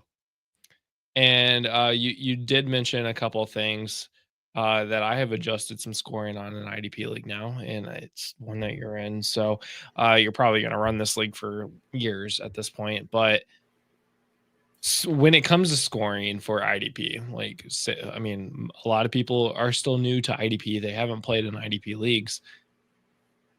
I want to talk about some scoring here. Can we just walk through some scoring and like give your opinions on why things should be one way over the other, so that we can like get a good concept. Anybody watching this, and there goes Jeff again, anybody watching this can really look at this and go, okay, these are scorers that, like, these are settings that we should really probably look at. So before we get there, oh, I got a JT back and Jeff. Let's go to this. Oh my God. Okay. First off, we are in 4.5 hours into a 24-hour stream. We have reached $770 for the Children's Miracle Network through Extra Life. I don't know where Jeff went. Maybe he restarted his computer. But every dollar that we raise goes directly to support the families at the with the Children's Miracle Network. That goes to pay bills. That goes to pay for lab equipment, for research, all the things. That's why we are here doing it. For the next 25 minutes, Jeff is still matching. For every $2 you spend, he will donate $1. So we have racked that up on him today. But yeah, up until $1,000, that's the stipulation. $1,000 is when he says we're done. But yeah, so. But that's currently where we are. Now, let me actually share the screen that I want to share here. Share screen. Sleeper. There we go. Okay, so let's talk about some scoring here, JT. Let me adjust the screen so we can see it a little better. There we go. Okay. So this is the current. Everybody can see the screen, I'm hoping, and if not, well, squint your eyes a little bit.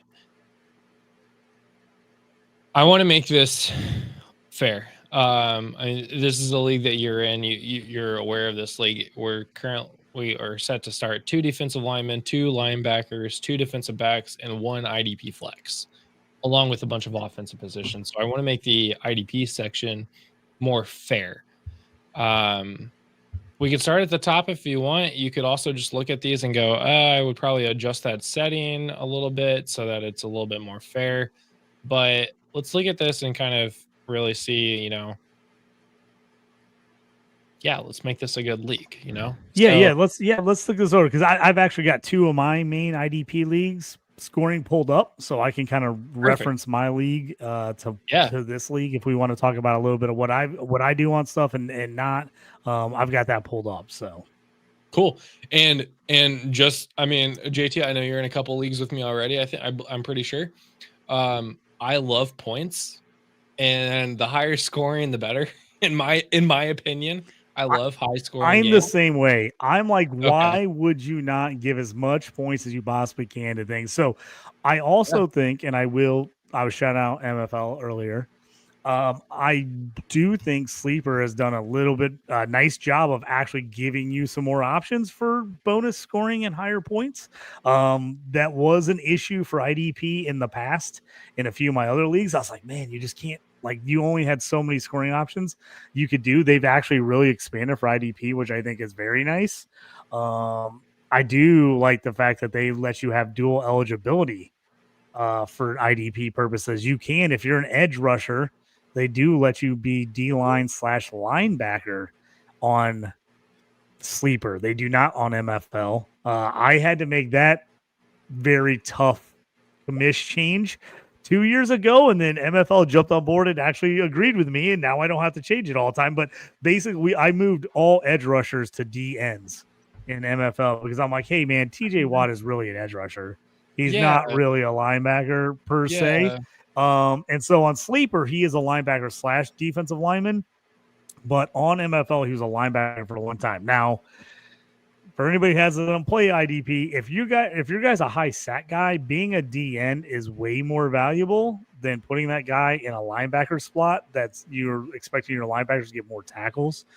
So that is where some people are like, oh, why does it matter? It matters for that purposes. If guys are really not getting a lot of tackles and mostly rushing, you want those guys to count as DNs.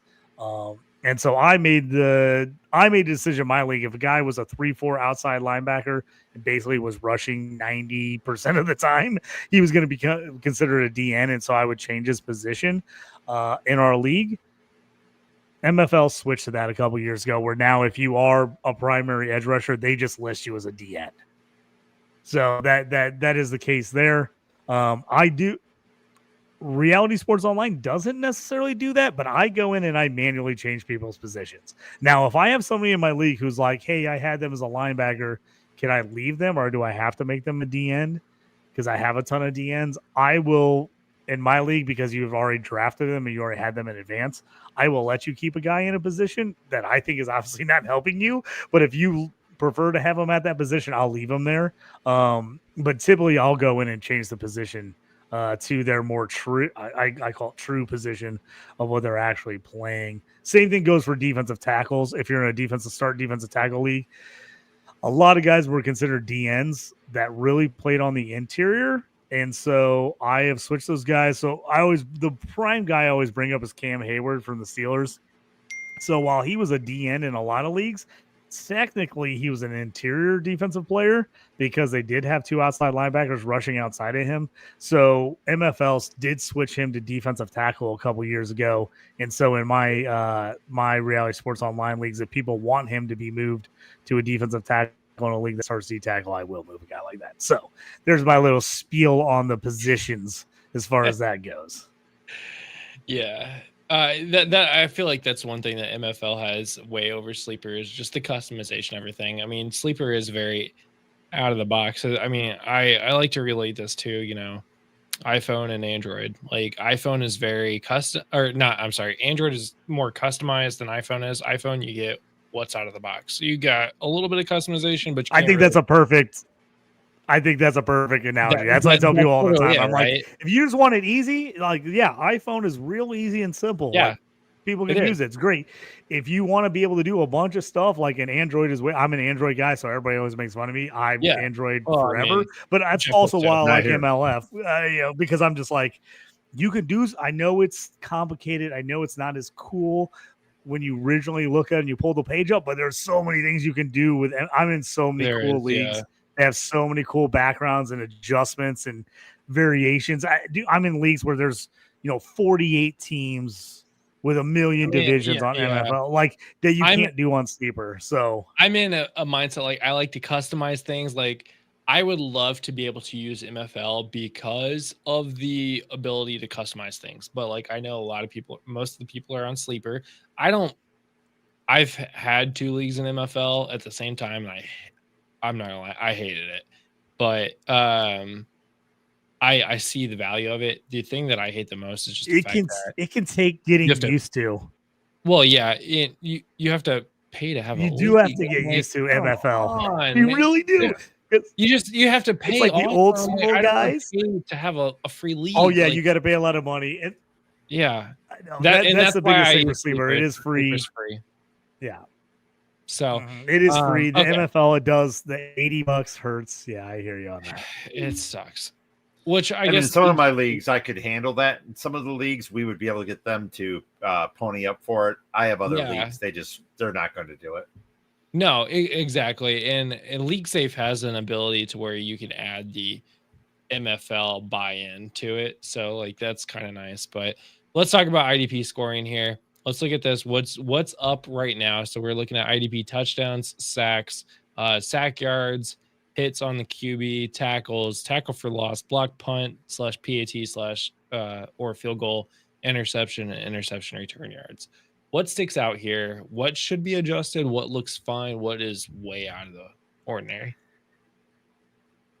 So the first thing that pops out to me, and this is because I did this in a league a couple years ago, the sack yards and the return yards at 0.1.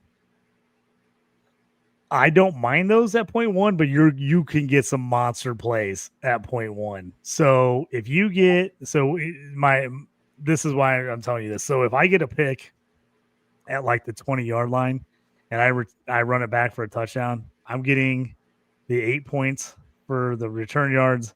I gain the 6 points for the pick. So I got 14 points just right there. In my leagues, I eventually, because I had enough people that actually complained about it, they were like, oh my God, those are like huge plays. And I still wanted to get the return yards on it. So I actually moved it to 0.05 on the yard. So if you got a 100-yard interception return for a touchdown, instead of getting 10 points for the yards, you get 5 points for the yards. Okay. So, and that was when I originally made it 0.1, and then enough people in the league brought it up. I said, okay, yeah, you're right. I'll bring that down just a hair. So I did make it, you can either make it 0.1 points per 20 yards or, 0.05 points per 10 yards. So it's, yeah. So if you do the 0.05, do it 0.05 per 10 yards. Yeah. And that's what, like Jeff said, like those are the times where you can get it where the point total ends up being like gigantic and you're like, whoa, I didn't mean to make that play a 20-point play. But it can be in those situations. So how about here at the top, the IDP touchdown? I feel like that doesn't happen. IDP touchdown, I think it's 6. I honestly, because it happens so rarely, I don't mind in high scoring leagues that you bump that. I've done that anywhere from 8 to 10 points because you just don't see defensive touchdowns very often in a season. So if you want to bump that, I think there's no problem. I actually on NFL, I have a slotted like touchdowns where longer touchdowns get 10 points.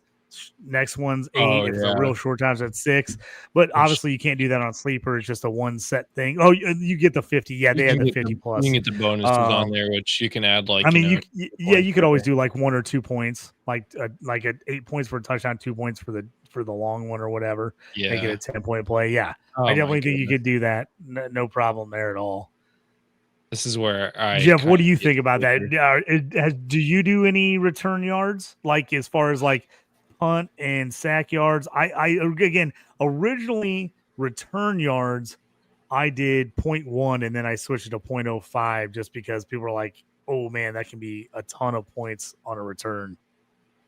So honestly, in my leagues, we have different settings. I couldn't even tell you without digging into them where we're at right now, but we didn't use those initially. And then when Sleeper added those, we started piecing them in predominantly because we were trying to, again, our scoring was such, and I'm looking at this and I see, our tackle scores are a little bit higher than what these are here and so on. And what we were trying to do was we were trying to find ways to get the defensive backs more in line with the linebackers. But the problem was you had to be careful because certain stats, if you increase them thinking you're helping the defensive backs, well, you're also helping the linebackers. So you're not really gaining anything. So again, it's not very often you're going to have a linebacker who's going to return a long interception for a touchdown. It's usually going to be a defensive back. And so not that they couldn't, I mean, heck, you can have a defensive lineman who's doing that, but we started tweaking that, those particular scoring stats because we tried to augment what the defensive backs could do. And again, typically, I love what you were talking about before about when it comes to defensive linemen, defensive ends, and so on, and the flexibility that sites like MFL have, because right now it's really difficult unless you know something I don't. It's really difficult in Sleeper to really be able to reward a defensive lineman. So to me, it becomes almost an irrelevant position other than when you have a player that has dual eligibility. And that's typically, so typically what I try to do is, hey, I got linebackers who have dual eligibility as a DL linebacker in DL positions to get those points. But going back to what you were saying right there, I use them, and we are to this day tweaking them. You probably have far more experience in this and more insight into this than I do. We are playing it by ear, and the good thing is all of the all the other GMs, we're all kind of on the same level. What I find right now, and what I liked about the fact is, hey, as a commissioner, you should just do some of this stuff, is because when I try to bring this up to the league, I have a couple GMs that are just loaded at linebacker with the stud linebackers. They don't want to change anything. The last thing they want to do is any kind of scoring that is going to hurt them, because they are so dominant on the IDP scoring. And that's where I think I need to follow your lead and just say, nope, this is what we're doing, because it's for the integrity and fairness of the league. And I don't often like to do that. I like the league to be to vote on everything, but I agree with you. When I have people who are dominating the league because of because we started off with such heavy linebacker scoring, even the tweaks that we're doing are harmful. But anyway, that's a long-winded way of saying, yes, we are using those stats. Okay. Yeah. And so, Justin, jump back in here. I would up the tackles. Only a half point per tackle is going to really keep defense. So if I'm in a heavy IDP scoring league, I'll tell you this: heavy IDP scoring will do 2 points per tackle, and we'll do a 1.25 per assist. If I'm in an average scoring IDP league, which is most of mine, I'm in a couple high scoring, but most of them are average. So most of them are 1 point per tackle and a half point per assist. Some of them are like 1.25 per tackle and 0.75 per assist. So I would do probably, if you wanted to go on the low end, I would do at least 1 point per tackle, and I would do a half point per assist. But you could also do 1.5 per tackle and 0.75 per assist. I like the more points, so 1.5. So that's I do like a 1.5, and then I would do a 0.75. Yep, I like that. I like that a lot, because obviously assists matter. Yeah. Yeah, well, I mean, assists matter, but you want the solos to count for more. Yeah, I mean, you want the solos to count for more. So if I'm reading this correctly, a solo tackle is actually 3.5 points, because you're getting so a solo tackle. Let me look at the scoring. A solo tackle should be 1.5 points. Oh no! Oh, so okay. So here's this is where the scoring gets screwed up. So Jeff brought this up earlier, because you can stack them if you double up the stats. So here's what I would do. I would take solo tackles off. I would make solo tackles 0. And then you would do a tackle. So, and this is a little bit different on sleeper, because I don't commish any IDP sleeper leagues. That I will just say that offhand. All my ones that I commish personally are on Reality Sports Line, on MFL. I play on sleeper, but I just don't commission any of those leagues. So I would do tackle 1.5 and then an assist at 0.75. That should give you proper tackle without the solo, I think, is how that should work. If for some reason it is messing. Yeah, so that's, and then 0 for solo tackle. Yeah, because I am in some leagues where they just want to give you a point for solo tackle and no assists. So I do think you want to do that. Because you can also do there's like bonuses. So like Jeff said, you do have to be a little careful, because I've had times where I did like QB hurries and hits, and I made like QB hits like 1 point, and the guys were scoring they were getting like 65 QB hits a year, but so only like 5 sacks, and they were scoring like insane amount of points. Don't have 1 point for QB hits is what you're saying. Yes. So what? It just depends on. So I have. Okay, you got it. So I have one league. Let me check. I have one league that does actually have 1 point for a QB hit.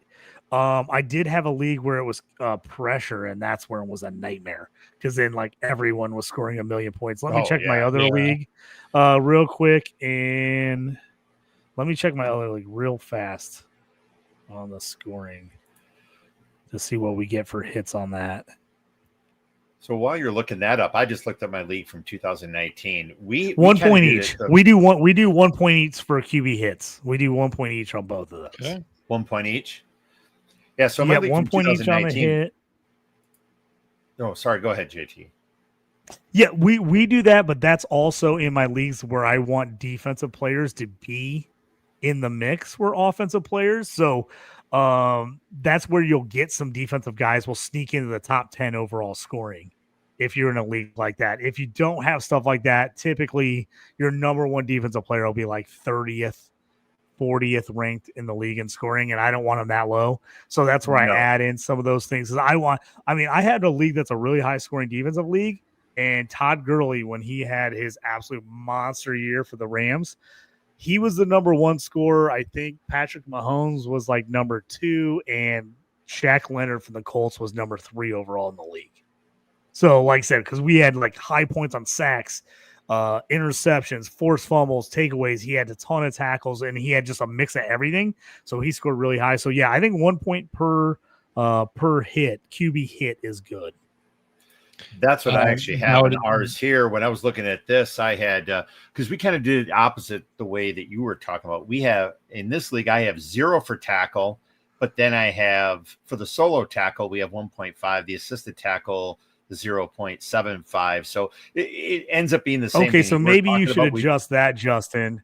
Yeah, it's probably the same, but you could probably make tackle 0 and then make solo and assisted. So make the tackle 0 and then make the solo 1.5 and the assisted 0.75. Yeah, there you go. Because I'm in one league, it's 2 for a full tackle, a solo, and it's a 1.25 for an assist. And then I'm in another one that's like this. That's 1.5 and 7.5. Pass defense. I like to jack that up for the DBs. You'll get linebackers and D linemen that will get their hands up and knock them down, but they'll get a couple years. I like to do the pass defense up a little bit. I like to do it like 4 or 5. It's not as much as a pick, but it does help those guys get thrown at a lot if they do get a hand on the ball. Yeah, that's true. And then some lock people down and they only get 2 or 3 a game. So it's you could have elite defenders score 0 points because they're just not getting thrown to. Yeah, and that's a toughie with defensive backs. If lockdown corners are usually your least best friend in IDP. Yeah, you get the guy the best player on the field. Yeah, they're the best player on the field, but they don't help you in IDP because they don't score at all. Yeah, it's almost like fantasy hockey. Like the guys that are the best defensive guys don't do anything for you. Yeah, you really just you want the not good corner in IDP because they're going to throw the ball to them more. What you really want in IDP, and I will tell people this is a little bit of a secret. What you really want is you want to take a team that has a shutdown corner, and you want to take the guy that plays opposite of him because they're going to throw at him all game. They're absolutely going to throw at him all game. And then that's the guy that's going to get a bunch of tackles and a bunch of pass defense, and he's going to end up falling into some picks just because they throw at him constantly. So especially if you're in a cornerback start league, that's the guy you want. You don't want the guy that's opposite of the shutdown corner, or in reality, the kind of cheat code for start corner leagues are with everyone going to the nickel base or the slot corner. You want to get those slot corners and play them at corner because they play close to the line. They get a lot more tackles in the running game. They're almost playing like a strong safety. So those are the sneaky guys. If you're an IDP, those are the guys you want to get. Well, my last thought on this was, one, I completely agree with you, JT. I want my scoring on IDP to rival anything on offense. I don't want them to be relegated to secondary positions. What's the fun in that? Then you might as well just have kickers and defensive DSTs. Again, your best linebackers, your best defensive backs should be right up there with your best quarterbacks, running backs, and then the final point I think we just proved here is be very careful about stat stacking when it comes to defensive players, because it can get out of hand if you're not careful. Yeah, you're right about that. Yeah, you want them to score points, but you don't want it to where random things are scoring 20 points in one play. And then next thing you know, I remember we had Deion. This is one of the years I had to learn. We had Deion Jones had a monster game for the Falcons. He had like an interception return for a touchdown. He had like a fumble recovery, ran back for like 4. He ended up scoring like 65 points in this one league. And that's when I was like, oh, I need to maybe adjust some of these points just a little. I mean, he had a great game and he should have got good points, but he should have scored like 30 points. not like 65 points. I was like, oh, okay. So I was like, let me adjust this a little bit. But I will say that, especially in IDP, like you said, Jeff, you will have people that are not going to vote for something, even if it's better for the league, because it hurts them, which is why, so I'm like, as long as it's not a major monster, total huge point change, if it's just minor stuff, I just make the change as a commissioner. And I just tell people, hey, I'm doing it for the better of the league. Like, people are not going to vote against their own interests on certain things. That's just the way it is. They're just not. So it's like, as the commission, sometimes you just have to, you just have to make those decisions, as long as they're not like, I usually won't add like positions unless I take like a league vote. Like, hey, should we add one more? So eventually we ended up adding 2 more defensive flex positions and 1 more offensive flex position, as we added 10 more roster spots for our league over the years. And this league's been around over a decade. But eventually we're like, hey, our roster's deep enough. We should be the people that have drafted well and held on to players that have deep rosters should benefit that a little more than the people who never draft defense and trade all their draft picks away. Like, the people that are like stacking a nice big roster should get a little more benefit for that. So we kind of pushed adding in some extra starting spots as people got more comfortable with the league. And as we said, hey, defensive scoring is going up. Be ready. Like, start taking care of your defense. And then we did that as well.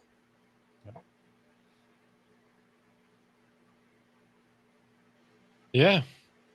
Well, IDP, that was great. Honestly, like, I learned a lot this last hour about IDP in general.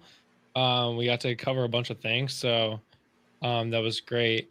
John said, I remember Jay Feely scoring a touchdown in 2010-ish in a league that had a 100-point kicker, touchdown scoring. Some complaints, but nothing changed. John will be on here in very shortly too, so. I have seen some leagues that do some crazy off the wall, like stuff that almost never happens, like points like that. So I have seen that. I have seen some crazy ones. I don't have anything like that in my leagues, even though I like points. I'm a big bonus guy. I want to see like the big play bonuses. I'm like over 100, over 200, over 300 points at something. I want to give you a bonus. I really like the combined yards bonus now that you can get in some sites, where if you do combined rushing and receiving yards, you can get a bonus over 100 if you have combined rushing and receiving. I love that for third down backs. Those guys that get like 8 carries a game, 5 or 6 catches, if they end up getting 102 yards combined, you can throw them 2 bonus points or 3 bonus points for getting over 100 combined yards. So I'm with you on that, though. I love the bonuses. As many points as possible for me. I just remember those early days of fantasy, and like, if you didn't score a touchdown, you scored 0, and it just drove me insane. It just drove me insane. I'm like, this guy had a great game. He didn't have a touchdown. What's the difference? Like, or you didn't get a point unless you got 100 yards rushing or 100 yards receiving. You got 0. So at least we've gone to the point where now we count decimal points, which is nice. We do count points for everything. So I want everything. I want everything that happens to count personally. Well, just remember, Barry Sanders was worthless in fantasy back in those days. Oh, it was wild, man. It was just, I just remember looking at certain players, and I'm just like, this dude had 98 yards, but didn't have a touchdown. This other guy had 3 yards and a touchdown and outscored him. I'm like, are you kidding me? It used to just drive me just bonkers. It's a good thing we've improved, and the sites have improved where we get the points for that kind of stuff. So, and nobody has to do the statistics anymore, which is great. Yeah. So, Jeff, I have realized since I've put my glasses on, because they're blue light blocking, I realize why your eyes are now like hollow. See what you're going. Yeah, I see. You got it going on. It's not a green screen. It's the white screens that you're pulling up on your computer. Because right there is actually a spreadsheet that is. I just noticed that. I was like, whoa, what are those? Yeah, if I put my hands over the spreadsheet, they go away. So and you can kind of see my hands in the reflection of my glasses too. So That's what it is. So what you need is to get the darkening, like the dark mode for your spreadsheets. Or go to contacts, which I'll never be able to do. Or go to contacts. Or just, I guess, take off the glasses. Oh God, now eyes gotta adjust. I mean, I've been going with frozen screens this whole night. So why do I need to see anything? Which is like great, because at the time it goes frozen, like your glasses are like perfect and you can't see the weird marks. So JT, thanks for coming on. Jeff, I will see you again in the near future, because your time has finally officially come to an end. You only owe us $155. It's $155 donated. Well spent, well needed. Yes. I thank everybody who donated during that time so I could match them. We'll see how generous I feel in the morning after about 5 hours of sleep. But everybody have a great night, and I'll see you, Justin, at 8 a.m. JT, it was great speaking with you. Yeah. Jeff, thanks for coming on. JT, thanks for having me, guys. On. Appreciate it. Yeah, see you guys. So I am back here for 24 hours straight. We are in hour 5 of our broadcast here. Just to answer this question, he's probably gone long gone by now, but yes, we are really doing a 24-hour stream to raise money for Extra Life that supports the Children's Miracle Network hospitals. Every penny, every dollar raised here goes directly to the families in need. That goes and pays, for medical bills, for research, for lab equipment, for administrative fees, for doctor fees, for all the things that it takes to run a hospital. That is what we are raising money for. So we are currently at $770 on our $2,000 goal. I'm hoping that, or the $2,000 goals for this fantasy season. I'm hoping to blow that out of the water before the end of this 24 hours. Again, we're only 5 hours in. We have talked to currently 1, 2, 3, 4, 5 different people so far in 5 hours. We have another person coming from across the pond on here next. Then in the later hours at 2 a.m., we'll have Josh Kimmel back on. The boys will be back to talk, to play college football on the PlayStation. We have Adam Rank coming on at 3 a.m. Eastern time. If you know Adam Rank, NFL Network fantasy analyst, he'll be on. We'll be talking about later on after that, we'll be talking about The Last of Us with Zach Attack, FF Chalupa Batman, however you know him, and many, many other people as we go on. We'll have best ball drafts. We'll have rankings. I'll be making breakfast at 5 a.m. We'll have a lot of things going on. So be sure to stick around, donate the money. The links to donate for Extra Life are in the description. And with that being said, John, I hope you're ready. I'm gonna play a quick commercial, and then we will be right back with our next guest. No matter where. Oh no, I already messed it up. I tried to play a commercial. This is not the commercial you wanted. I switched. You know what? No matter where you are, whether shopping at a store or online, dancing with your classmates, or gaming with your friends, everyone has a chance to positively change children's health by supporting their local children's hospital. You can help change kids' health and change the future for all of us. Register at extra-life.org. That's the commercial I was trying to play. Yeah. John, welcome on to the show in hour 5. How are you doing? How are you doing? I'm doing great. It's 6 a.m. over there? Well, my accent fools you. I live in Chicago. I'm from England, as you can well hear. I'm not that good of an impressionist. I'm an American citizen. I've lived here coming up 7 years. I was just talking about this in a work call. My accent doesn't realize I've lived here 7 years. Yeah. But yeah, I live in Chicago. I forget where you are.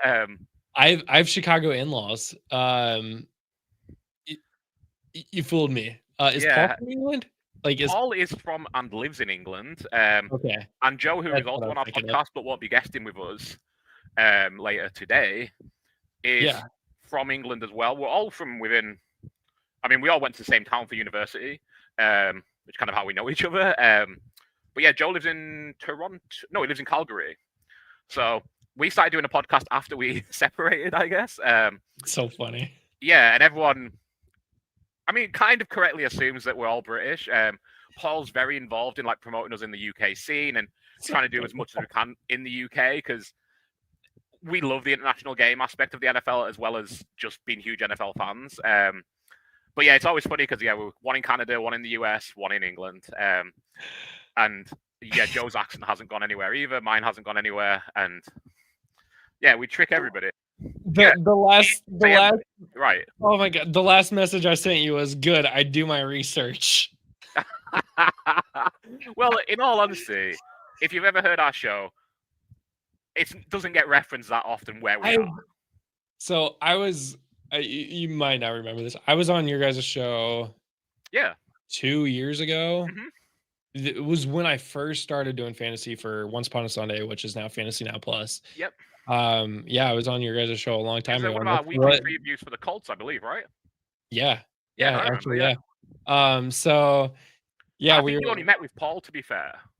I think so. I think I remember rightly. Paul normally records our weekly guest segments for our pick and part. Yeah. Just because it's hard coordinating the time with 3 different time zones with 3 people. So yeah, quite often like me or Joe has to record during the workday because like Paul's 7 hours away from Joe, 6 hours away from me. So yeah, if it ends up being the end of the workday, it's midnight for Paul. So it takes some coordinating. Yeah, so quite often Paul coordinates the guest segment because he's the admin. He does the main hosting. So well, just tell Paul to move over here. I mean, it's it's been said. I think he'd love to, truthfully. It's definitely great over here. Very safe. You won't get probed. We definitely love the foreigners over here. It's totally fine. Yeah. No, yeah, it's great. Okay, so you're from Chicago. Evan earlier was on the show. Actually, that's 6 people. I didn't count Evan earlier. He's also from Chicago. What part of Chicago are you from? Well, that's I should have added the word land to that. I'm from the north of Chicago. Yeah. Where at though? It's a town called Lake Villa, which sounds lovely. Okay. Okay. I do have a beautiful lake view right up there over my balcony, my apartment here. And there's deer there sometimes, so it's not a horrible, but it's not a lovely area. It sounds really nice, Lake Villa, but yeah, yeah, it's just oh, okay. You're a little bit north of actually my mother-in-law. So my mother-in-law is like Palatine, Lake Zurich area. Yeah, we just actually. So like I said, I've lived in the States nearly 7 years now. We first lived just the other side of the Wisconsin border, because that's where my in-laws are.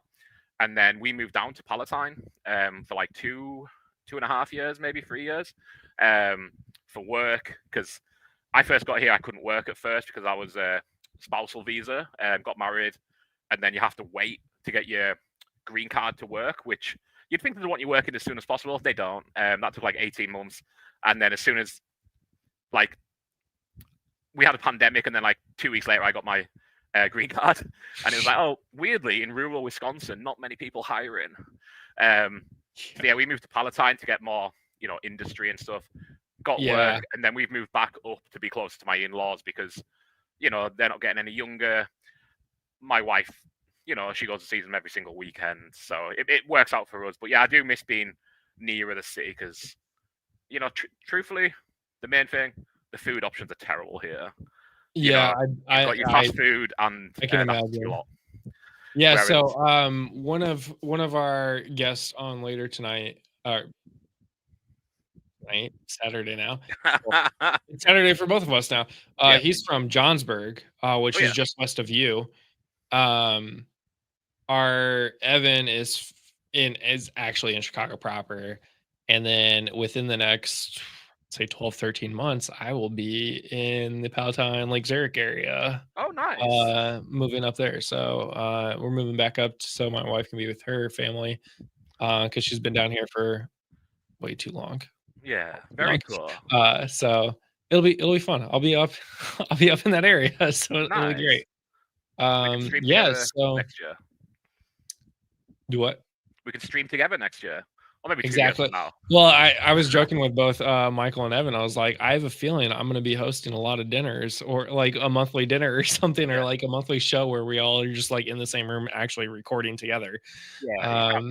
They were like, "Is that an invite for dinner?" Because I mean, I cook. They know I cook, so it's that's funny. Okay, well, not across the pond. Nope, you're not even across Lake Michigan. So, well, actually, hold on. Nope, there's no water in between us. Okay, so we are here to talk about trivia. That is the segment. So I have some trivia questions, and for anybody listening, anybody watching, you can take these. I said I was going to create a Google form and have you do question 1, question 2, and then submit it, and then we'll take everybody's. I forgot to do that. So anybody, I've had a couple things to do today. Like I don't know. I mean, anybody watching right now that wants to play trivia, please come back later at 10 a.m. Eastern. We will do trivia again, and probably a couple more times. But John is going to be the first trivia guest, and he's going to answer all these questions. So I'm actually going to write down your answers, even what you think they are, and I'm not going to tell you if they're right or wrong. So I might actually. I'm going to sleep tonight. Jesus.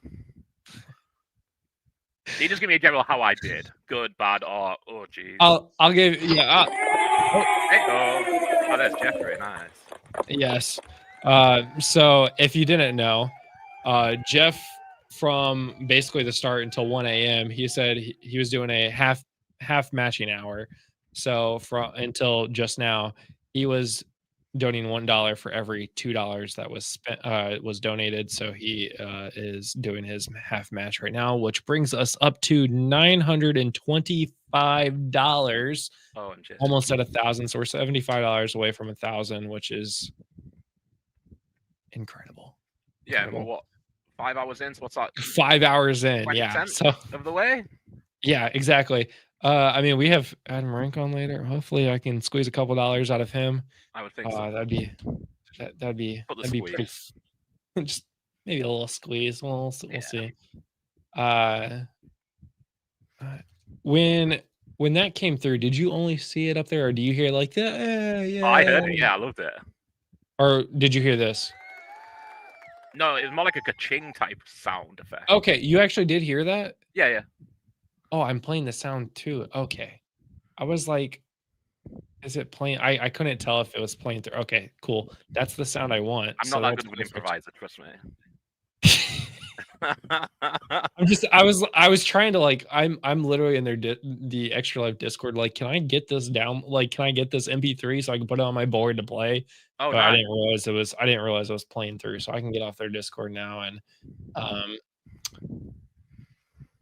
Joe handles our soundboard as limited as it is, and it blows my mind every time because I am very much not a producery person. I don't really know why they have me on the podcast. Like, I know what I'm talking about, but like they do all the work behind the scenes. They get guests, they do the graphics, they do the editing, and I just come and talk football. I love it. So you're the Josh of our show, whereas I will go get the guests, I will do the producing, I will do the visuals. All of this is me. I have some cool sounds. We'll see if we get into any of these sounds. I have 5 pages of sounds. 2 of them are for my wife's podcast, though. So I have like 3 pages. Those are off limits, right? Yeah. I don't think they fit for us. So, like, do you watch RuPaul's Drag Race at all? Not really, but I'm aware of it and like aware of some of the memes around it, certainly. So there's some like. Nope, you didn't. Yeah, very faintly. Like, there's some good ones in here. And then the other ones are like their intro music. Anyways, I forgot some of these are Jeopardy music that I have set up for a game later and earlier today. So yeah, we've been playing Jeopardy as well, and I have a Jeopardy game later at 4 p.m. Okay. Question. Oh yeah, okay, just knocked over. Trivia. We're here to play trivia. So we will have 1, 2, 3, 4 rounds, and then there will be a final question where you get to bid your money or your points. So I guess you will have to know your point total at the end. So there are 4 rounds. The first round is all worth 1 point. The second round, they're worth 2 points, 3 points, 4 points, and then you bid. Okay. So first question here. What year did ESPN launch its fantasy football platform? Oh, that is a great question. I'm starting off hard. Yeah, I started playing, I think, like 2007, which is way too long ago. I don't know if they had like a magazine platform. I'm going to presume it's an internet platform, and I'm going to say 1998. Okay. We'll go over the answers at the end of this round. Nice. Yeah, which player was the consensus #1 overall pick in most drafts in 2012, but missed the entire season due to injury? Ooh.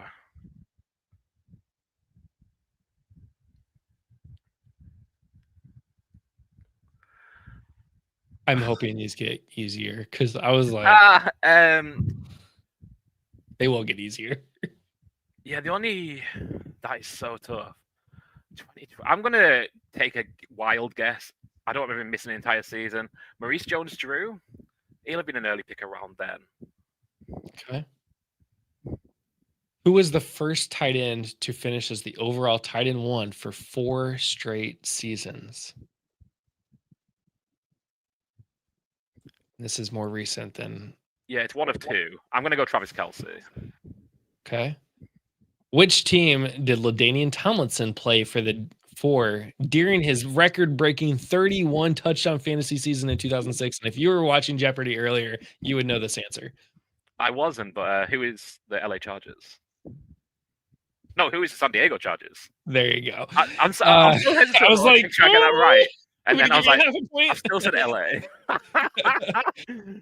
What was the original name for fantasy football when it was invented in 1962?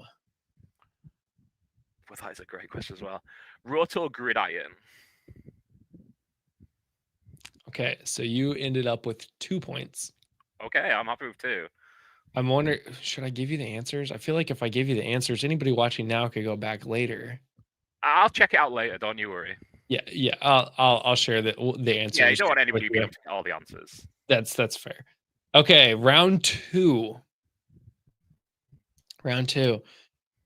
Who holds the record for most fantasy points in a single game by a quarterback in standard scoring? I was thinking of a Christmas Day running back. Quarterback. Yeah, you were thinking Alvin Kamara. I was thinking Alvin Kamara. Doug Martin had a huge one. Doug Martin scored more than Alvin Kamara. He had like 60 points. Did he? I remember that game. I think that... Yeah, I had a lot of Doug Martin early in his career. I love the muscle hamster, as he was known. Very forgotten. Michael Vick. By the way. Michael Vick, okay. Against Washington, I think, for Philly. He had that. Oh, you're going for the extra points there. Which wide receiver had a 99-yard touchdown reception in 2011 and again in 2018? So a little bit of longevity there. Yeah. Thinking of years in the league, I think it's only one of 2. I'll go Antonio Brown. Okay. In PPR scoring, which running back led all players in receptions in 2019? 2019. It's not that long ago, but it's annoying enough. Christian McCaffrey? Which running back exploded in 2020 with over 2,000 all-purpose yards and 20 touchdowns? Sophomore running back. Which sophomore running back in 2000? Oh, a sophomore. So 2019. I'll give you that.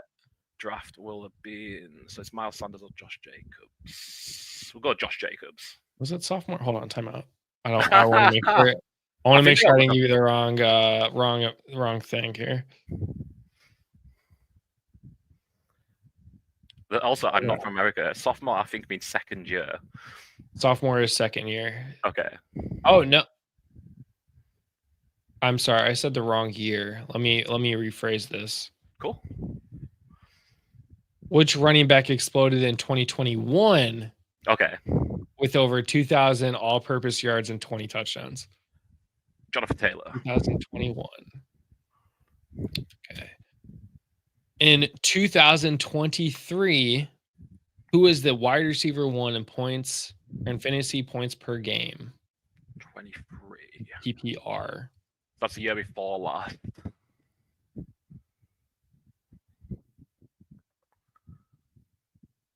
I don't think Justin Jefferson's ever finished number 1. But who would have? Jamar Chase was 2024. CeeDee Lamb? Okay, so you got 2 of the 5 questions correct. You have 4 points off of that section and give you 6 total points. These are a little hard. I'm reading like, duh, come on. And I'm reading the answers. So, Yeah. Okay, round 3. We'll be right after this break.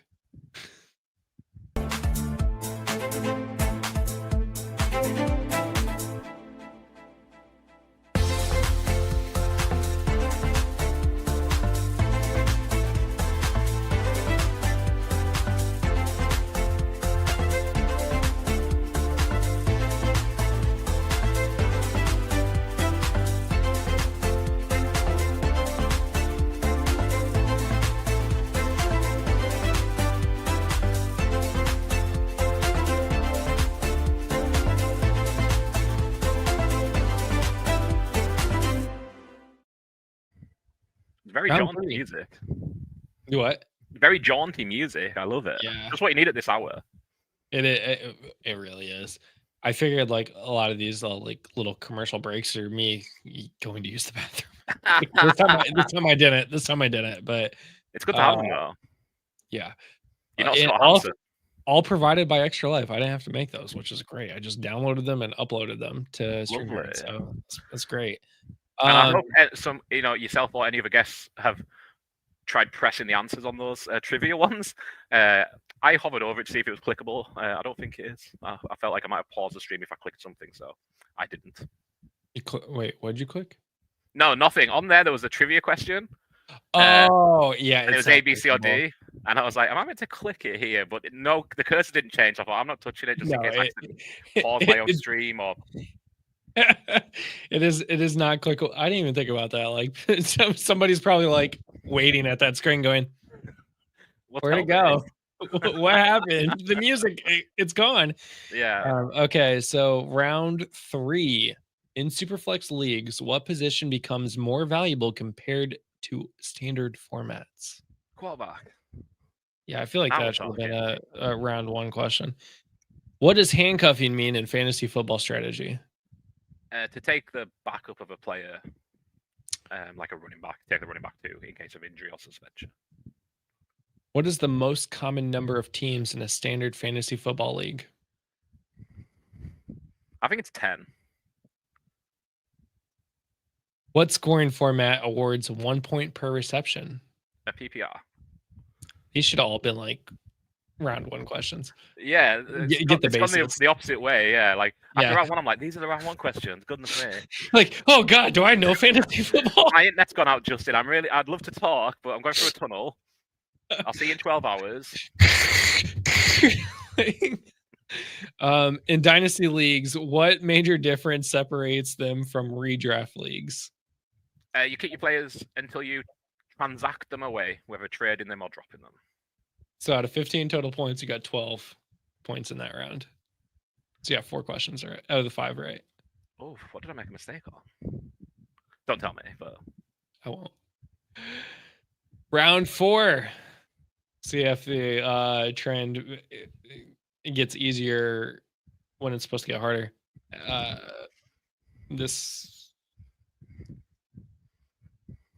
Oh, hold on 1 second. Time out. I thought I looked this question up and it's wrong again. Okay, I forgot to change the answer. I may have used ChatGPT to help me out on some of this, so I forgot to change the answer. I changed the question, but I forgot to change the answer. Okay, got it correct now. First question: What TV show featured a group of friends in a long-running fantasy football league? The League. Which NFL analyst is known for his fantasy-focused football podcast and work with ESPN? Matthew Berry? Used to be. What? Yeah, I'm sticking with Berry, but I kind of feel like I've missed a trick on that. Okay. What former NFL player once drafted Andrew Luck in 2020 after he had retired on a live fantasy podcast? I have no recollection of this happening. So a current at the time NFL player, or maybe current now. Former, yeah, very former NFL player, then Okay. drafted Andrew Luck in 2020. Michael Irvin? I have no recollection of this at all. Which actor from Parks and Recreation is a known fantasy football superfan and hosts leagues with NFL players? Nick Offerman? And what is the name of the of the major charity fantasy football league started by Scott Fish? The Scott Fish Bowl. I should have changed that to be Super League instead of Wearing one of my Scott Fish shirts. Well, it's actually a Fantasy Cares Eliminator shirt today, but it's all in the Fantasy Cares Scott Fish Bowl realm. Yeah. So you ended that round with 16 points. You got one question wrong. And what? Only one question wrong? You only got one question wrong in that category. Threw me there because I was like, oh, I think I only got one right, and yeah, I'll take that. You got four. You got 4 of the 5 right. Okay, and then for some reason this is not calculating that number. Okay, so we gotta do some quick editing of. Okay, here we go. You have 34 points to bid. 34 total points, if I'm doing my math right here. Yep, I am. It definitely got easier as we went on. I feel like I definitely did not set this up correctly, but that's fine. So you get to bid 34 points on your final question. What would you like to bid? Okay, I'm not even going to ask if this is more of a round 4 question, round 1 question. Don't give me any hints. I'm just going to go F it. Go big, go home, right? Let's go 34. You're going with all 34 points. Yeah. And now the real question is, can I go and find my freaking question? Where'd it go? If it's about what league is awards 1 point per card, I'm happy with that. If you want to just refresh some of the old ones. I can do that. I just realized I never actually wrote down my. Hold on. I love it.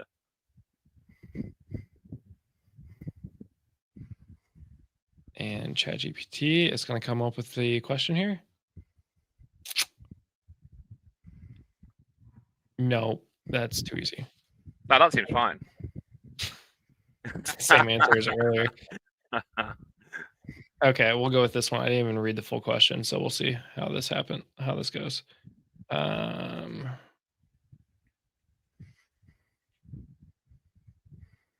Did you hear what I just said? I heard you say we'll go see how it goes, but okay, good. You didn't hear the actual answer because I whispered the actual answer. Oh, okay. No. In the modern fantasy football era, post 2000, which wide receiver posted the highest single season PPR point total without scoring double-digit touchdowns? And what year did it happen? I wish I had not staked 34 points. Is what happened. Okay, get the player correct. I'll drop the in what year did it happen because that is even harder. Okay. I'm gonna go with one of my all-time favorite player. To be fair, I'm a Cowboys fan, but non-Cowboy. Tony Romo's my all-time favorite player. I'm gonna go Julio Jones because he had monster seasons where he didn't score many touchdowns. I'll take a guess at it being 2012. Because again, Julio Jones is like my first round pick for what felt like the first 10 years I played fantasy. Maybe not the first 10, but 10 of the my favorite years of playing fantasy. So yeah, I'll go Julio Jones and yeah, 20. I don't know what year I said. 2012. I won't count I took out the year question, but great that you guessed it. I'm not gonna tell you your total point score because that'd be obvious if you got the question right. I will DM you all the answers so you at least know how wonderful, you yeah. did. But yeah, no, that was I definitely messed up on the order. Like it got easier as we went on, so this will be very interesting. I almost want to like flip it and then change your score, but yeah. Well, I'm going to stake 100% of my score regardless. If you do want to flip it, you know, I'll let you work it out that way. Obviously, I'm saying it as if I have any say in the matter. This is your show. You do as you please. Damn straight it is. Yeah. Let's see. Let's just play around. See what it does here. If I flip your score around, because it obviously got harder or easier. It very much did. That first, I still love that first question. I'm looking forward to seeing the actual answer of the first year ESPN had fantasy football, because that is something I've never considered. You actually did pretty similar in the score because of it. Like you would have had 26. You'd had 26 points instead of 34 points. Yeah. I think I'm gonna go that route. I think that makes more sense. Yeah. It makes more sense. It might be better for you in the long run too. We'll see. Yeah, well, that's trivia. Obviously, I mean, you got 25 more minutes on this show. So, tell me what are you guys working on over at Don't Tell Me. Good leagues win, great leagues cover. So close. Good teams win, great teams cover. Teams, not leagues. Yeah, of course. Somebody actually wrote a book called that and threatened to sue us, which was hilarious. We just ignored their email because, well, I say we. Paul ignored their email because Paul is the admin guy, and that's what he has to do. Yeah, wild. Oh my god. Yeah. So our big thing. That's insane. That's hilarious. I was dying laughing. I was like, "What are you going to reply?" He's like, "I'm just not going to reply because like he's more sensible than I. I would have, got ChatGPT to drop a cease and desist against him or something." But yeah, we just kind of left it be, and we haven't heard since. That was like 2 years ago, so I can't think he's that bothered. But very funny that I don't know if he has like a Google. It's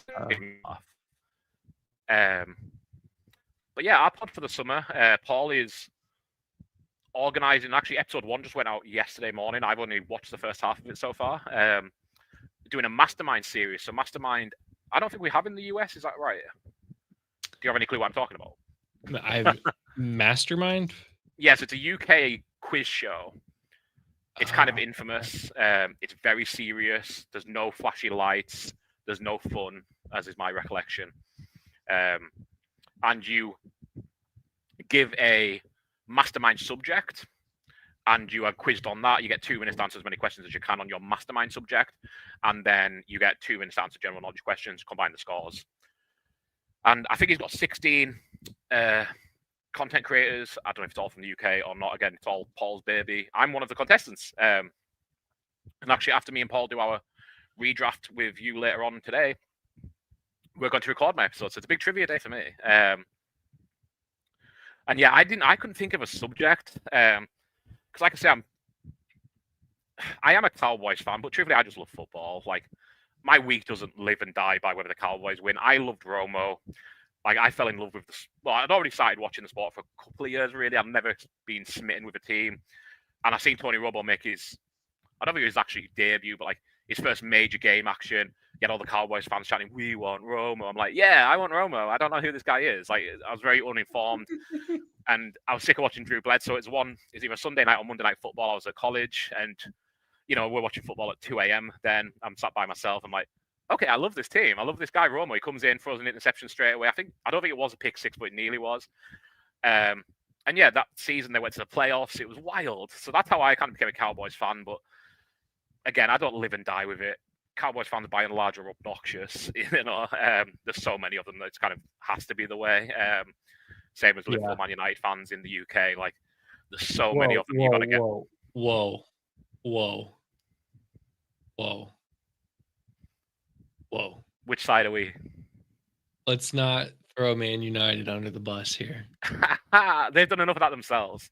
They have recently. You are absolutely correct, and it's really annoying. I bet, yeah. Paul's a Man so U fan annoying. as well, so I get to take my shots at Paul. Don't you worry.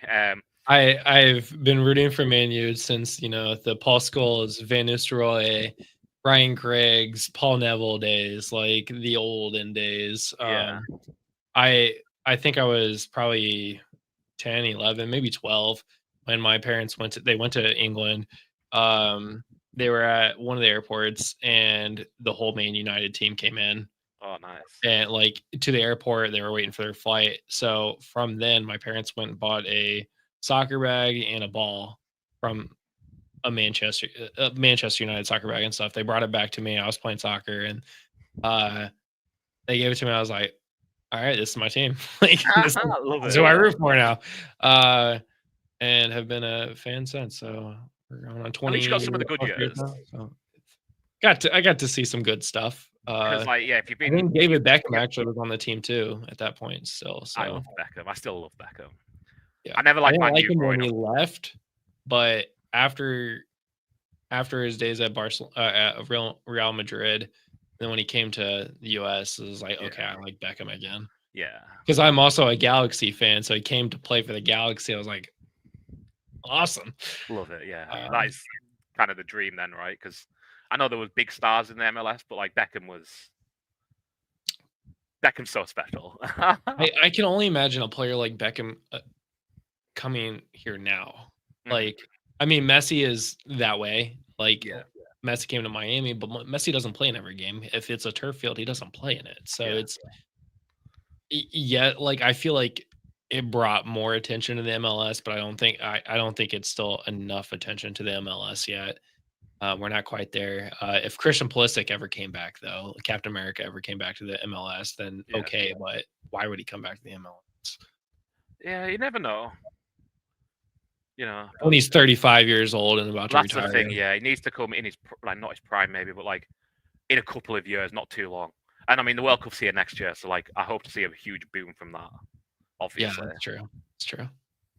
Anyway, we got way sidetracked here. Yeah, I honestly don't know why. This is now a fantasy football podcast, right? I mean, yeah, not football. I'll tie them together. Yeah.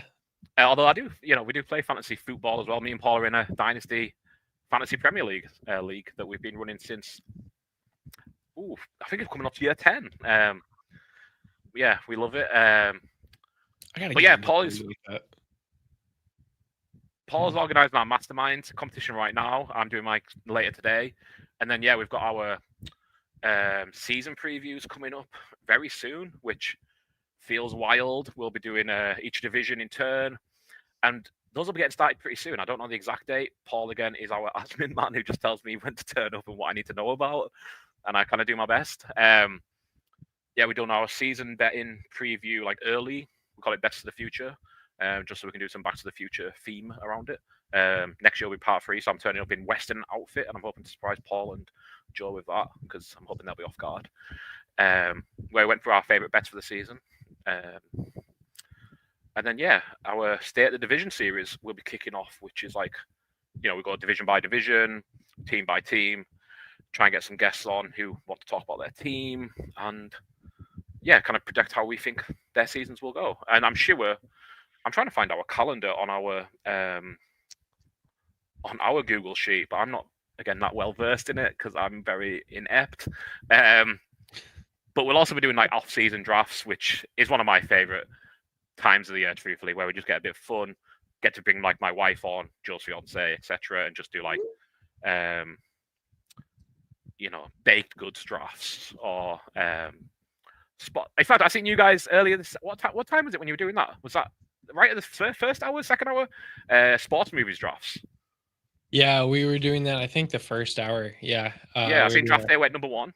Yeah. Draft day went number 1.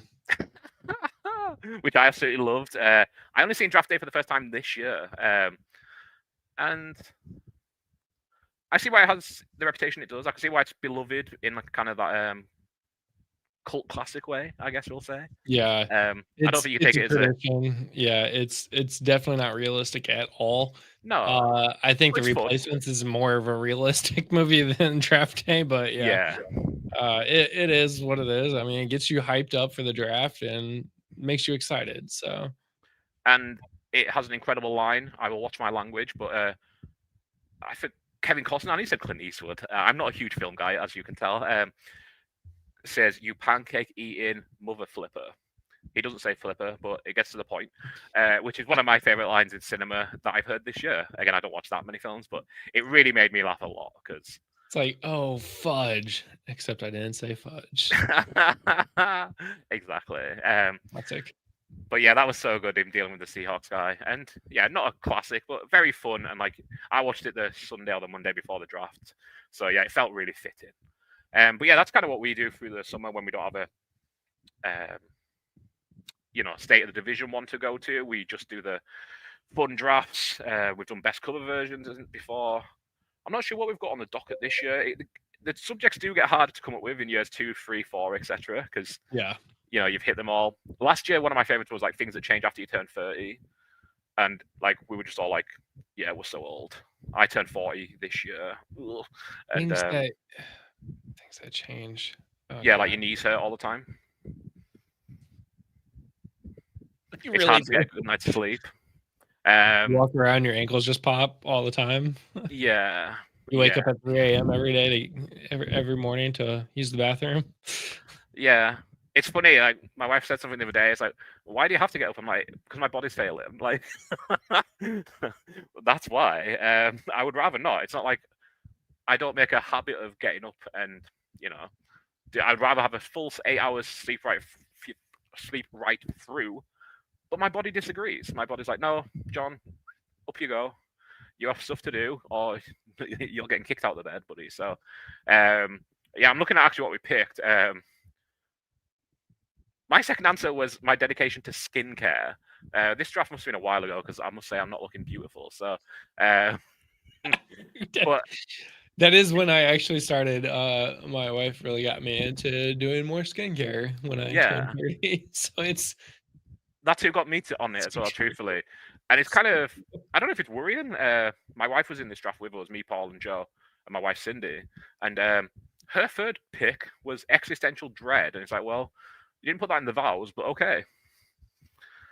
I'm glad that changed once we got married. That went in there. So, yeah, it was a fun draft. I'm not going to look up all of our drafts because I can sit here and blabber all day. And if you've never been... Actually, we got a shout out on another podcast for one of our drafts recently. Was if you've never been to the UK, you won't know this brand, but Greggs is a bakery in the UK, and it's cheap and cheerful. In the northern towns where people are poorer, there's one every 500 feet. It is, and there's nothing like that in the US. It bugs me every day. Well, maybe not every day, but every week I think like, oh, I'd love to get a Greggs, and I just can't. It's like sausage rolls, where it's like sausage meat and pastry. It's been 27 years since I've been to the UK. Oh wow! I mean, I went when I was a kid. I remember very few things, but yeah, I think I was 6 or 7. I think. Yeah, I wouldn't expect you to remember a Greggs in that period of time. I barely remember London. Like, I remember a lot of castles in London. Like, that's it.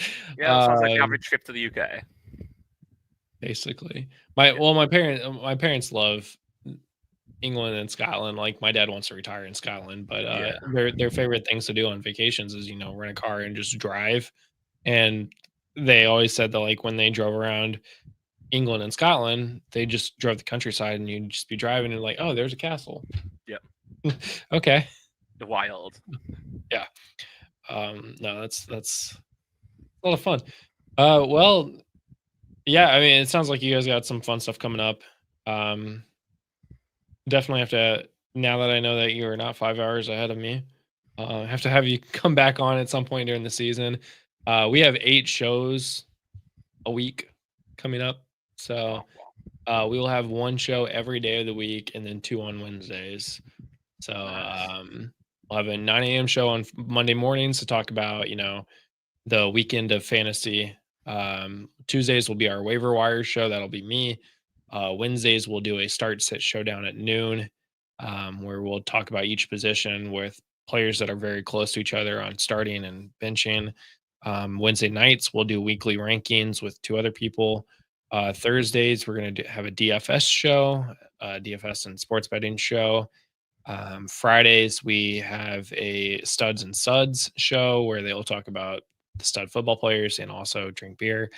And then Saturdays will be a dynasty show. And then Sundays, right after they announce the injury reports, I will be doing a cooking and fantasy show. So I'll be in my kitchen cooking and answering start sets questions. Love it. It'll be fun. We got a lot of content coming soon. So yeah, that's actually one thing we're poking our toe in this year. I can't believe I forgot to mention it. Is we're going to do some fantasy this year. Like I say, I've played fantasy forever.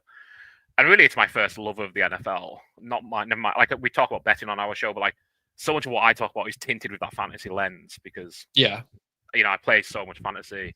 I couldn't tell you how many fantasy leagues I'm in on a yearly basis. I definitely shouldn't if my wife's in earshot. And yeah, that's something we're gonna, double up on shows this year. Is at least have at least one fantasy show in there. I don't know exactly how, but yeah, I mean, I would certainly love to pop on anytime you need somebody.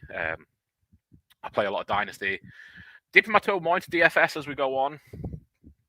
I'm not much of a best ball bro in the summer. I do a couple of them, but I'm certainly not maxing out the, underdog milli makers or anything like that as much as I would love to. Yeah. I have stayed away as much as possible from getting into a million best ball leagues because I feel like you just can. And I do my best to trying to limit that. You are in Super League, right? I don't actually know. I presume so. But truthfully, I signed up for that many charity leagues that I lose track. If I'm not, please sign me up and send me the form if I need to send something in. Yeah, I'm looking now. Hold on. That's one of my favorite little things I've started doing the last few years as well is taking projections from Mike Clay and then doing the Excel work to put them into these weird scoring formats. I'm not sure what the Super League scoring format is, if there's anything wacky, but as you see again, we have some fun scoring. I will say fun scoring. We actually covered them a little bit earlier. I think at the top of the hour. I mean, it's a lot of like normal scoring, but I have bonuses. Passing touchdowns are 6 points instead of the normal 4 as of lately. We'll add kickers, and they're actually going to be.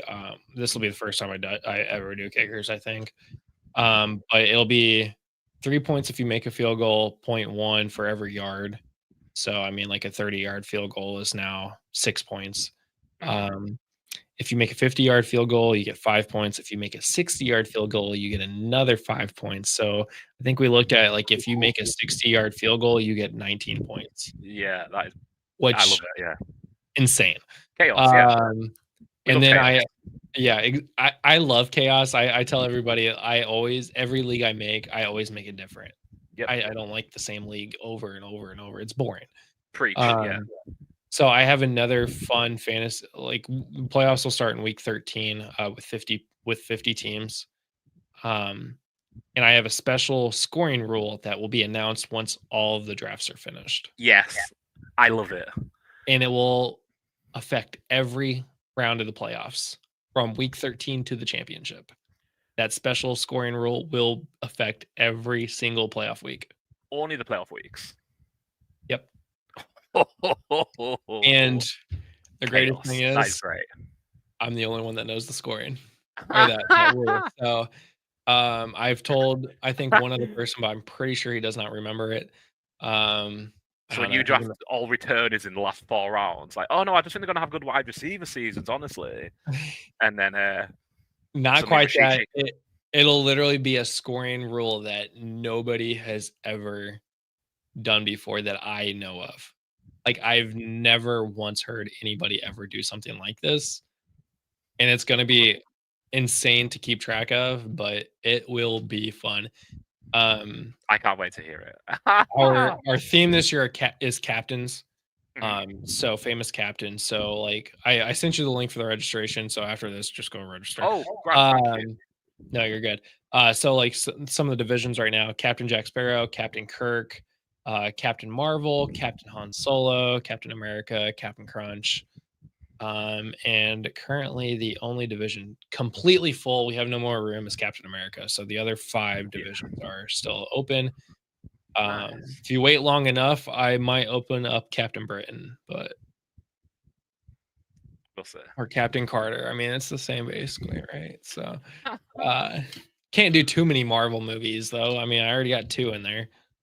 This is where I embarrass myself and say I've never seen a single Marvel movie. Well, I won't even add Captain Britain then. Yeah, I don't know who Captain Britain is. I know who Captain America is. That's reached my ignorant brain. Captain Britain is so Peggy Carter is like Steve Rogers' like love interest back in the 40s, and she's British, but she like is in the US military and stuff like that. So in an alternate universe, Steve Rogers dies like before he gets injected with the super serum. Like at the time when he's about to get injected, Hydra kills him. They steal the stuff, all that. So because he's dead, Peggy Carter jumps in, gets the super serum, and then becomes Captain Britain instead of Captain America. So finally, this Marvel stuff's appealing to me. We have a British character. So if it appeals, go watch What If on Disney Plus. It's one of the episodes in What If. It talks about it, and then she actually comes back into some other things as well, including she's in, I think she's in season 2 of What If also, and then she is in Doctor Strange Multiverse of Madness. I've not seen that. That one does appeal though. That's another Brit, right? It's like a horror movie. I mean, it's not a horror movie, but it's like the most horror Marvel movie ever. Yeah. Is that Benedict Cumberbatch? Have I invented that? Yeah. Oh yeah, I like Benedict Cumberbatch. I don't know him that much, but he's a very.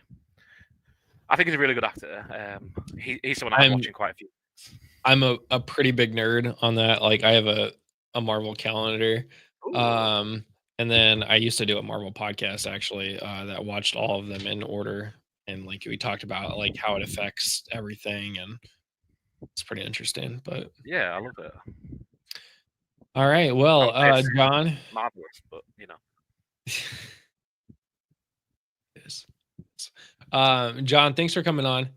I will see you again in 12 hours. In 12 hours at 2 p.m. Eastern. 1 p.m. for you. Yeah, I will. Yeah, I'll 7 p.m. for you. Paul. And 7 p.m. for Paul. I will see you and Paul again at 2 p.m. where we will redraft the 2021. Indeed. NFL draft. Yeah, and then is it just gonna be the 3 of us? It is just 3 of us, yes. Okay, and then we will all just have our own separate teams, right? Yep. So someone will pick 1 and 4 and 7 and 10. We haven't done the order yet. We can either do it when we start, or we can do it whenever you'd like, really. We'll just do a 100-yard rush, and whoever gets 1 will pick first. Perfect. No, I love it. This is the one segment that I was just like, hands off. You guys do what you're gonna do, and I will play along. I could set up the 100-yard dash though. Yeah, you do that. I'll probably remember that at like 155. Well, if we have to do it live on the stream, that's absolutely fine. Well, we 100% are going to do it live on screen. All right, John, thanks for coming on, and I will talk to you in 12 hours. Cool, man. You keep well. Yeah.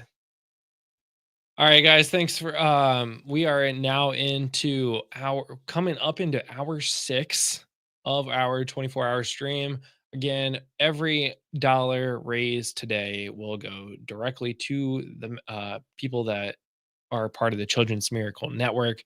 We'll see how much I continue to say the same thing over and over again. But yeah, all of that is going for research, for labs, for administrative fees, for doctor visits, for everything like that. There are over 36 million visits every year for 12 million families. So 12 million kids are being seen at least 36 million times.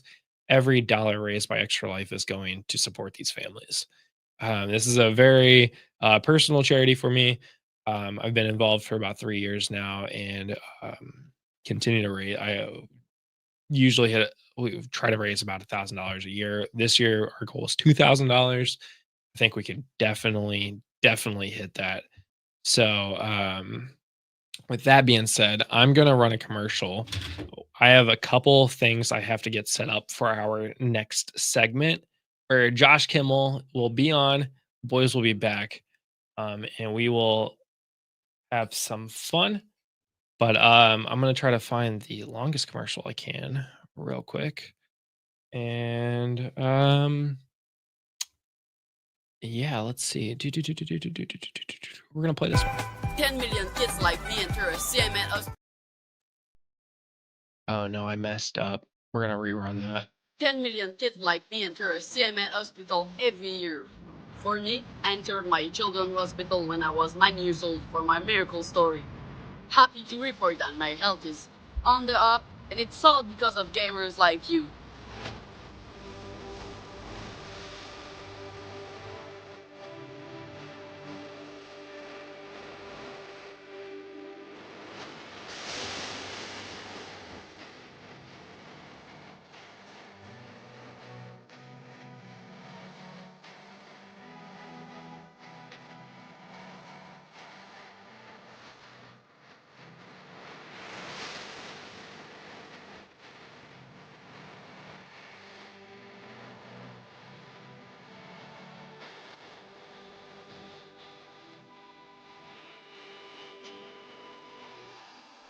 My name is Tara. I stream on Twitch, and I did Extra Life last year, and I raised $5,000 for Children's Hospital of Omaha. I wanted to raise it for people that couldn't afford to go there, because I know not everybody can afford to go to a hospital, especially if something comes up like randomly.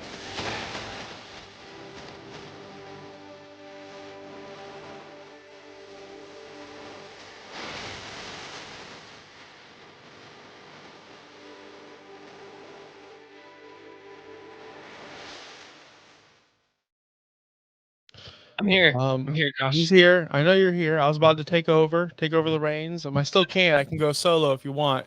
I'm up. I'm here. It's 2 a.m. If you see this, I'm tired, but hey, I'm here for the brand, for my peoples. I'm about to put 60 points up on Justin Bowerly. Wow. Embarrass him in front of the nation. Dude, I am Okay. so tired, but I'm going to whoop Okay. your ACE. Guys, It's back on. This is back on. We're here. Okay. we went from a listen. I'm sure. Look, I'm gonna be honest with you. I fell asleep around 8:30, 9 o'clock. That's Just fair. watching. I'm sure everybody was awesome today, but I'm about to blow everyone's mind when I blow Oh, this you kid are, okay. out of the water. Listen, I haven't played college football 25 in months. I don't even know what team I'm gonna be. But I'm glad. I'm invited on the show. I'm glad that one of the founders of this show has got the 2 a.m. slot. And I just want to say something real quick while Justin's setting up. This is now serious conversation. Brian Rockwood, Jeff Chris, Pudge, Evan Sather, apologize, Evan. Michael Flores, Jacob Mummert, Topher Kurt, Will Urion, I apologize. And Sean Evans, of course. Thank all of you who believed and joined the team and continue to put out content for us, for the channel. We appreciate you. We're not even to the season yet. And the growth on this channel has been tremendous. And we're able to do this 24-hour stream because of people like you who believed in us and our vision and our goal. And seriously, truly appreciate every one of you, even though I don't interact with every single one of you all the time because, Discord is hard for old people like me. It really, really is. I'll get DMs and I'm like, oh, that was like 2 days ago. I don't know how to answer that. Sorry, guys. But I really appreciate every single one of you, especially Sean, right? Making me money, bro. I can afford my groceries for my family now tomorrow. So I'm excited. Go Pacers. Go. I bet the under on some guys, Kevin Hart's points. So go for him. And I also threw the Red Sox in. So I can't give Sean all the credit. No one can hear you, Justin, but it's fine. Yeah, no one. I cannot hear. No one can. But don't worry. I'm here. I'm up. I'm awake. I got my coffee. So I got round 1 here, and then the backup for the second hour that I'm on. We will be having You on. can hear me. Oh, there you go. Yeah, I hear you. I hear you. Look at that. We're gonna have on a huge guest after this. So stay tuned. I know you might not be a fan of people playing video games on stream, but I promise you're gonna have a blast. It'll be fine, guys. When I You guys are gonna be crushed, fun. and I crushed this man like a grape. We used to play in a league when this game first came out, and it's safe to say, two of us were highly tiered, and the other 2 were not. And Justin was one of the highly tiered ones. He actually beat me once, I believe. That. Jacob was the punching bag of the league. It was fun. I love Jacob. No, just kidding. I don't know. I can't remember if Jacob was good or not. Was he good? He was good. Yeah, I mean, he was pretty good. Yeah, I'd say he was good. Jacob's good.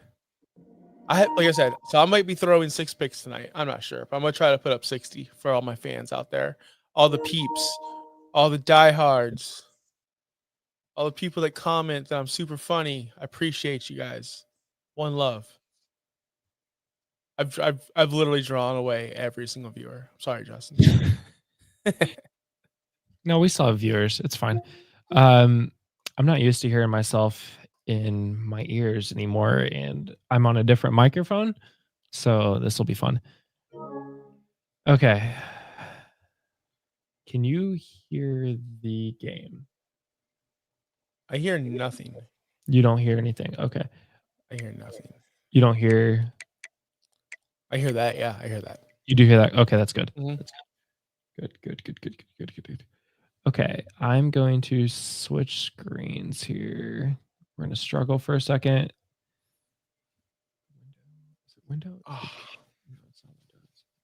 Can you believe I won $98 last night? I woke up. That's how I bet people. That's how I gamble. I don't watch sports. I just make the bets. I wake up in the morning and go, all right, I won. Let's go. That's right. Follow Sean. Follow Sean Evans, man. He hit tilted. Yeah, for real. Freaking putting out bangers after bangers after bangers. Yeah, 6 for 6 over the last 3 days. That's impressive. He has made both of us money. And the thing that annoys me is the games that like. Hey, change that accelerated clock to 10 seconds, man. I ain't doing this 20-second runoff. Yeah. I can't score 60 if you run off the clock, Justin. I see what you're doing. Wait, is this what I need to do? Yeah, I don't do it. You usually invite me. I know I do. So we'll see how this goes. Oh, don't give away my PlayStation name. Oh, now everyone's gonna add me. Now I'm gonna have 10,000 friend requests. Join.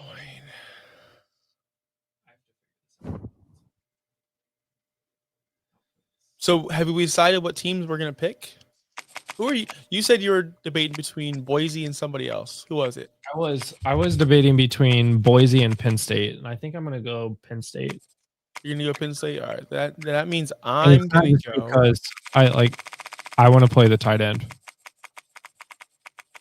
I just want to prove everybody that he's good.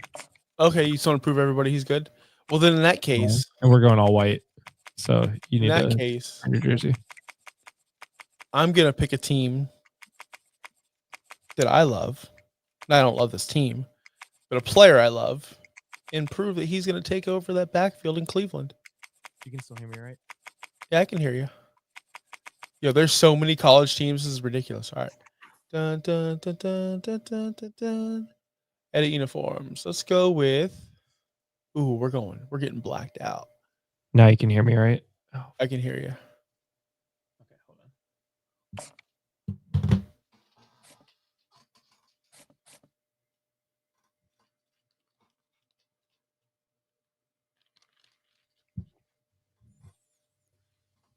on. Listen. Dylan Sampson. Oh, that's loud. The Beaver Stadium, nestled in Bucolic State College and home of the Penn State. Is it really loud? To me, it is. But I don't. When I play video games, guys, I don't listen to the announcers. I've been playing these games for 25 years, and it's the same dialogue for 25 years. I turn these guys off. Meeting head to head where one team will try to make a resonating statement. As we see the number 7 team in the country, the Tennessee Volunteers, taking on the 3rd-ranked team in the land, the Penn State. Yeah, you need to change your master volume. Yeah, sorry. As always, by David Pollock and Can't do anything till obviously these guys are. Yeah.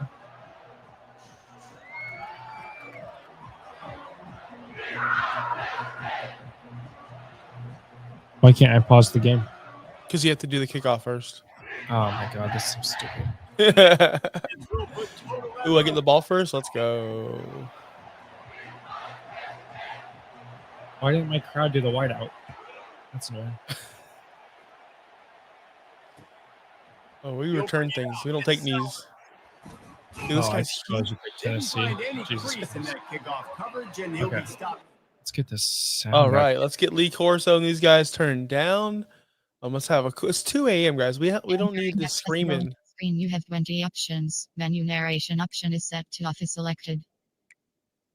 There we go. Field. Yeah. Oh, gotta wait on you now. You're not paying attention to my screen, are you? Yeah. You little son of a. I will say that the volume is extremely loud, but it's fine. If anyone in the chat can tell me how loud the volume is. Oh, I forgot how stupid this is with the. I'm rattled. Dylan Sampson, what a stud, dude. I'm gonna tell everybody right now. He's gonna be fantasy relevant, whether you like it or not. It's not gonna be a one running back system there in Cleveland. I am so excited for him. And I'm excited to add him to all of my teams. I'm getting him late 2nd round in rookies. It's crazy. I'm really annoyed that we practiced you not looking at my screen, and now you're just looking at my screen. I'm not looking at your screen. I'm looking this way. I'm looking right here. I don't know what to tell you. I'm not looking at your screen. Do you see my eyes? Look in my eyes. What do you see? I don't know. I can't see your eyes. Dark. The cult of. Am I dark? It is 2 a.m. This is probably the best lighting you've ever had in your life.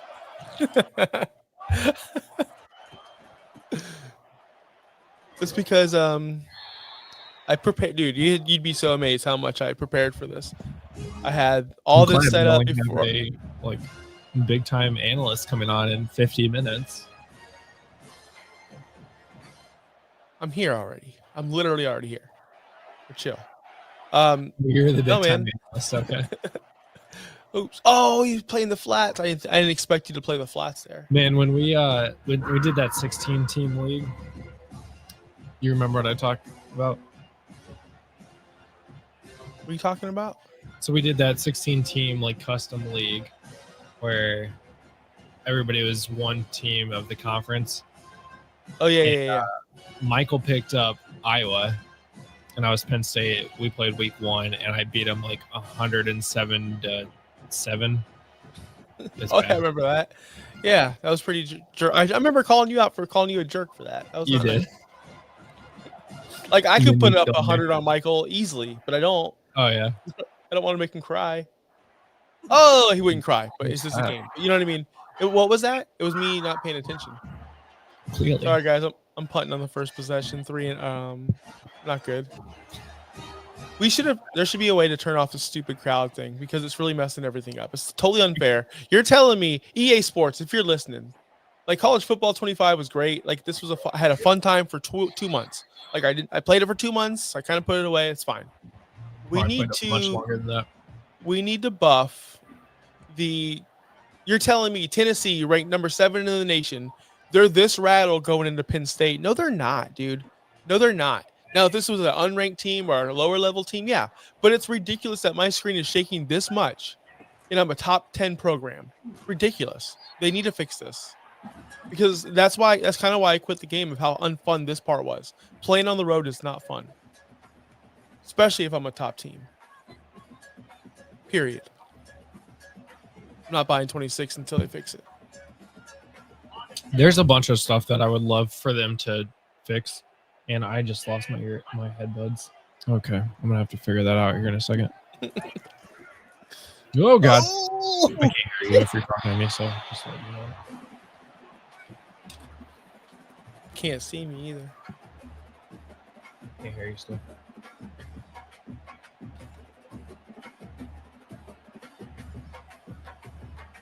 My headbuds died. Okay, I can hear you, I think. You can hear me now? Yeah, I have headphones on now. Well, yeah, I'm 6-hour gonna live charge stream, my- bro. You gotta charge it. You should have had backup. I have 2 pairs of AirPods, but my AirPods are being really annoying today. Oh God, that was terrible. All right, we're actually gonna play the game now. So, Oh, I've been playing said defense. oh, I haven't. Oh, no, I'm not looking. I'm not looking if you're doing it. Don't even. Are you really going for it? Are you really going for it on 4th down? This is what we're I don't doing. know. Am I or am I punting it? Maybe I learned that fake out.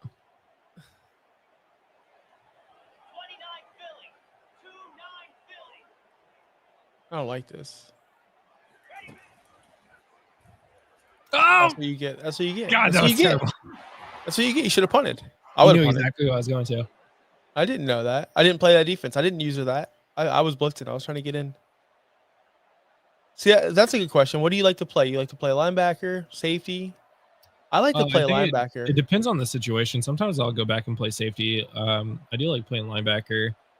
A lot of the times I like to play linebacker in the zone. But my default is always just go play edge rusher. Edge rusher. Oh, I like to play DT because I can hit that stick real quick and do that shed. For some reason, I've always been good at that. Yeah. I mean, it's not that hard. I mean, I act like it's such a difficult. I'm so good at hitting that right joystick. But I have the timing down, man. What? Oh, you got me. Dylan Sampson with that vision. I wish he did not go to a team that drafted Judkins. No, I'm fine with it, man. I really am. In a world where everyone has 2 running backs, it's fine. Yeah, but it's usually not 2 rookie running backs. That's the problem. That makes it even better. Does it? Yeah, I think so. Because now him and Judkins are on the same playing level. Like it doesn't matter where you're drafted. In the end of the day, Amon-Ra St. Brown wasn't a 1st-round pick. Well, no, there was Tyreek Hill. Well, but my point is Jameson Williams was. But guess who's the #1 receiver? Oh, okay. Don't matter. Well, we're talking about wide receivers, not running backs. Well, I guess we are. Or we're talking about running backs, not wide receivers. I'd like to know where. I'm not an NFL draft expert, of course. But I'd like to know where Rachaad White was drafted compared to like a Bucky Irvin. See if like teams do care about draft capital, because that's something we don't. I guess we do discuss it because people like follow the draft, follow the money, but really follow the talent. Like I don't know. I don't put that much stock into that crap. Oh. Yeah, I'm going. Dang it. I think we do get stuck in a follow the draft capital. Oh, he was drafted this high, so he must be better. That's ridiculous. That's ridiculous. Oh, crap. I'm going R1 over the middle, guys. Just kidding. Wanted to clear that I out. hate when you try to switch and it goes to the wrong freaking player. That's annoying. Also, I'm Oliva is a phenomenal name for somebody that had to leave Tennessee because they didn't want him anymore. Oh, they don't want him anymore? He's at UCLA now. Oh. Well, he said he was going to hold out. Also, I thought you were kicking a field goal. He was going to sit out because they didn't pay him what he thought he was worth in NIL money. He wanted more money. And then Tennessee was just like, no. And then no college team wanted him. He bluffed saying that like Oregon was going to pay him X amount of money. And Oregon was like, no, we're not. And then he ended up having to take like half of what he could have made at Tennessee had he just signed a deal. and now he's at UCLA. I can't stand that. I don't want to get off on my soapbox. Oh crap! I don't want to get on my soapbox of why I don't watch college football anymore. I think college football has gotten 10,000 times worse than when I was a kid. It's NIL, and it's all these people. Yeah. Like, I don't. You're telling me that Texas is in the SEC or whatever. Like, I remember when conferences mattered, regions mattered. Yeah, I agree. NIL was a great concept. Poor execution of it. Like, teams should not just like, if you're gonna, you need to put a cap on it or whatever, and like they didn't, and it's gotten so bad from the start. I'm all for the college athlete getting paid. I've always been for that, right? But I don't like how it's become what it's become. It's turned me off as a fan of sports. I just can't. I can't get invested when the quarterback for Tennessee this year is here, and the next year he's playing for Oregon. The next year he's playing for Notre Dame. Like, come on, it's like the argument with college basketball is like, you can't root for these kids because they were going in and out Kentucky, right? One and done, so it's hard to follow them. Now college football is like that. It's hard to follow these kids, and it's hard to root for a team, and it's hard to get invested. Yeah.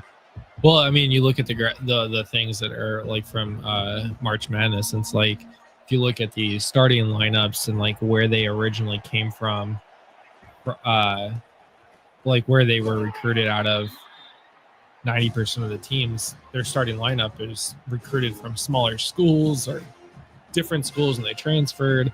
And I think it was like only Purdue, 9 of their 10 players on their in their lineup was recruited by Purdue. They only had 1 transfer student, and you just don't see that anymore. It's everybody's transferring which is okay. I mean, like, sometimes just the school that initially recruited you wasn't a good fit, or the coach left and it is no longer a good fit, and you need to go where it's a good fit. But when the players are leaving just to go make an extra $500,000 when they're in college, like, I feel like that's crazy.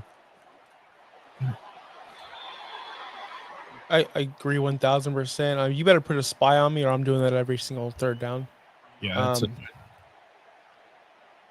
I want to say this again. I'm up 6-0. I'm dominating this game. Still, the screen is completely shit. Why, EA? EA, you are one of the worst video game companies in the history of this world. They are. Why? They really are. I hate EA so much, but like, I mean, I guess I can't. Still far better than Madden. Oh yeah, Madden. I'll say that. I haven't bought Madden in years, dude. You're like, hey, we should play Madden on the live show. I bought Madden specifically so I could take my college player into Madden, and I played 1 year, won the Super Bowl, and I was like, okay, I'm done. Yeah, Madden's just not fun. Hasn't been fun in a long time. Dude, are you gonna pick your play? Jesus. You know what? I'm sorry. I was in the moment and having a conversation with you. Stop doing that, Josh. God. See, I can't even see my play. Up 6-0. Jet sweep with this guy, McCoy. McCoy, he's too slow. He's too slow. What a bum. Hey, we have another subscriber. Oh, nice. Hey, other new subscriber. We have in about 38 minutes, NFL Network personality Adam Rank coming on the show. It's going to be great, fun times. I'm probably going to try to talk professional wrestling the whole time, so I apologize. Good, I can go to sleep. Saturday night's main event is this week, Saturday in Tampa. Is Adam Rank a wrestling guy? He likes wrestling, yeah. Oh, He's a fan of wrestling. What's wrong with that? Nothing. What's wrong with that? We like the show wrestling. has been all about me so far, and now it's all about Josh and wrestling. Oh, here we go. Josh comes on. Listen, I'm gonna be out of your hair at 4 a.m. Hard out, by the way, at 4 a.m. Hard effing out. Adam Rake's in the middle of an answer, and you're just like, I'm not. I'm done. I'm tired. I want to go back to sleep. No. I got some. Listen. I might be hopping on tomorrow, like a surprise. I might not. You never know. It depends. Throw a.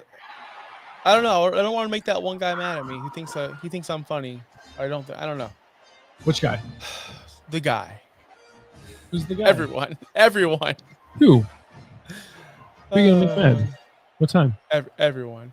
But hey, do want to plug this while I'm here, if I'm allowed to plug things. Am I allowed to plug things, boss? All right. It's your show, man. Finn's Talk Sports Network. Finn's Talk Sports Yeah. Network. Huge. I thanked everybody earlier. Oh, Justin, why are you trying to back out? Dude, you cut out. Am I still here? Yeah, you're here. But my controller's not working anymore. Me either. Oh, now it works. What the hell? Now it works. Oh my god. Jesus. Look at that time. You started talking there we about go. Finstock and it just cut out. Sorry, Bobby. Finn's Talk Sports Network. They host us every single time we do a live stream. So huge shout out to Bobby Melendez. Great people over there at the Finn's Talk Sports Network. Go follow them as well if you're watching this live stream there. Come over to Fantasy Now Plus. Subscribe over here for us. And it's not just stealing subscribers. It's if you're on Finstock, you get all of our live streams, which is great. You get a lot of our content, but you're only getting about a quarter of what you should actually be getting. And if Josh was paying attention to my screen, which he was, he got the pick. You're only getting like a quarter. God dang. Connection is currently experiencing network issues. What are you doing, Josh? Spectrum. What are we doing? On our channel at Fantasy Now Plus, we are posting shorts. We are posting shorter videos. We're taking our live streams, cutting them down, so you only have to pay attention to 4 minutes, not 45 minutes. So we will have a lot of content on both, Fantasy Now Plus and Finstock Sports Network, but we are giving you even more at Fantasy Now Plus. So it's a reason to subscribe to both so you do not miss any of the content to help you win fantasy leagues. All we are here is to make sure you guys win fantasy football. That's what we're here for. Josh, did you see our friend Cap for Life came in at the I think 9 o'clock hour? He had a bunch of questions actually, and 9 o'clock on me. I was sleeping. Talking about, but God. I do love Cap. The Cap was support. here. The support from. We had to. Yes, so many questions that we had to start rapid firing questions instead because. Nice. Oh yeah, so good 12, 15 questions. It was good. Good talk. We've had a lot of good guests tonight. Have really appreciated everybody that's. I told you, bro. You better spy me on third down because I'm doing that every single time. Dude, I don't even. You think I know how to call plays? I play offense. I'm an offensive coordinator. Oh, you do offense only? I literally don't even play defense. I usually play defense only when I play seasons or whatever, because offense is I can score 1,000 points. My friend, he said he plays. He's the defensive coordinator when he plays Dynasty, and he only plays the defense. I'm like, what? It's so fun. It's so fun. Yeah, it's way more challenging. Yeah, because you better hope the offense actually scores. Yeah, it's more realistic because you can do whatever. You'll lose games you shouldn't lose probably, so it's more realistic. Yeah. Gives you a better but it's not as fun because you're not playing. You're not scoring touchdowns, but I like playing defense. It makes you a better player overall. Here we go, baby. We're going. Block them. Hit the edge. That's my edge rusher that made the tackle. He should have smoked you. He didn't, though. We'll try this play again. Still, again, shaking. I'm dominating this game. My whole screen shaking. It is 6-0, 12-0. Dominating. I'm going to put 60 points up on you.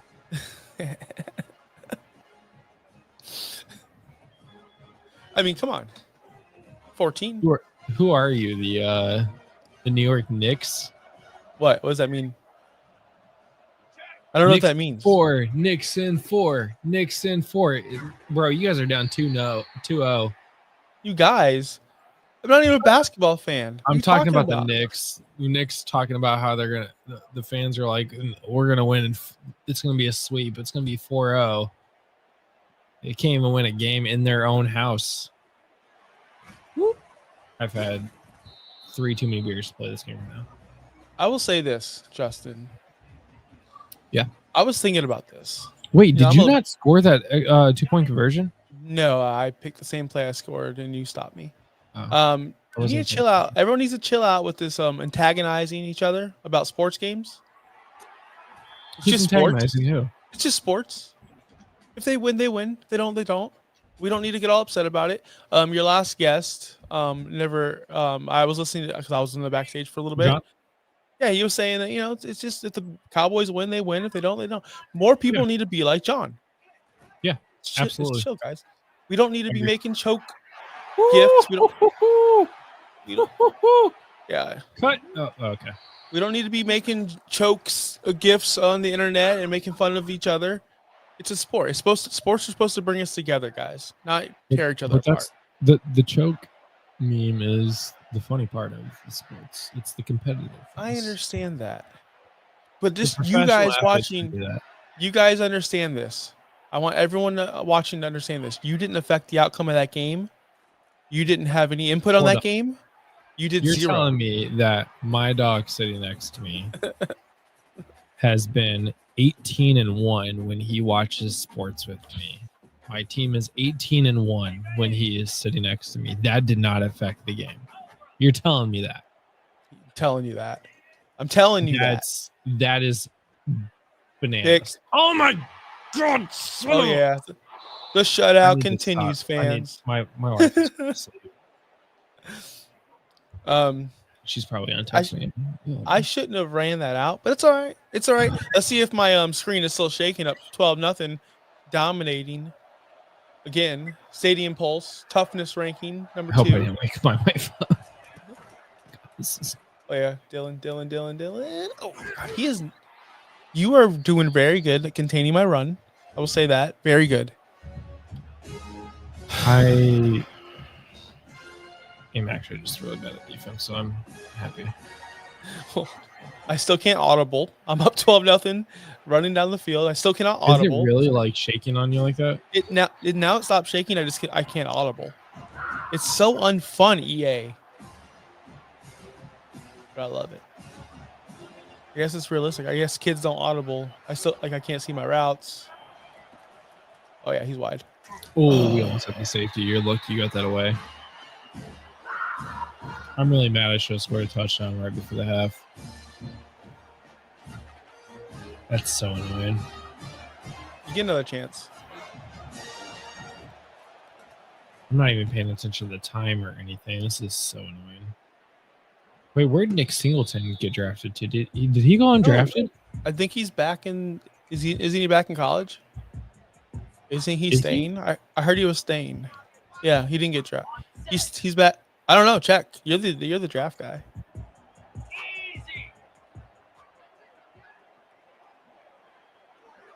Yeah, Penn State. He went back to Penn State, right? You remember when he was supposed to be like the new Saquon Barkley? Yep. Oh, this is a pick. That's a pick. Yeah, that was bad. I shouldn't even throw that. I should have thrown that away. You're catching me, what, 6.5 hours into his stream? Oh, the excuses come rolling in, people. That's what happens.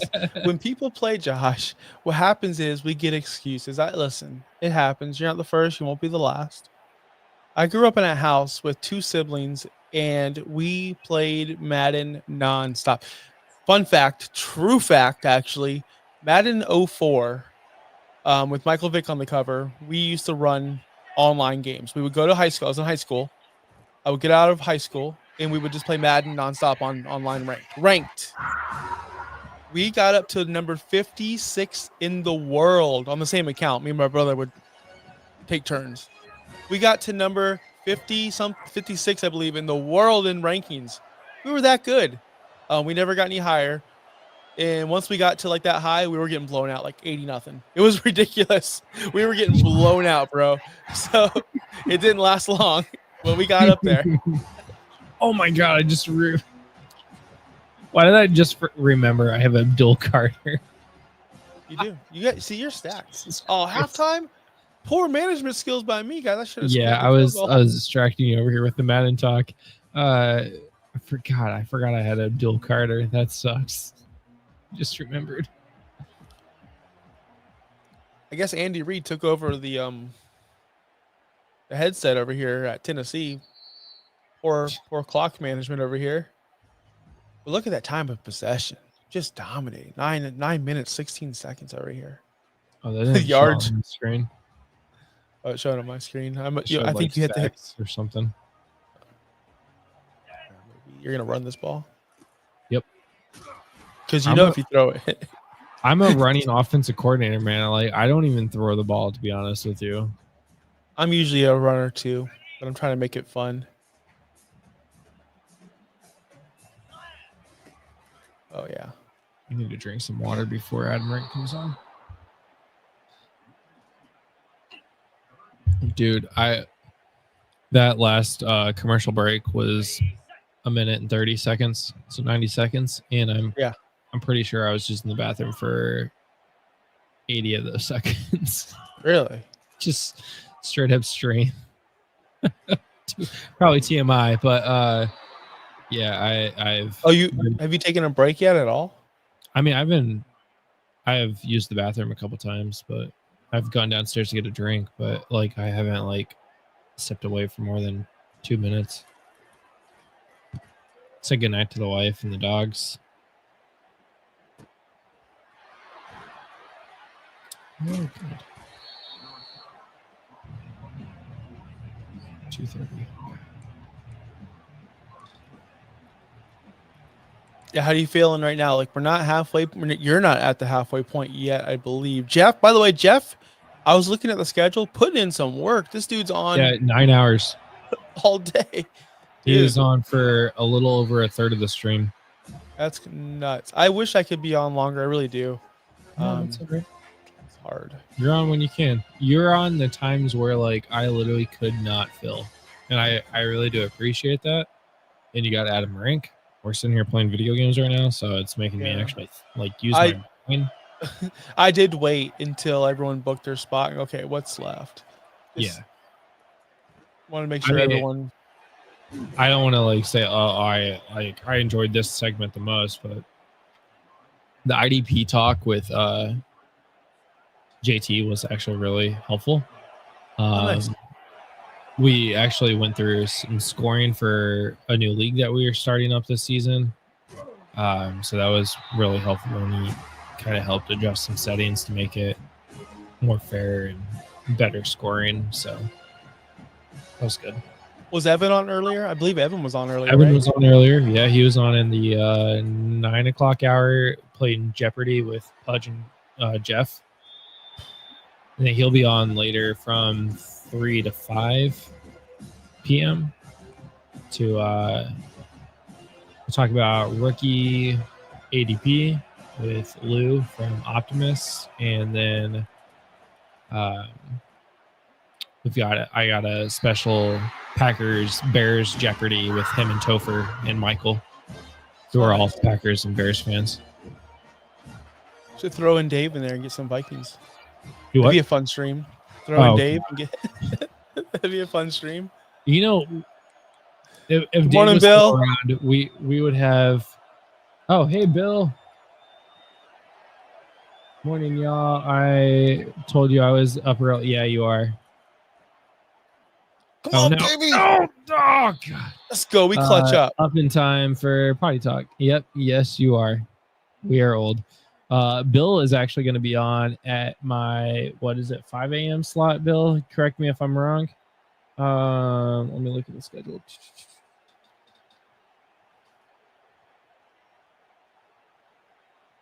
Yeah, my 5 a.m. slot. We're going to be making breakfast.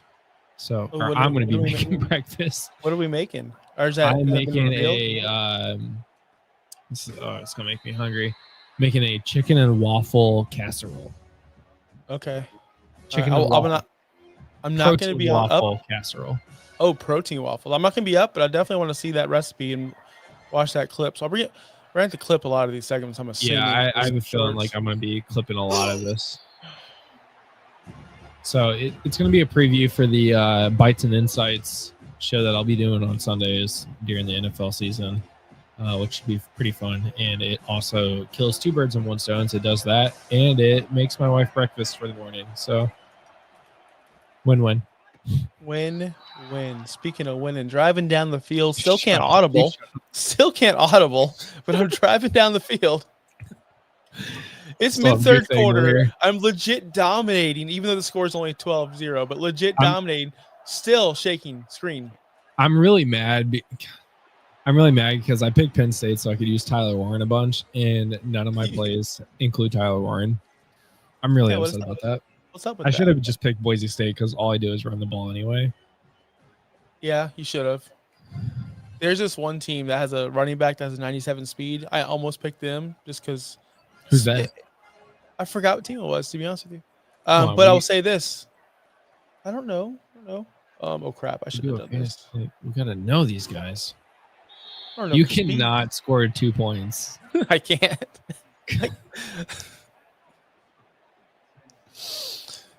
I'm just trying to get to the highest score possible. I don't think I'm scoring 60, fellas, but I think I'm going to shut them out. Definitely. I think we're going to get a shutout. My goal is for you to only score less than 40 points. So, I'm scoring less than 40. The original public tweet or skeet, you said 50 in the group chat, and then you upped it to 60, and I called you soft. So, I'm definitely not scoring 60 or 50 or 40, but I'm definitely going to try to shut out.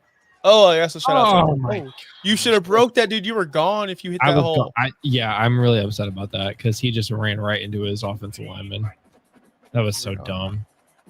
See, that's why Singleton went back to college, guys. He wasn't ready. No, I think he's going to be good. Get your ass. Bill, if you're still watching, you know what we could do during your 5 a.m. slot? Send a bunch of emails. I feel so bad. I'm not doing great with the Cleveland live draft for Scott Fishbowl, but it's been tough. What are you talking about? What is happening? I am helping Bill and John Bosch sending emails out for donations for the Cleveland Scott Fishbowl live draft for the raffle. And so far, I've only, like the 200 emails that I've sent out, I've gotten 2 people to say, yeah, we'll give you a $25 gift card. Stuff. Okay. Yes, it's coming.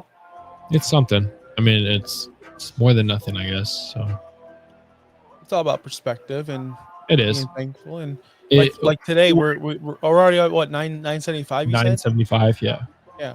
The tough thing for me is that, like, I mean, I was at the Cincinnati live draft and last year, so like it's one of the bigger live drafts. So that's like what my perspective is, like what is a successful live draft. And I'm like, all of these things. I'm like, oh wait, that's not everybody.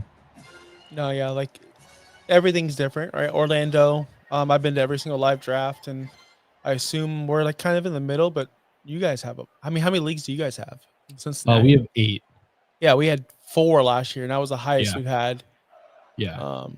We were trying. John was really trying to get to 10 this year, and we just couldn't. So we are at 8 this year, which is insane. We're going to this fouling place. Do you know what that is? Nope. It's football bowling. So instead of bowling balls, you have bowling pins, but you're throwing a football. So each division has like a time slot that we get to go play in the 3 lanes. So that'll be fun. Okay. So, and then all the food is inclusive. So that's why your tickets were a little bit more. Remember when we were buying our tickets? Yeah, we were like, why are my tickets more than your tickets? And yeah, it's because of what they're including. Like, the Chicago live draft is, I think, $100. Evan was saying, but that's Yeah, it was Y'all crazy. saw them sticks? I didn't get Chicago's anywhere. got an open bar. Oh, Chicago has an open bar. Yeah, that's dangerous. Yeah, I was like, oh shoot, should I go to Chicago? Dangerous.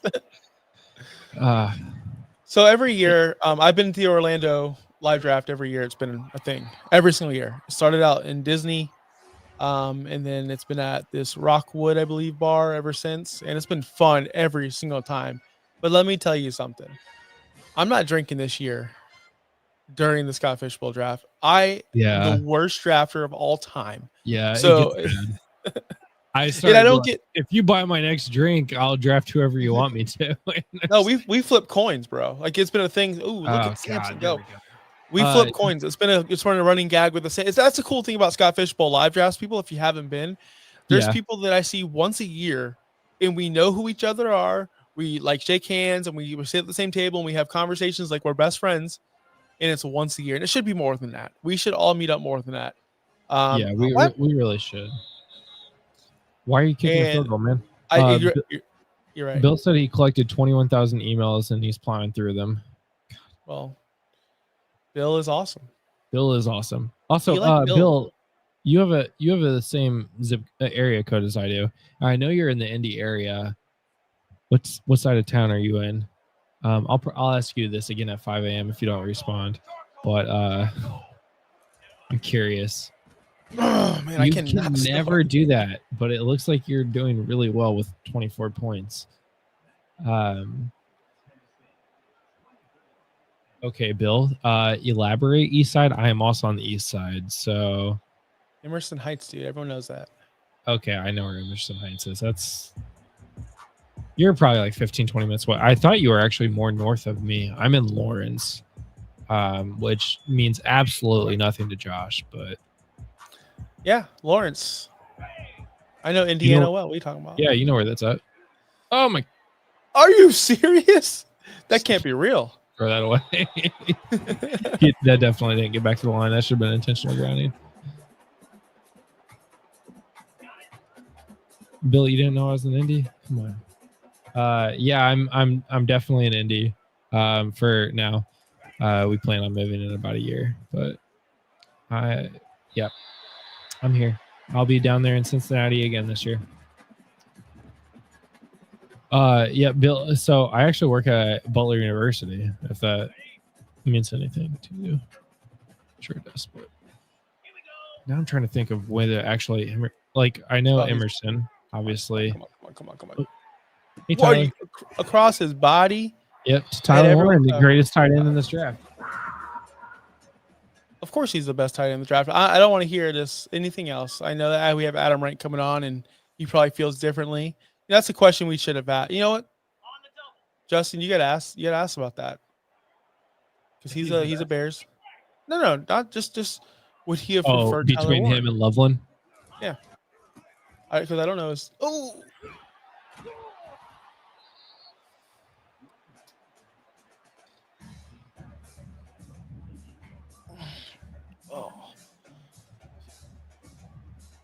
Oh, Bill, you actually live right by my grandparents, grandpa, and actually pretty close to where I grew up. Where I knew Emerson Heights was down there by Emerson, but it's actually really close to where I used to live. Yeah, my grandparents live at 16th in Linwood. Which is just north of Emerson Heights, pretty sure. So, which this means absolutely nothing to Josh and literally anyone else. Dang it! I was hoping I was going to cut you. All right, we gotta tighten up here, folks. Gotta tighten up here. I've been known to. Is he pulling the Pacers on me? Is he about to pull the biggest comeback? In the fourth quarter, you score 6 threes in one quarter, 6 touchdowns. Tighten up. No, you're not going to throw it. I don't got it. You're not going to throw it, so I'm not going to be able to pick it because I'll intercept it. So I guess we're going to settle for a field goal. So you get on the board. Hey, moral victory for you. I'm happy for you. This brings me back to when this game came out and we were in the season, and I just I go beat you the first undefeated time, I except believe. for I never win head to heads against like real people. I always only win against the computer. I mean, that's why you put up 100 points on Michael Flores. I understand now. You when you can, you do it, I guess, right? Did you pick your Oh play yet? God. Do what you say? Did you pick your play? I'm not looking at Yeah, your I screen. picked my play a long time ago. I've been waiting on you this whole time. Oh, this whole time. Here's a moment of truth, guys. Is he going to score? I think it's going to be a running back zone, RB zone to the left. I'm gonna tell you this. I'm throwing the ball, by the way. No way. There's no way you're throwing the ball. I'm You 100% don't throwing the have the ball. stones Drew for it, is brother. getting passing You yards. don't have the whether it's stones. This negative. is it's a touch pass. Okay. Dang it. I threw the ball down. I knew it as soon as you started motioning. I knew. Is I the just didn't have slot time to ran? adjust. Well, there goes the shutout, folks. Sorry. Dang it, man. That's all I wanted. I should have picked a different playbook because I only play with one playbook and I don't know I hate this this playbook playbook at all. I usually run 3-4, and this defense doesn't have 3-4. Oh God. No. It's my spectrum. Am I still here? You're cutting in and out. A desync has occurred. The score stats and quit from this game. Oh no. Well, that's the game, folks. Man, it's okay. This is your fault. I won.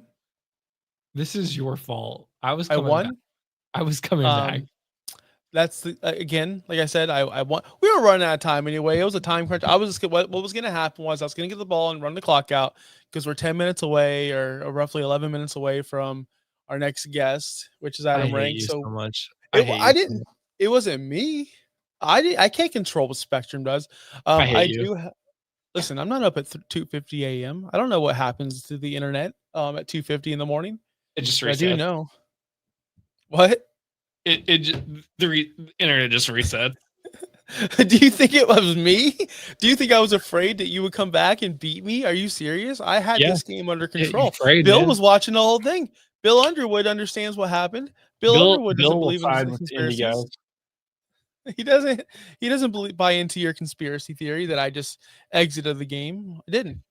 Fun fact though, that was a lot of fun. I did have a great time beating you. It was like good old times. I haven't played a sports game in a long time. Usually I play Fortnite or Fortnite.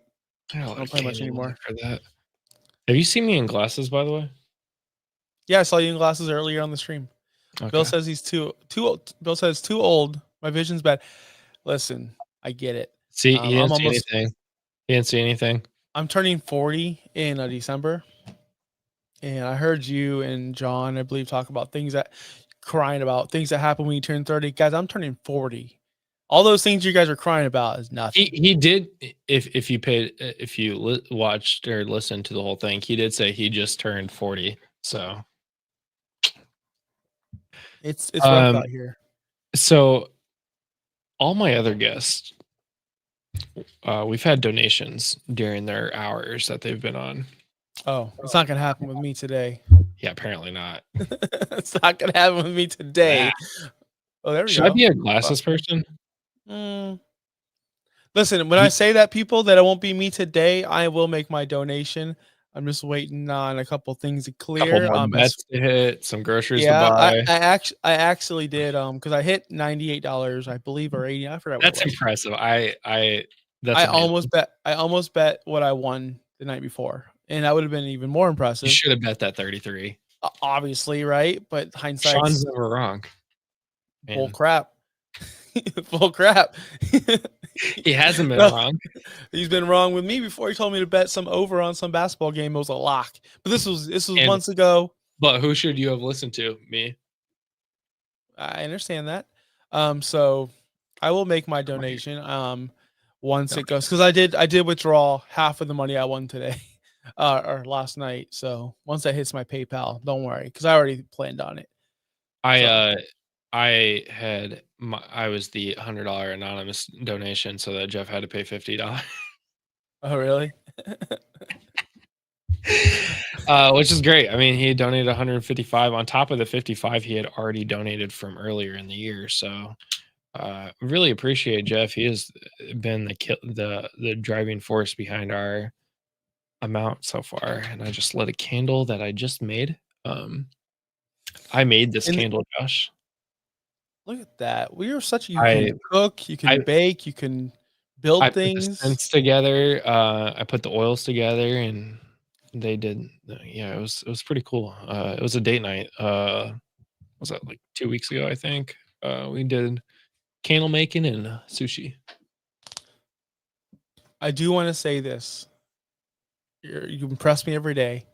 But if you cannot donate to this stream or to this cause today, we are running a tournament, Super League, We are. where you can by the way, you can donate anytime you want. You don't have to donate during a stream period. You can wake up in the morning and donate any day of the week you wish. But we will be doing a Super League, obviously, that Justin's been promoting endlessly since the past 3 months or so. We're pretty full. We want to add more leagues to it. We want to get more people involved. So Super League at FantasyNowPlus.com. Go ahead and register. And you can make your donation straight from FantasyNowPlus.com, I believe. Is that correct, Justin? Yeah, Or you is that can not go to correct? you can go there, and it'll link you to Extra Life. The link for the donation is actually in this description. But if you go to the website, the link is also there as well. So fantasynowplus.com/about, it is there. Bill just registered for Super League, so that is awesome. 23 minutes ago, I see your registration, Bill. That is great. Thanks for registering for that. Before we even threw this out there, I was actually about to like bug Bill about registering. Not bug, but encourage him to register. And a lot of people have been registering, and that's great. It's going to be a fun league. I've talked about it a couple times, but I mean, if you're just now hitting the stream, which it looks like we're catching the late hour people. Super League is a best ball league that has some twists. So we do fab waivers. I don't know what Josh is laughing about. Bill turned 40 almost 30 years ago. Suck it up. Hey, man, I will, because I understand. That is fantastic, Bill. Oh God. So it's a best ball league with fab waivers. So that's fun. And I have some special scoring. Once we hit the playoffs in week 13 with the top 50 the top 50 teams, there will be special scoring for the playoffs that won't be announced until all drafts are completed. Collusion. It's not fair that you know. By the way, I just wanted to put that out there. Josh, I have also told you, by the way. So Oh, I was the person. I was the one person you told. Oh, I definitely Yes. don't remember. I 1000. Actually, I told two. I told you and Sean. I was like, "What do you guys think of this?" And you guys like, "Yep, sounds great." And then nothing since. So I'm glad I told Sounds you like guys a Josh 'cause text. you Really forgot about it. So Sounds like a Josh move right there. Sounds great, buddy. I know you don't like that. Someone called me that today, by the way. I did not like it either. I've been called a lot of things. Big dog, right? That's one of them. Boss, right? I don't I know. got called Buddy today. to me is just buddy to me is like a child or a dog. Like I call my dog Buddy. I don't want to be called Buddy. I call my son buddy a lot. A child. Yeah. So when I worked at a summer camp, and we're on a complete tangent right now, but when I worked at a summer camp, there was I remember a training that we did. It was like don't call them buddy because it's like it's weird. And I'm like, okay. And then I just ever since then I'm like, I don't want to be called buddy. This is weird. Okay. So we have Adam Rink on in like 3 minutes. Josh, can you do a solo run for a second? I gotta go get a drink. Sure. Don't be too Okay. long. I'm gonna switch over here. Yeah, it's just me now. So I've taken over the stream. That's right, baby. We're doing this. No, Justin went to go get a drink. He's gonna be on, I think, the entire 24 hours, which is totally bananas to me. I can. Oh, he's back. That was fast. I'm not actually back, but I Oh. remembered I forgot to do something. Here you go. I'll be right back. I like it. So I do want to plug some of the things I'll be doing for the Fantasy Now Plus. I will be doing the Monday show. It's going to be at 9 a.m. It's going to be Cold Brews and Hot Takes. That's the name of the show, where I'll be by myself talking to you about what happened Sunday and to give you a preview of the Monday night game that's during the season. My goal is to have at least a few guests on for the Monday night games to really preview that Monday night game for you, to get you ready for it, because we always, it's a popular thing on Twitter or X or Blue Sky. I need 22 points from T. Higgins. Can I get it done? So it's gonna be fun talking about those situations, because we all have those situations going into Monday night, it seems like. So I cannot wait for our Monday show. I'll also be on Wednesday with Justin, our player showdown, where we take 2 or 3 players at the same position, fringe players you would want to play in your flex, and we would debate them. So like Najee Harris versus Javonte Williams, who you going with? Something like that. We're not doing superstars like CMC versus Saquon. Come on, guys. We're starting both. So we really dive into the fringe players, those flex. It's easy. People say the draft is the most important thing in fantasy. I disagree 1000%. I don't think it's even in the top 3. I don't. I'm not a huge you got to draft well guy. Waivers, add drops, but the most important thing is start sits. That's the most important thing in your fantasy league. If you can draft as well as you want, you can make all the waiver moves you want. But if you're starting the wrong people, you're sitting the wrong people, you're going to lose a lot of games.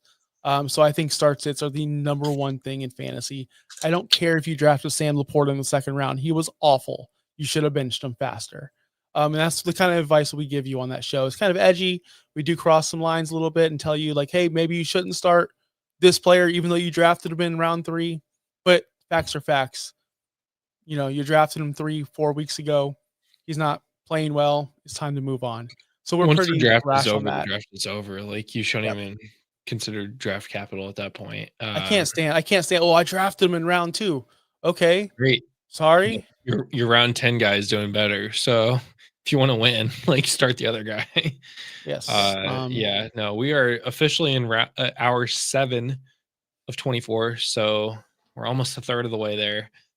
At 4 a.m. this stream will actually kick over into part 2, which if you're following us or subscribe to us, you will see that link, and we will go live there. So all of you that are currently watching on the FinStalk Sports Network and FantasyNow Plus YouTube channels, be sure at 4 o'clock we will switch over.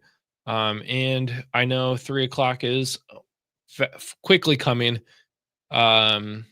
Everybody's tuning in for Adam Rank. Still waiting. So Josh has met Adam Rank before. Josh has actually talked to Adam Rank, which is I mean, listen, here's the beautiful thing about Adam. Seriously, just a dude, just a guy who likes to talk sports. Just a guy, like, I think we had a better conversation off air than on last time, just because we could just talk and it was great. So good dude. He'll show up. He'll be here soon. So but in the meantime, we are still here live promoting a beautiful cause, a wonderful cause. Yeah. I want to get more into, since we're here, we're not going to just wait. Your thoughts on the draft, what I was talking about. I think people put in too much stock into one day, and the entire Twitter, Blue Sky, social network conversations like, I have pick 6. Who should I take? It's so simple, and it's easy conversation, and it's an engagement. But at the end of the day, I don't know why we're wasting all this time and energy on one pick, one round. It's an entire draft, and once that draft's over, it's complete. We should not talk about it anymore. How do you feel about the draft? Like, I feel like people put too much stock into it. I really do. I really do agree with you about that part. A lot of people put a ton of stock into their draft capital. We talked about, there's a trivia question earlier about a player that was consistent, like across the board. He was the 101 of drafts, but then he missed the entire season due to injury. Arian Foster was the answer, by the way. You might remember that for later, but are you gonna are you gonna continue playing somebody because you drafted them in the first round, even though maybe they're injured, but maybe they're just not doing well? Like, are you gonna continue playing that same person because you drafted them in the first round? I probably not. Like, and if you are, probably going to be bad. So yeah, I used to think, oh, draft capital is important. Then, joining the show, talking to you a bunch for the last, 6 years, I feel like 5 or 6 years now, I've really learned the fact that, draft capital is one thing, but once the draft is over, the draft's over. It doesn't matter anymore. The It's all biggest thing about I now. What hear do a you know? lot is when you do a trade, and let's say you're talking to a trade partner, me and you were negotiating a trade, and I'm like, yo, this person for that person. And then you hit me up in week 6, but I drafted him in round 2. Yeah. He's worth more than that. I'm like, Justin, he's really not anymore. The draft happened 6 years or 6 weeks ago. We got to move on. The player values move up and down throughout the season. It happens all the time in the off season. We see ADP go up and down, and players lose steam. They gain steam. Same thing happens in the regular season. The player that you might value in round 2 in the draft isn't worth that value anymore. So people don't want to let that go. It's hard to, it's hard. It's really hard to let go. If you drafted Sam Laporta last year early, he was killing you early, and you didn't want to let him go. You didn't want to bench him. He was just sitting on your team. You didn't know what to do with him. Luckily, he gained some steam at the end of the season and paid off. But at the beginning of the year, man, his value was almost dead, zero, almost. Yeah. Well, Josh, you know who's going to know a lot about value in fantasy football? I don't know. Tell me. Our good friend with the NFL Network. You're a good friend. Oh. I haven't officially met him yet. You have met him on your show before. Adam Rankus, gotta bring you back in. Adam Rankus here. He's here. What's going on? Oh my Hey, God, how's it 3 going? o'clock hour. I was like, I need to be on at 3 a.m. with these guys. Help them push through a little bit. And you're on the Pacific Coast, right? Yeah. Okay, so I'm cheating a little bit. Yeah, it's easier for me. It's fine. We are in hour 7 of our 24-hour stream. Josh is now in hour 2 of his 24-hour stream, and he will finish with this hour. But I will be here for another 17 hours. So it's great. I'm calling out early, boss. No, in all seriousness, it's graduation week for my 8th grader. She's ending school, and I didn't know 8th grade does graduations now, and she's going into high school. So it's awesome. So we're going to go to dinner. Tomorrow's a whole day with her. We're going to go to the mall. We're going to shower her with gifts because we're so proud of her. She's going into high school, man. I'm old. I have a high school kid now. So how you doing, Adam? How's your family? I'm doing great. No, it's one of the rare weekends where there's no commitments to sports or youth sports or anything like that. We just had a tournament last weekend. We got something coming up in 2 weeks, but now we have nothing to do. And it's what do we do? And it's I thought for a minute about going out to the Palm Springs area, going out there. We have a spot out there, and it's nope, Angels are in town. Kids really want to go see the Angels, and they've won, 8 consecutive games. So it's kind of hard to say no at this point. They've got a Stitch water bottle giveaway on Sunday. You're like, oh my gosh, how do they lock me in? I was going to go out and hang out with Richard Blade, who means you probably don't even know who that is unless you have Sirius XM, unless you grew up in Southern California and listen to K-Rock. But you know what? But it's great. The family's doing pretty good. They're, again, like you, winding down towards the end of their school year. So it feels like everybody's mailed it in. Nobody's doing anything. They're yeah, whatever. We had open house on Thursday night. We got a couple of beach days coming up. We've got some other things happening, but for by and large, you get to this point of I was going to say the season. I still do this, this point of the season for these kids. Nobody wants to do anything. They're pretty much resigned to the fact that we're not learning anymore. We're done. We've shut that part off, and now we're just playing kickball. I go around, I do pick up and drop off for both the kids. And I've noticed every afternoon now when I go to pick up the kids, and it's split.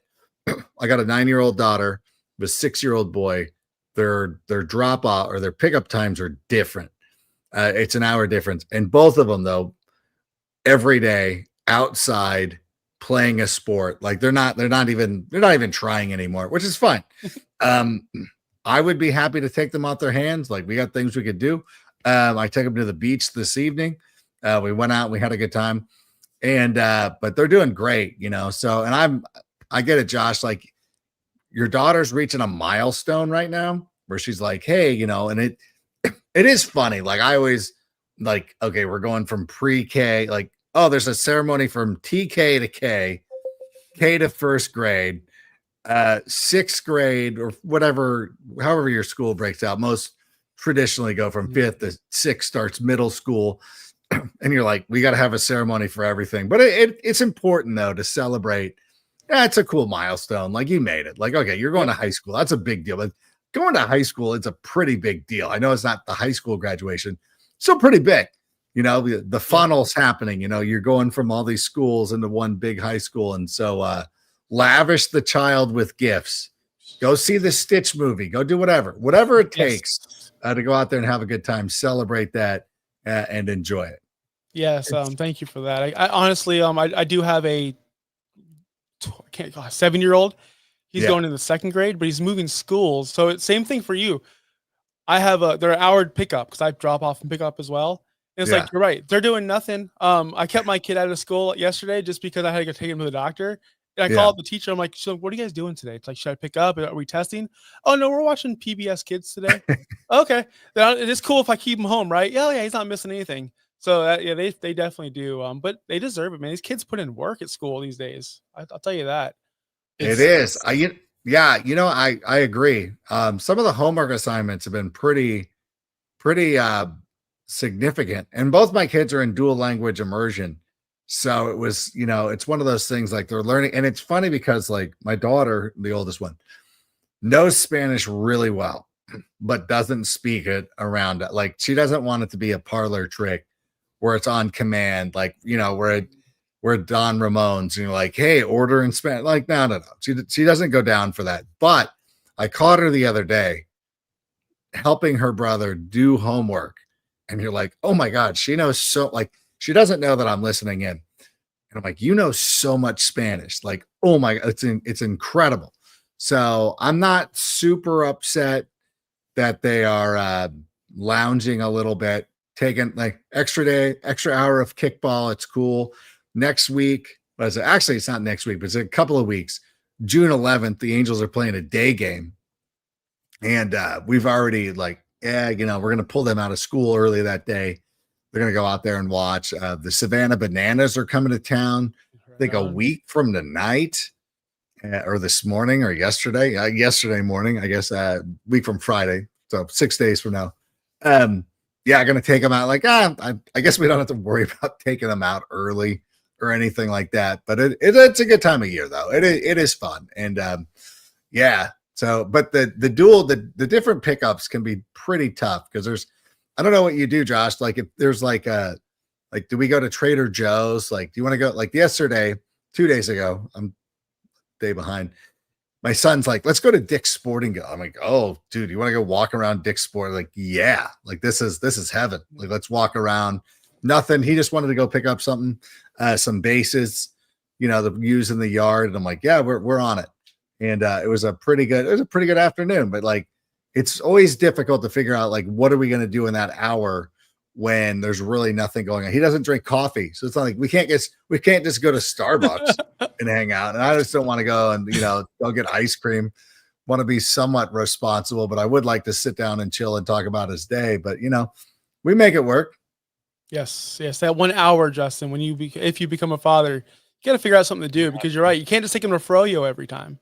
Yeah, that gets old. Yeah, I'm gonna have this kid with diabetes or anything like that where you're just like, hey, you know what? We got to slow down a little bit. Try to keep. He's active though. Thankfully, we've been trying to get some of his mates out there playing some football, soccer, kickball, any sort of thing. Like try to get them active and trying to get that out there, especially out here. I live in Southern California. For those of you who don't know, and it's like, yeah, you're not doing this thing where you're sitting outside sitting inside all the time. Like get outside, get active, do all that good stuff.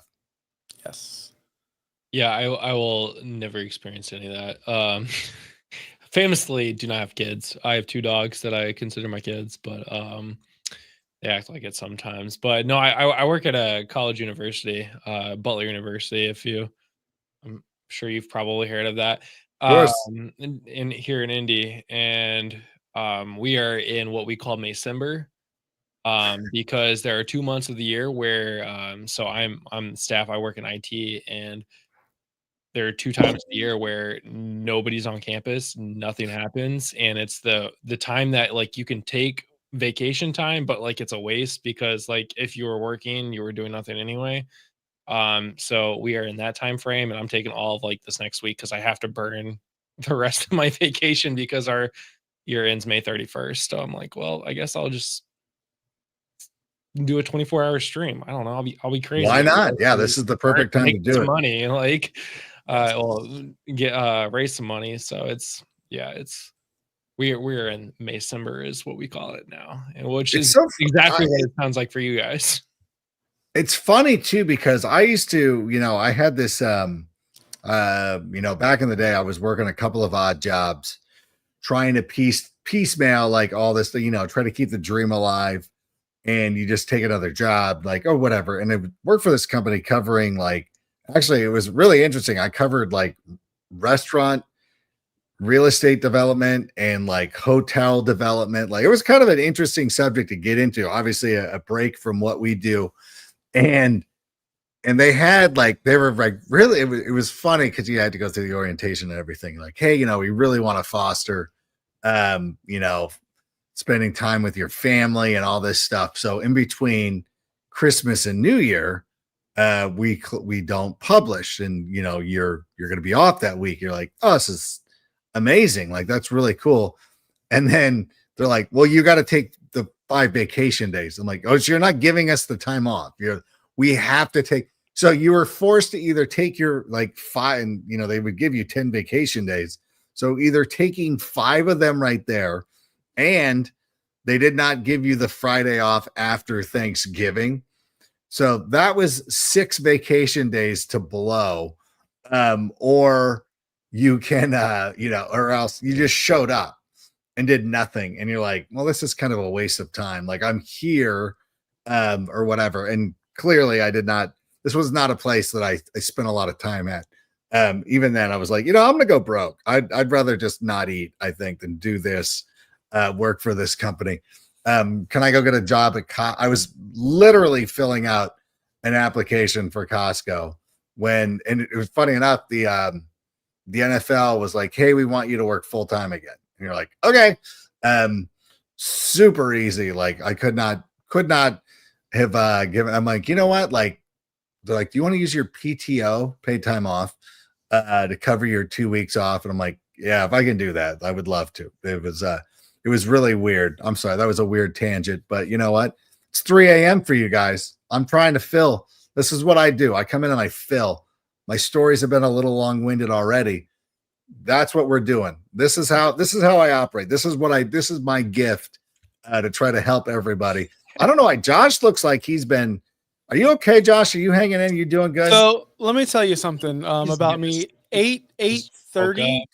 8:30, I'm out, Adam. I'm just done. 8:30. Once you said you had 2 kids, I'm like, how are you doing this? Like, I don't understand this He's at been all. asleep. He woke up. I did. Like, It's tough. Yeah. Dude, you don't understand what it's like. The kids take so much energy. Like, even the most well-behaved child, it takes a lot of energy. And like, and Justin, and listen, I don't want to diminish what you do with dogs and everything. Like, it's great. Dogs take a lot. Dogs take a lot out. I'm not diminishing that. But the dogs don't ask you the same question over and over again. The dogs never just said no. Like whatever, like my son's now in this thing where like whatever I'm saying is an automatic no. Do you like hot dogs? No. Like what? Oh yeah, I do. And you're like, he's not even like, it's an automatic response to where like he's not thinking about it, and then he's like, oh yeah, no, I do like that, but I have to say, I'm just saying no right now. So I'm feeling like It's Like, tough. Now he's got in the 8th grade, an 8th grader. Like So- that is so much work. So I It's commend you, Justin. Josh. You're Thank no you. disrespect to you, Justin, but Josh is really pulling it together. We're Like he's sort of the MVP here. We live Thank like you. 3 hours away from my niece and nephew, so we don't see them all the time. But when we do, it's like for an entire weekend. And I will tell you, like by the end of the weekend, me and my wife are just like, thank God. Like that's not us. Like thank Yeah. our my brother-in-law lives in like an old historic home, like turn of this 18th century home, like used to be the doctor's office, now it's his home. They're all on the 3rd floor. We slept in the basement, like in their kind of refinished basement. And we're like, okay, we're like 2 floors away from the kids. Like this will be great. And starting at 5 o'clock in the morning, you just hear my nephew just screaming, "Mom, Dad!" I'm like, "Shut up!" Like I'm trying to sleep. It's yeah. Every time we leave that house now, we're just like,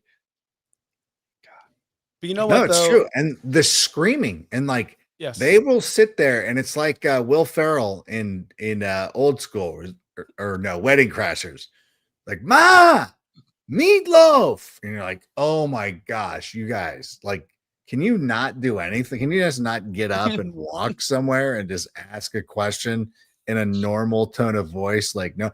Oh, I'll tell you, the other day is my son, just for whatever reason, walks into my room and just starts off my day with a punch right in the midsection, but a little bit lower.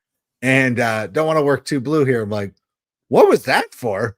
He's like, he's like, you didn't. We have this thing in our living room that has it's a ceiling fan, and I put in a rope light, and it's red. And if the Angels win, we turn it on. And so when my son wakes up, and my daughter, my daughter usually stays up late enough for the games, but he'll come down, see if the ring is lit, the halo, so to speak, and he knows, okay, Angels won. So one morning he got up. I forgot to turn. It was over this 8-game winning streak. I'd forgotten to turn it on, and so I don't know how he finds out. Like he's going to be in this business with us. He's gonna be joining us here in a number of years, but he finds out that the Angels had won, and so my punishment was to be woken up with a punch right to the, and it was. They're just like, that's just what they do, like just random punches. Like what are you doing? Like it's just wild. Well, I watch pro wrestling, as I think Adam knows. Yeah, my son's starting to watch a little bit of pro wrestling. Huge weekend, by the way. Saturday Night Main Event. Can't wait for it. My son can't wait for it. I'll just be laying on the couch, talking to my wife, whatever, and he'll just go, elbow drop, like, and just hit me, like what is happening from the top rope. So a little bit too much WWE over here. He's only 7. We play WWE 2K, and I'm like, dude, we can do it on 2K, like, right? We can hit each other on 2K. It's fine, but don't elbow drop me like in the. That's what kids do, Justin, and it's nonstop, and they think it's funny, and it's fun. It's not the same, but I do play with my dogs, and we'll throw toys and we'll rough house, and you'll have your legs a little spread out and whatnot, and then the next thing you know, that there is only one thing between the floor and their paws, and it has you rolling around on the floor for 5-10 minutes. I knew that dog story was coming because I've had dogs too for most of my life, and but there's no malice with the dog. Like the dog doesn't know what it's doing. It's a total accident, and when you yell, you're like, and the dog feels bad. The children do not feel bad. If anything, they laugh. I think it's funny.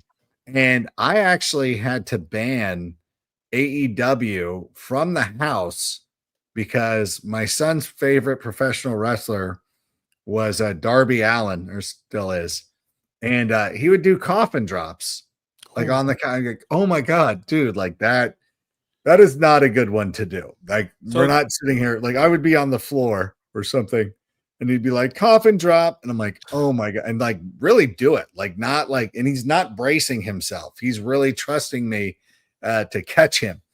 And it ended poorly once because I wasn't expecting it. And that was the end of that. We had to like, you know what? Maybe you're not ready for wrestling. Although a Saturday night's main event coming up on Saturday, it is something that I always loved. For anybody who's ever listened to me talk about like me growing up, obviously people know that I love wrestling, but I really love Saturday Night Live and love Saturday. It was something my mom and I used to watch all the time. My dad was an early bird, so he would go to bed, and my mom and I were more nocturnal, and so I remember, and I love Saturday night's main event, but I remember how heated because my mom loves Saturday Night Live too. She would get so heated when the Obsession by, or is that the song Obsession by Animotion starts playing, and she's like, oh criminy, it's wrestling.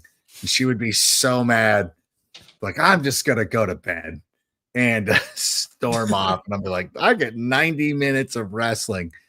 So I think I'm gonna let the boy watch Saturday night's main event, see how that goes. Yes, here in Tampa, by the way, dude, the prices are outrageous these days for WWE. I'm sure it's been well documented. They actually pulled out in New Orleans WrestleMania. Did you hear about that, Adam? What happened? What is the story about that? I saw Triple H announce today that they're getting Money in the Bank. You're like, okay, that's the same. Like, No, I will say this. Were either one of you, were you guys in New Orleans for the Super Bowl? I was not. Okay, so I was there. I was there the week of. I didn't go to the game, but I was there. I love New Orleans. I think it's a great place. 10 out of 10 recommend. Loved it so much. Had such a great time. Great place. I was there about a month after the Super Bowl. But I mean, it's great. And the Super Bowl. Yeah, it was fun. It's amazing, but like it feels like the Super Bowl has outgrown New Orleans. There just isn't enough room inventory to really take advantage of it, because similar to what happens with WrestleMania, in that, you know, it's not so much WrestleMania, it's the whole week and all the events, and it's WrestleCon and it's all these things. And the Super Bowl is very similar in this sense of like people show up, like you have these conversations. We did Radio Row. My podcast did Radio Row. 2 years ago when it was in Las Vegas, I was fortunate enough to get a game credential, and I'm like, I'm going to the game. Like it was obviously it was the 49ers and Chiefs. I don't cover either one of those teams, but I'm like, it's the Super Bowl. I'm going to the Super Bowl. If I am ever in a position in my life where I'm like, I don't want to go to the Super Bowl, then revoke every credential I ever have. I was actually on a bus going to the Super Bowl 2 years ago, listening to two old sports writers complain about like, we don't get to see the flyover, or I could cover this from my room. And I texted this kid that I'd met during the week, and I said, hey, listen to these guys' conversation. Don't ever be like that. And if you ever have a conversation like that, then go do something else. Go work at Walmart or whatever. Like you should never do that. But this year I did not get a credential. So I'm like, okay, I'm leaving on Friday, which is one of the most gutting things of like walking through the New Orleans airport and watching all these people in Eagles and Chiefs gear, mostly Eagles fans, just coming in, just like so excited for the weekend. But it's just like New Orleans is great. Like it's a convention town. Like, you know what I'm saying? Like they have conventions there. Justin, you said you were there a month afterwards. Like, yeah, I was there for a conference, and everything was, it was literally Mardi Gras was supposed to be the weekend before, and it got postponed because of thunderstorms. So like Mardi Gras was kind of there while we were there, which was kind of cool. Yeah, and it feels like, listen, there's like 3 hotels near the convention center, maybe 2, where it's like for those conventions, it's great. But the Super Bowl now in WrestleMania, I've got to imagine as well, are just like they take up so much hotel inventory. Like walking through the warehouse district, we were staying at like this Hampton Inn near the convention center, which is only like, and it was only like 6 stories. And It's just, I'm like, they literally need to go through city blocks here in the warehouse district and just start tearing places down and putting up these high-rise hotels just to get back and just get it. And so I'm curious if that's part of the reasoning why WrestleMania was pulling out. Like if because obviously they had such great success in Las Vegas and they sold those tickets for so much money. You sort of can't blame them for not going back to Las Vegas. Yep, it was a money thing, according to the Wrestling Observer. Yeah, I'm a mark. It was more money, and they promised them a WrestleMania down the line. But if you promise them a WrestleMania down the line and you're getting more money, then are you going to do the same thing again next year or the year after? Or the year after? It's kind of. I heard, of course, that they're going to try to run Vegas more often for WrestleMania because they can, because it's TKO, it's Endeavor. It's not Vince McMahon anymore. It's a company. It's a world. The UFC is always in Vegas. They're always in Saudi. They're always doing the same venues. So it's probably going to be more like that, which is sad because I liked it when it came to Tampa. I liked it when it was in. I traveled to Detroit to watch John Cena versus Shawn Michaels. Like I like to travel to different cities to see WrestleMania. I don't want it to be in Vegas every year. Although I'd love Vegas. I just booked my Vegas trip for week 1 of the NFL. By the way, West Coast is a cheat code. If you haven't been to the West Coast, Justin, for football, such a cheat code. I went to Vegas for the first time in my life last year, and Sunday Night Football ended. I'm sitting at the roulette table at the Grand, actually, watching the Lions play. I'm like, Grand it's over. downtown? Yeah, we stay downtown because it's cheaper and it's just better, way better. Yeah, way more 100% fun. recommend that. Yep. So the Grand was one of my favorite places to go. We're watching the Lions game at the Grand. And I'm like, oh, it's over. Look at my watch. I'm like, let's go, baby. Like, let's go. Let's go to Circa. Like, let's keep on going. Here, East Coast, dad life, bro. 9 o'clock. I ain't watching that game. It's too hard. I'm not even watching that game at 9 o'clock. West Coast is such a cheat code, man. I love it out there. I can't wait to get back. You know where all these big WWE events are coming though? Indy. Wild Shot in the Dark. Yeah, Indy. Well, I mean, Royal Rumble's already here. We're getting WrestleMania and SummerSlam soon. So that'll be well, and it's interesting too because Indianapolis, for a someplace that hosts big events, like Indianapolis is really nice for that. And I remember, I'm surprised. I'm actually shocked the Super Bowl hasn't returned to Indianapolis because I thought when it was there, I thought it was pretty flawless.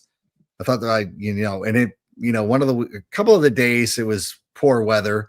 We had very good weather actually. A couple of days, but it was a warm February that year. I remember, which actually is really sad because when I was growing up, my dad was always like, if the Super Bowl ever comes to Indianapolis, we're going. And I just so happened to go to college in New England when that happened. So the year it was the Patriots versus the Giants, all my friends in college were Patriots and Giants fans because I was in Rhode Island.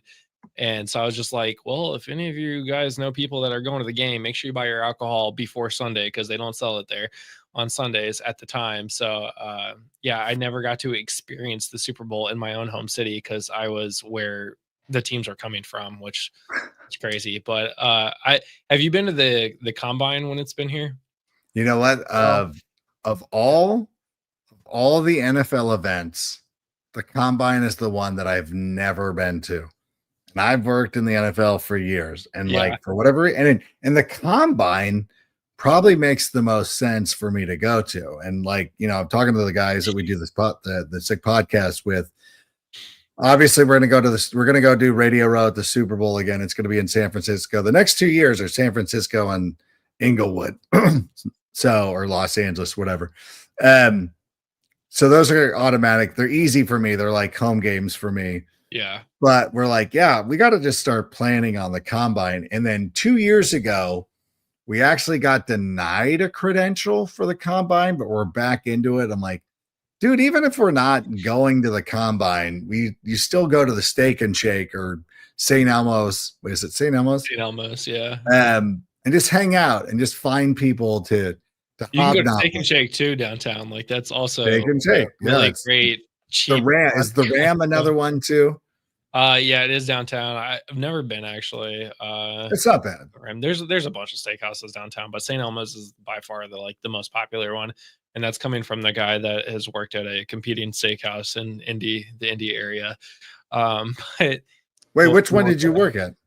I worked at Peterson's, which is on the north side, which actually currently has the chef that used to work at St. Elmo's for like 18 plus years. So That's the low key one where like everybody, like when you go to New Orleans or place, like there was a place in New Orleans, like there's the Acme Oyster House, but people are like, no, go to the place across the street because it's way better and it's not crowded, it's easier to get in, whatever. Peterson's was probably still is, but like that was the low key of like, dude, let everybody go to St. Elmo's.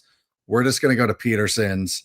Go to Peterson's. We went to the Slippery Noodle. We went to like all these other places. Actually, the last time I was there, I didn't even go to St. Elmo's. That's not true. No, I did go. I take that back. Somebody was paying, so I went. But I'm like, dude, yeah, we're just gonna go here. And it was if not better, it was as nice. And I would highly recommend for anybody. I'm trying to get Josh to come up here for the combine because for the fan experience, it's free. I've gone the last like 4 years, I think, and it's been a great time just going as a fan. I working on getting the credentials and stuff to actually like go downstairs into Lucas Oil and stuff and talk to the players and stuff. But I mean, Josh, you got to get up here. I mean, literally, your bedroom is like 5 feet away from me right now. So Appreciate it. Yeah, I do want to get up there. I really do want to get up there for the combine. I've been to the Senior Bowl once. I got credentialed there once. It was fun.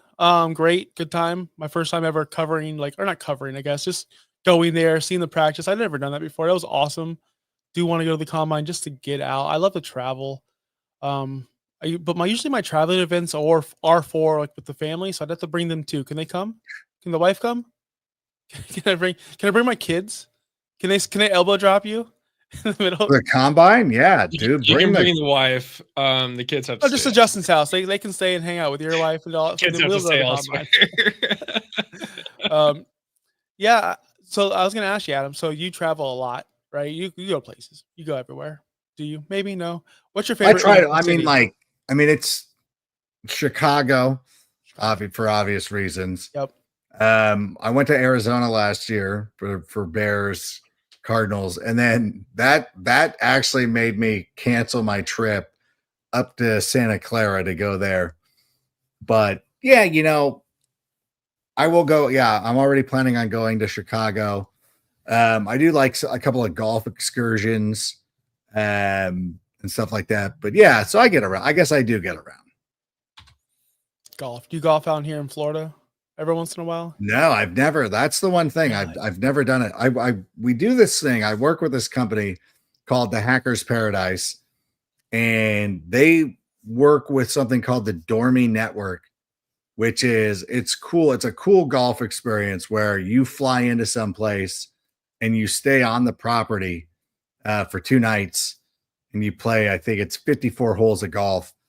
And it's incredible, but it's in places where we went last year. We went to Roanoke, Virginia, or outside of it. This year we're going to Grable in Nebraska, and they're in places that are not hotbeds of golf. Where you think of like Florida, Palm Springs, Arizona, places they don't have spots there. So you're seeing different parts of the country, which is kind of cool. I kind of enjoy that, but I do want to get down to Florida and play some. I mean, obviously, so many iconic places down in Florida. Would love to go at some point.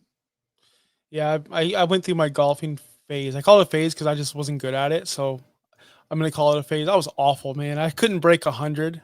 So I just gave up. But yeah, golfing is very, very fun, very frustrating. I'm terrible. What do you shoot? What's your score? So I don't feel as bad. What's funny is I shot a 95 today and almost quit because I was so mad. Just as like, this is so terrible. Why do I do this or whatever? I have a coach because I'm working with Golf Tech right now. I'm like, I can't hit my drive. I have a new driver, and it's like, Some holes it's brilliant, and in other holes you're like, I look like I've never swung a golf club before in my life. But yeah, so I'm trying to get under 80, which the first week we were doing like, hey, breaking 80. I actually shot an 82, and I'm like, oh, and I missed. I look back and you're like, well, I know 3 putts that I missed that kind of kept me from doing that. So I've shot like an 82, an 85, an 89, then an 80 something, and then a 95 today. I'm like, this game sucks. I don't know if but I got new golf clubs, and the guy at Golf Tech was like, because I went in for an initial evaluation, saw my friend, this guy Josh, and he's great, and like, okay, cool. And then like he sends me on my way. I'm getting new golf clubs, and the guy Alex, who's my coach now, who I tag on all the Instagram posts, he's like, oh, these are the clubs we picked out for you. Like, and I keep like hitting all my irons left, but the swing looks great, because like you see video and you're like, I can't figure it out. And he goes, it might be the clubs. So I'm going to go out tomorrow. I saw my ZX5s. So I'm going to go out and hit them.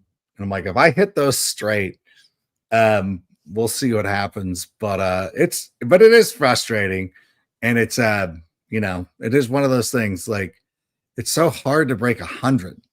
And I've been very fortunate to do that, and getting into the, the 80s, which is fun.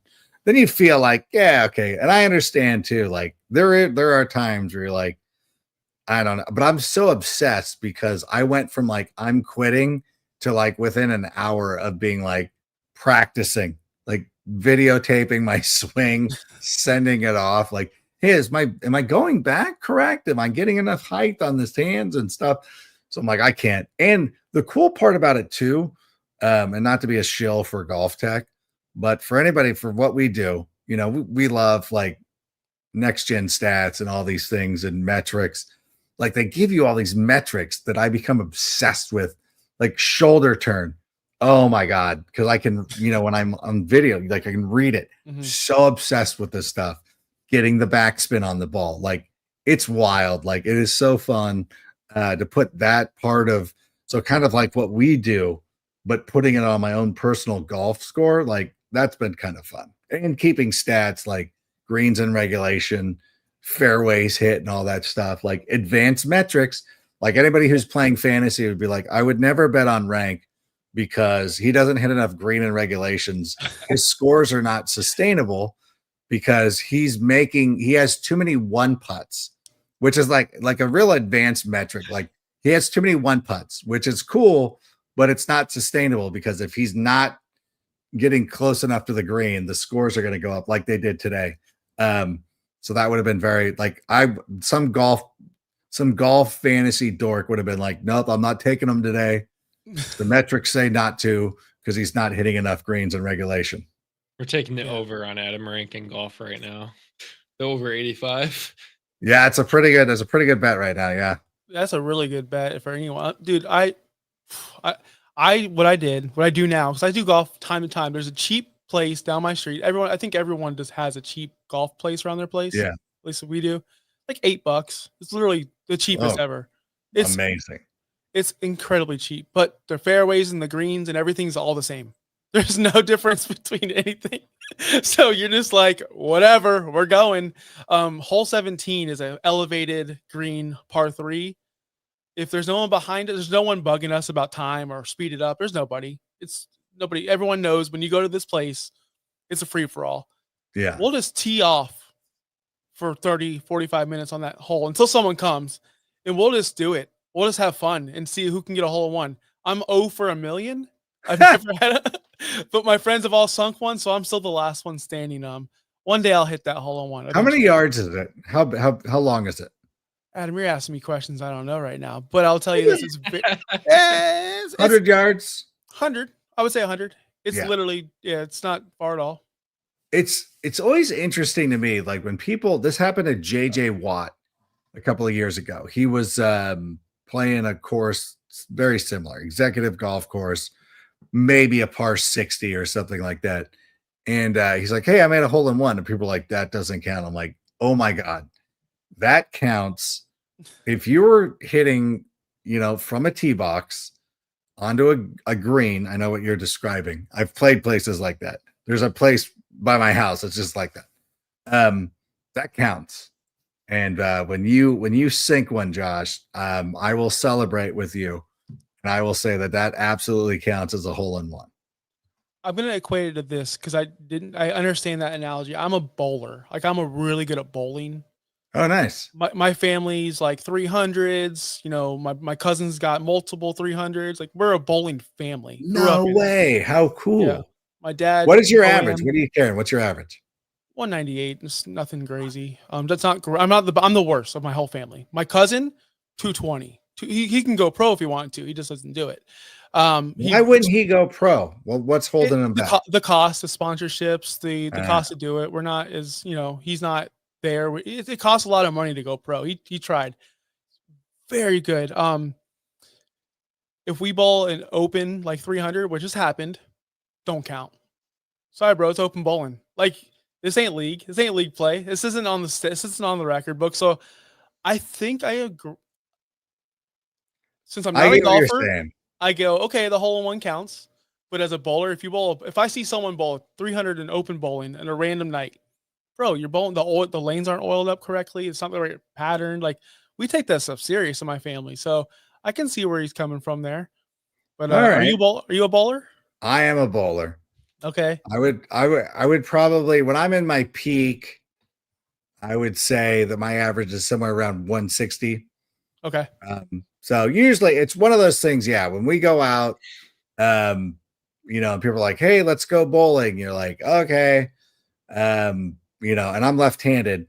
So a lot of times, and it'll be, if it's not a synthetic lane, and you're like, oh, okay, at least the oil's not tweaked over here, or maybe it is, where it's like a cheat code where you're like, oh, all you got to do is hit this spot, and I'm gonna go well over 200. So, I got it, but now I'm so out of practice though because of my ball finally cracked and whatever.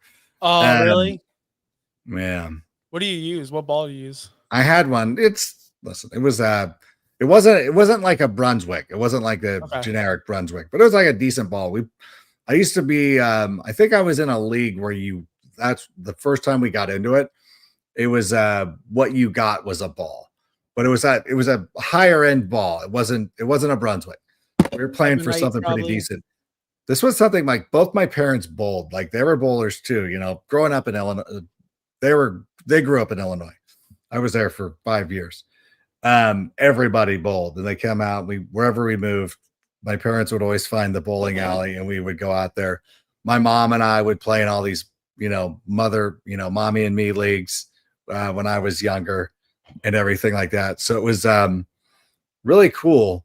But I'm like, I can't curve the ball as much anymore. Like I can't really get I got to go back. And then if I do, then but it's like the same thing of like getting frustrated of like, okay, wait, I got to go practice. Like we're going to go bowling. Like, let me go earlier. Let me go get my form down. How often do you bowl, Josh? I bowl. I don't bowl anymore since retired since the kids, but I do bowl once in a while. My brother still bowls in leagues. At my peak, I was bowling 4 days a week. Oh, wow. And we would just go to this place called Oakfield Lanes here in Brandon, Florida. And we would just play low ball, where if you hit a gutter, strike. You try to hit the lowest. So the goal is to hit the 10 pin and the 7 pin. That's the goal. And we would just do that for hours and hours and hours. Who cares about our score? We're practicing. That's the important, guys. It's so easy to hit your mark and to hit the pocket. It really is. The key is to get that 10 pin and that 7 pin down and to really focus on those. And a lot of people don't do that. They just go like an open practice, right? People are just throwing the pockets. Dude, how many ringing eights are we leaving out there? How many, standing 10 pins are we leaving out there because of either an alignment of the pins or the oil? So I really practice on my spares a lot. I love bowling. I wish I did it more. My brothers, again, still go on. It's really a family business. Like everyone, even my grandma, even my mom, like everyone bowls in my family. And it's kind of a pressure thing. My cousin, who is the best of our entire family, his dad was the best in our family by far. 800 series out the ass, all this stuff. Geez. And he'd be like berating my cousin as he's, you only, you know, you hit a 286 this game because you fucked up and whatever. It's like, dude, he was 12, bro. Chill. Like, so my cousin's really hard on himself. But he learned how to bowl with two hands. So he's one of those new age two-handers where he's got the hand and kind of like, there's a guy who did it. I think it was Chris Barnes who did it first in the PBA. And then so he really followed that, and he's just a stud. And then our local alley, they changed the rules in league where if you use two hands, you can no longer have the thumb hole. No, you have to have the thumb. No, you have to have the thumb hole. You have to have the thumb hole because my cousin had it drilled where just the fingertips, no thumb hole. Now he's required to put his thumb in the hole in league play. Ridiculous. I don't think it's fair. I think you should be able to play the way you want to play. Yeah. No, and you would see that. Yeah, you see that a lot with the people with the two fingers. Like, yeah, you should be able. Like, it's not like. I mean, I guess you see this in baseball, where the guys are using the torpedo bats and whatnot. It's like somewhat similar. Like, hey, like somebody figured out the science of this, and it's somewhere along the way somebody figured out the science of like, I don't need to put my thumb in the ball, and people buy balls, and if you never put your thumb in it, like, why would you have it? Yeah, I think that's pretty weak. I've seen the two ball people too. It's fascinating. Usually, especially during the summer, I'll go a lot with the kids, and it's just like it's very interesting to watch people in the lanes and go out there and do the thing. I will notice too, like, it was tripping me out. I was out in not Desert Hot Springs, but out in Indio, where Coachella is. And I was sitting there bowling in like 4 lanes, and there was a lefty on every lane. I'm like, look at us. Like, oh, and I'm very peculiar. I can't have somebody on my left. I'm like, I just can't do it. I think it comes from like baseball and always like, warming up in the bullpen or whatever. And you got to have the righty's got to be on this side of you, he can't be on the left. I just can't deal with it. So I have some trouble sometimes when I'm up there playing a little bit. Do you get frustrated when you're bowling and like people aren't using the etiquette and they're just, oh my goodness. So how mad does your family get when you're like hit an open lane and like, I also want to preference this. I'm chill. Like, I'm not the competitive person. Right. I'm just never competitive. So I don't really get that upset. My brother, on the other hand, he will go up to if it's kids, he'll go up to the parents and go, hey, this is a bowling alley. Learn the rules. Like, it's embarrassing, but he's like on it and he doesn't care. He has no shame. So they take it very seriously, where I'm like the laid back, like black sheep of the family. We're like, bro, it's Saturday night or whatever it is, Sunday morning, it's open bowling, bro. We're chill. Like, it's not league. If it's league, then I kind of like, hey man, you should know we're league. You should know the rules. That's how I take things. And that's how I take things just in life. Like, if I'm playing college football, like I just did with Justin, where I whooped his ass, by the way, I'm not competitive. You quit the game. It's fine. I finally scored a touchdown. You quit. It's fine. We lost connection. But yeah, how are you big on etiquette? I mean, I like etiquette, but open bowling, I feel like it's house rules. Yeah, it kind of goes out the window. I'm trying to think of like other sports, like how it lines up. Because my first thought was like, some of these people not behaving with the etiquette is sort of like, somebody parking their golf cart on the green where you're like, hey, what are you doing? But I don't think it's that severe. I think it's more of like, talking during somebody's backswing of like a thing like, hey, do you mind like not doing that? I try not to I try not to let it bother me, even though it does. And as a matter of fact, like, one of the things I used to play with this group of guys when we used to play golf, and there was a guy, nice enough person, like a nice guy, but he could really do some things that would annoy you. And I would sit there and describe like some of the things that he does. And it bothered my buddy Marty too. And he's like, why do we play with this guy? And I go, you know what? I like that he's somewhat annoying because I'm now able to try to focus in on blocking out the noise and like really honing in on it. So this is like a good preparation. because we were playing one of those cheap courses, a par 30, par 31, like it's just a great exercise of like, can I pull myself together, keep my composure? Because in some of these endeavors, I do get a little competitive, and it's not like I'm never upset at somebody else, and I always try to make sure that like I'm not ruining anybody else's good time. I missed a couple of putts today that I wish I would have made, but I'm still standing on the green. I don't storm off the green.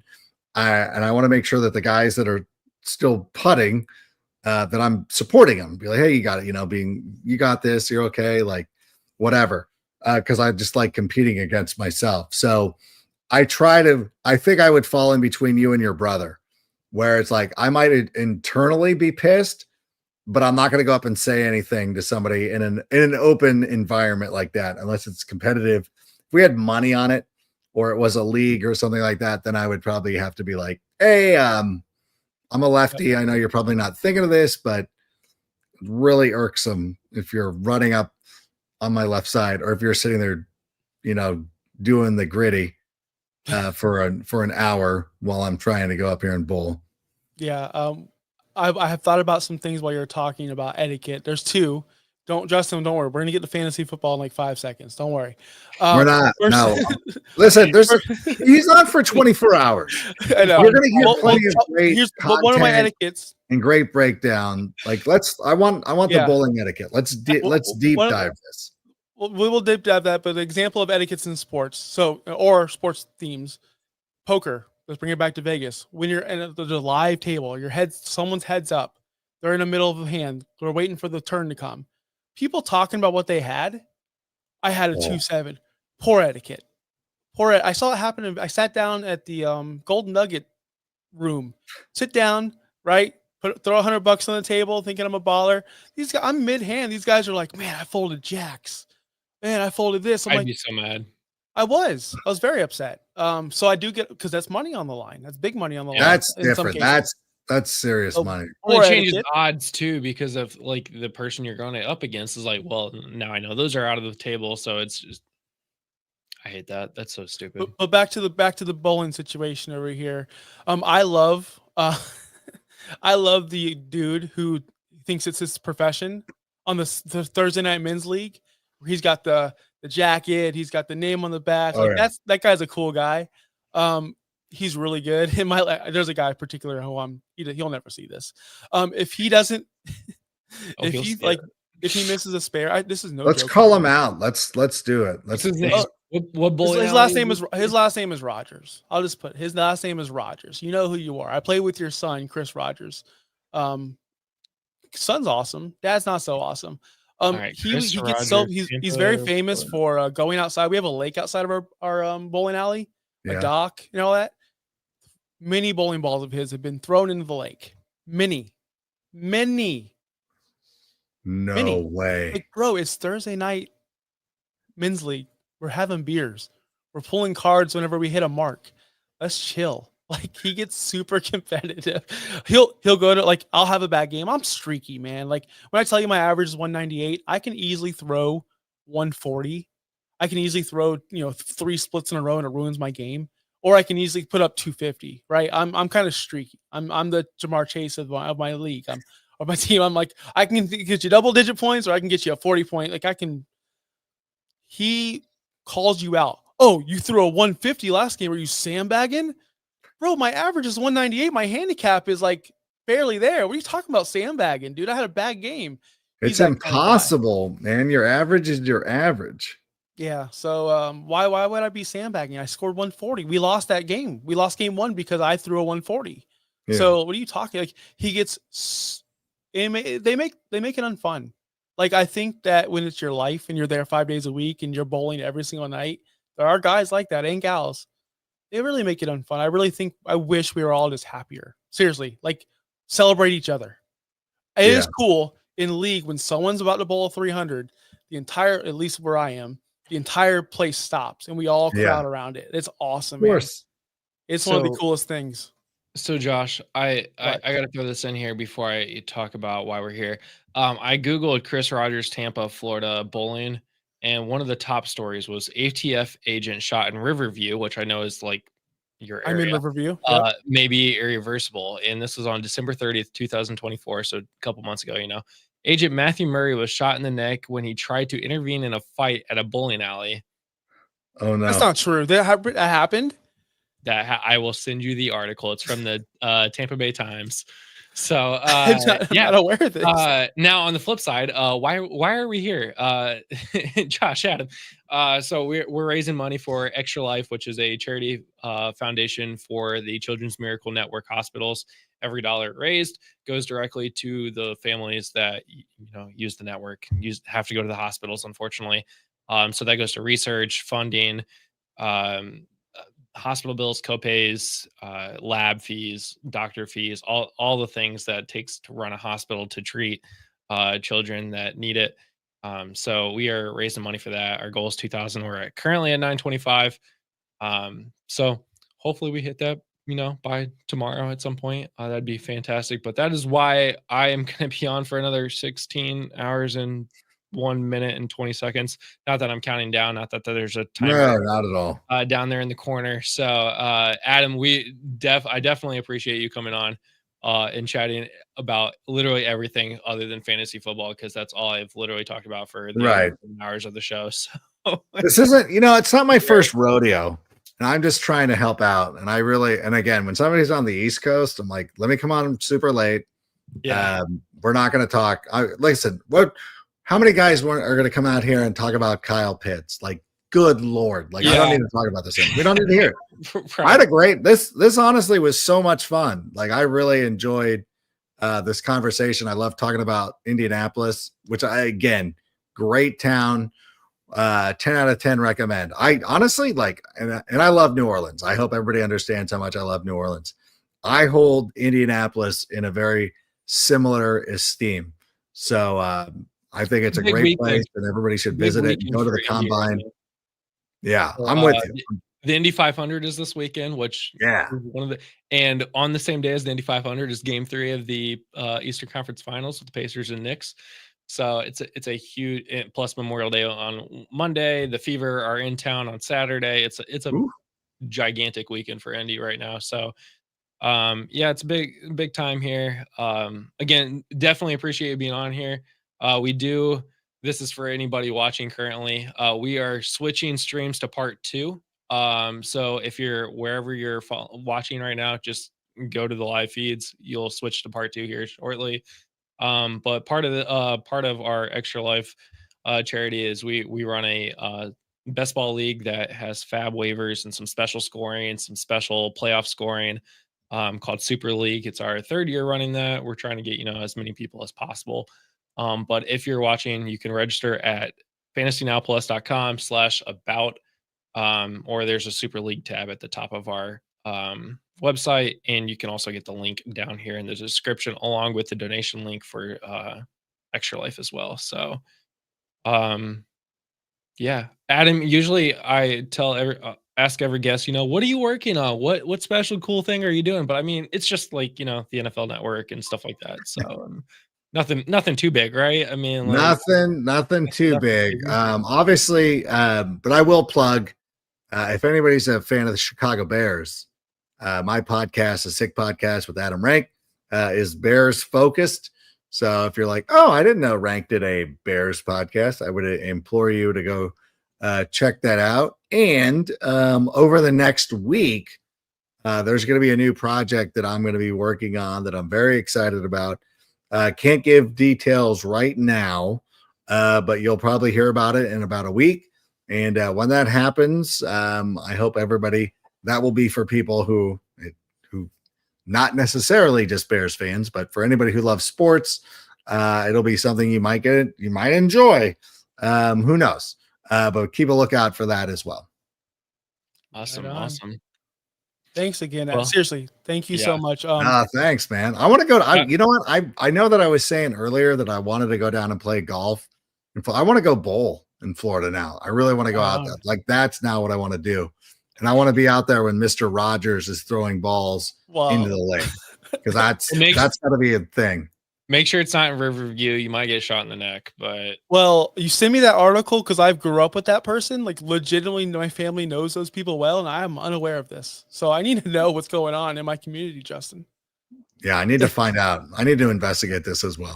I'm throwing this in the private chat, the link to that article. So you can definitely read There it that. is. Perfect. But if you are currently watching on FinTalk Sports Network or FantasyNow Plus, FantasyNow Plus or FantasyNow Plus Get Tilted or any of the other sites, be sure to check out part 2. It's the Jahmyr Gibbs thumbnail logo thing. So we will be on there, or I will be on there. We're about to actually start talking about the Last of Us TV series from HBO. So Is somebody joining you for that? I mean, I do. If you want to talk about The Last of Us also, I'll give you the link to that. We could talk Send me about the link real quick. Let me come on and All talk right. about that for a moment. Yeah, absolutely. I will send that to you. I will put that also in the private chat. And but guys, we're ending part 1. I'll see you on part 2. Got it. Oh, hi there. Time for Extra Life again. Wait, what is Extra Life? Seriously? Extra Life is a charity gaming fundraiser. We play games to raise money for local children's hospitals. Extra Lifers around the world have raised more than $100 million since 2008, and all because of people like you. So what are you waiting for? Donate to Extra Life to help kids like me.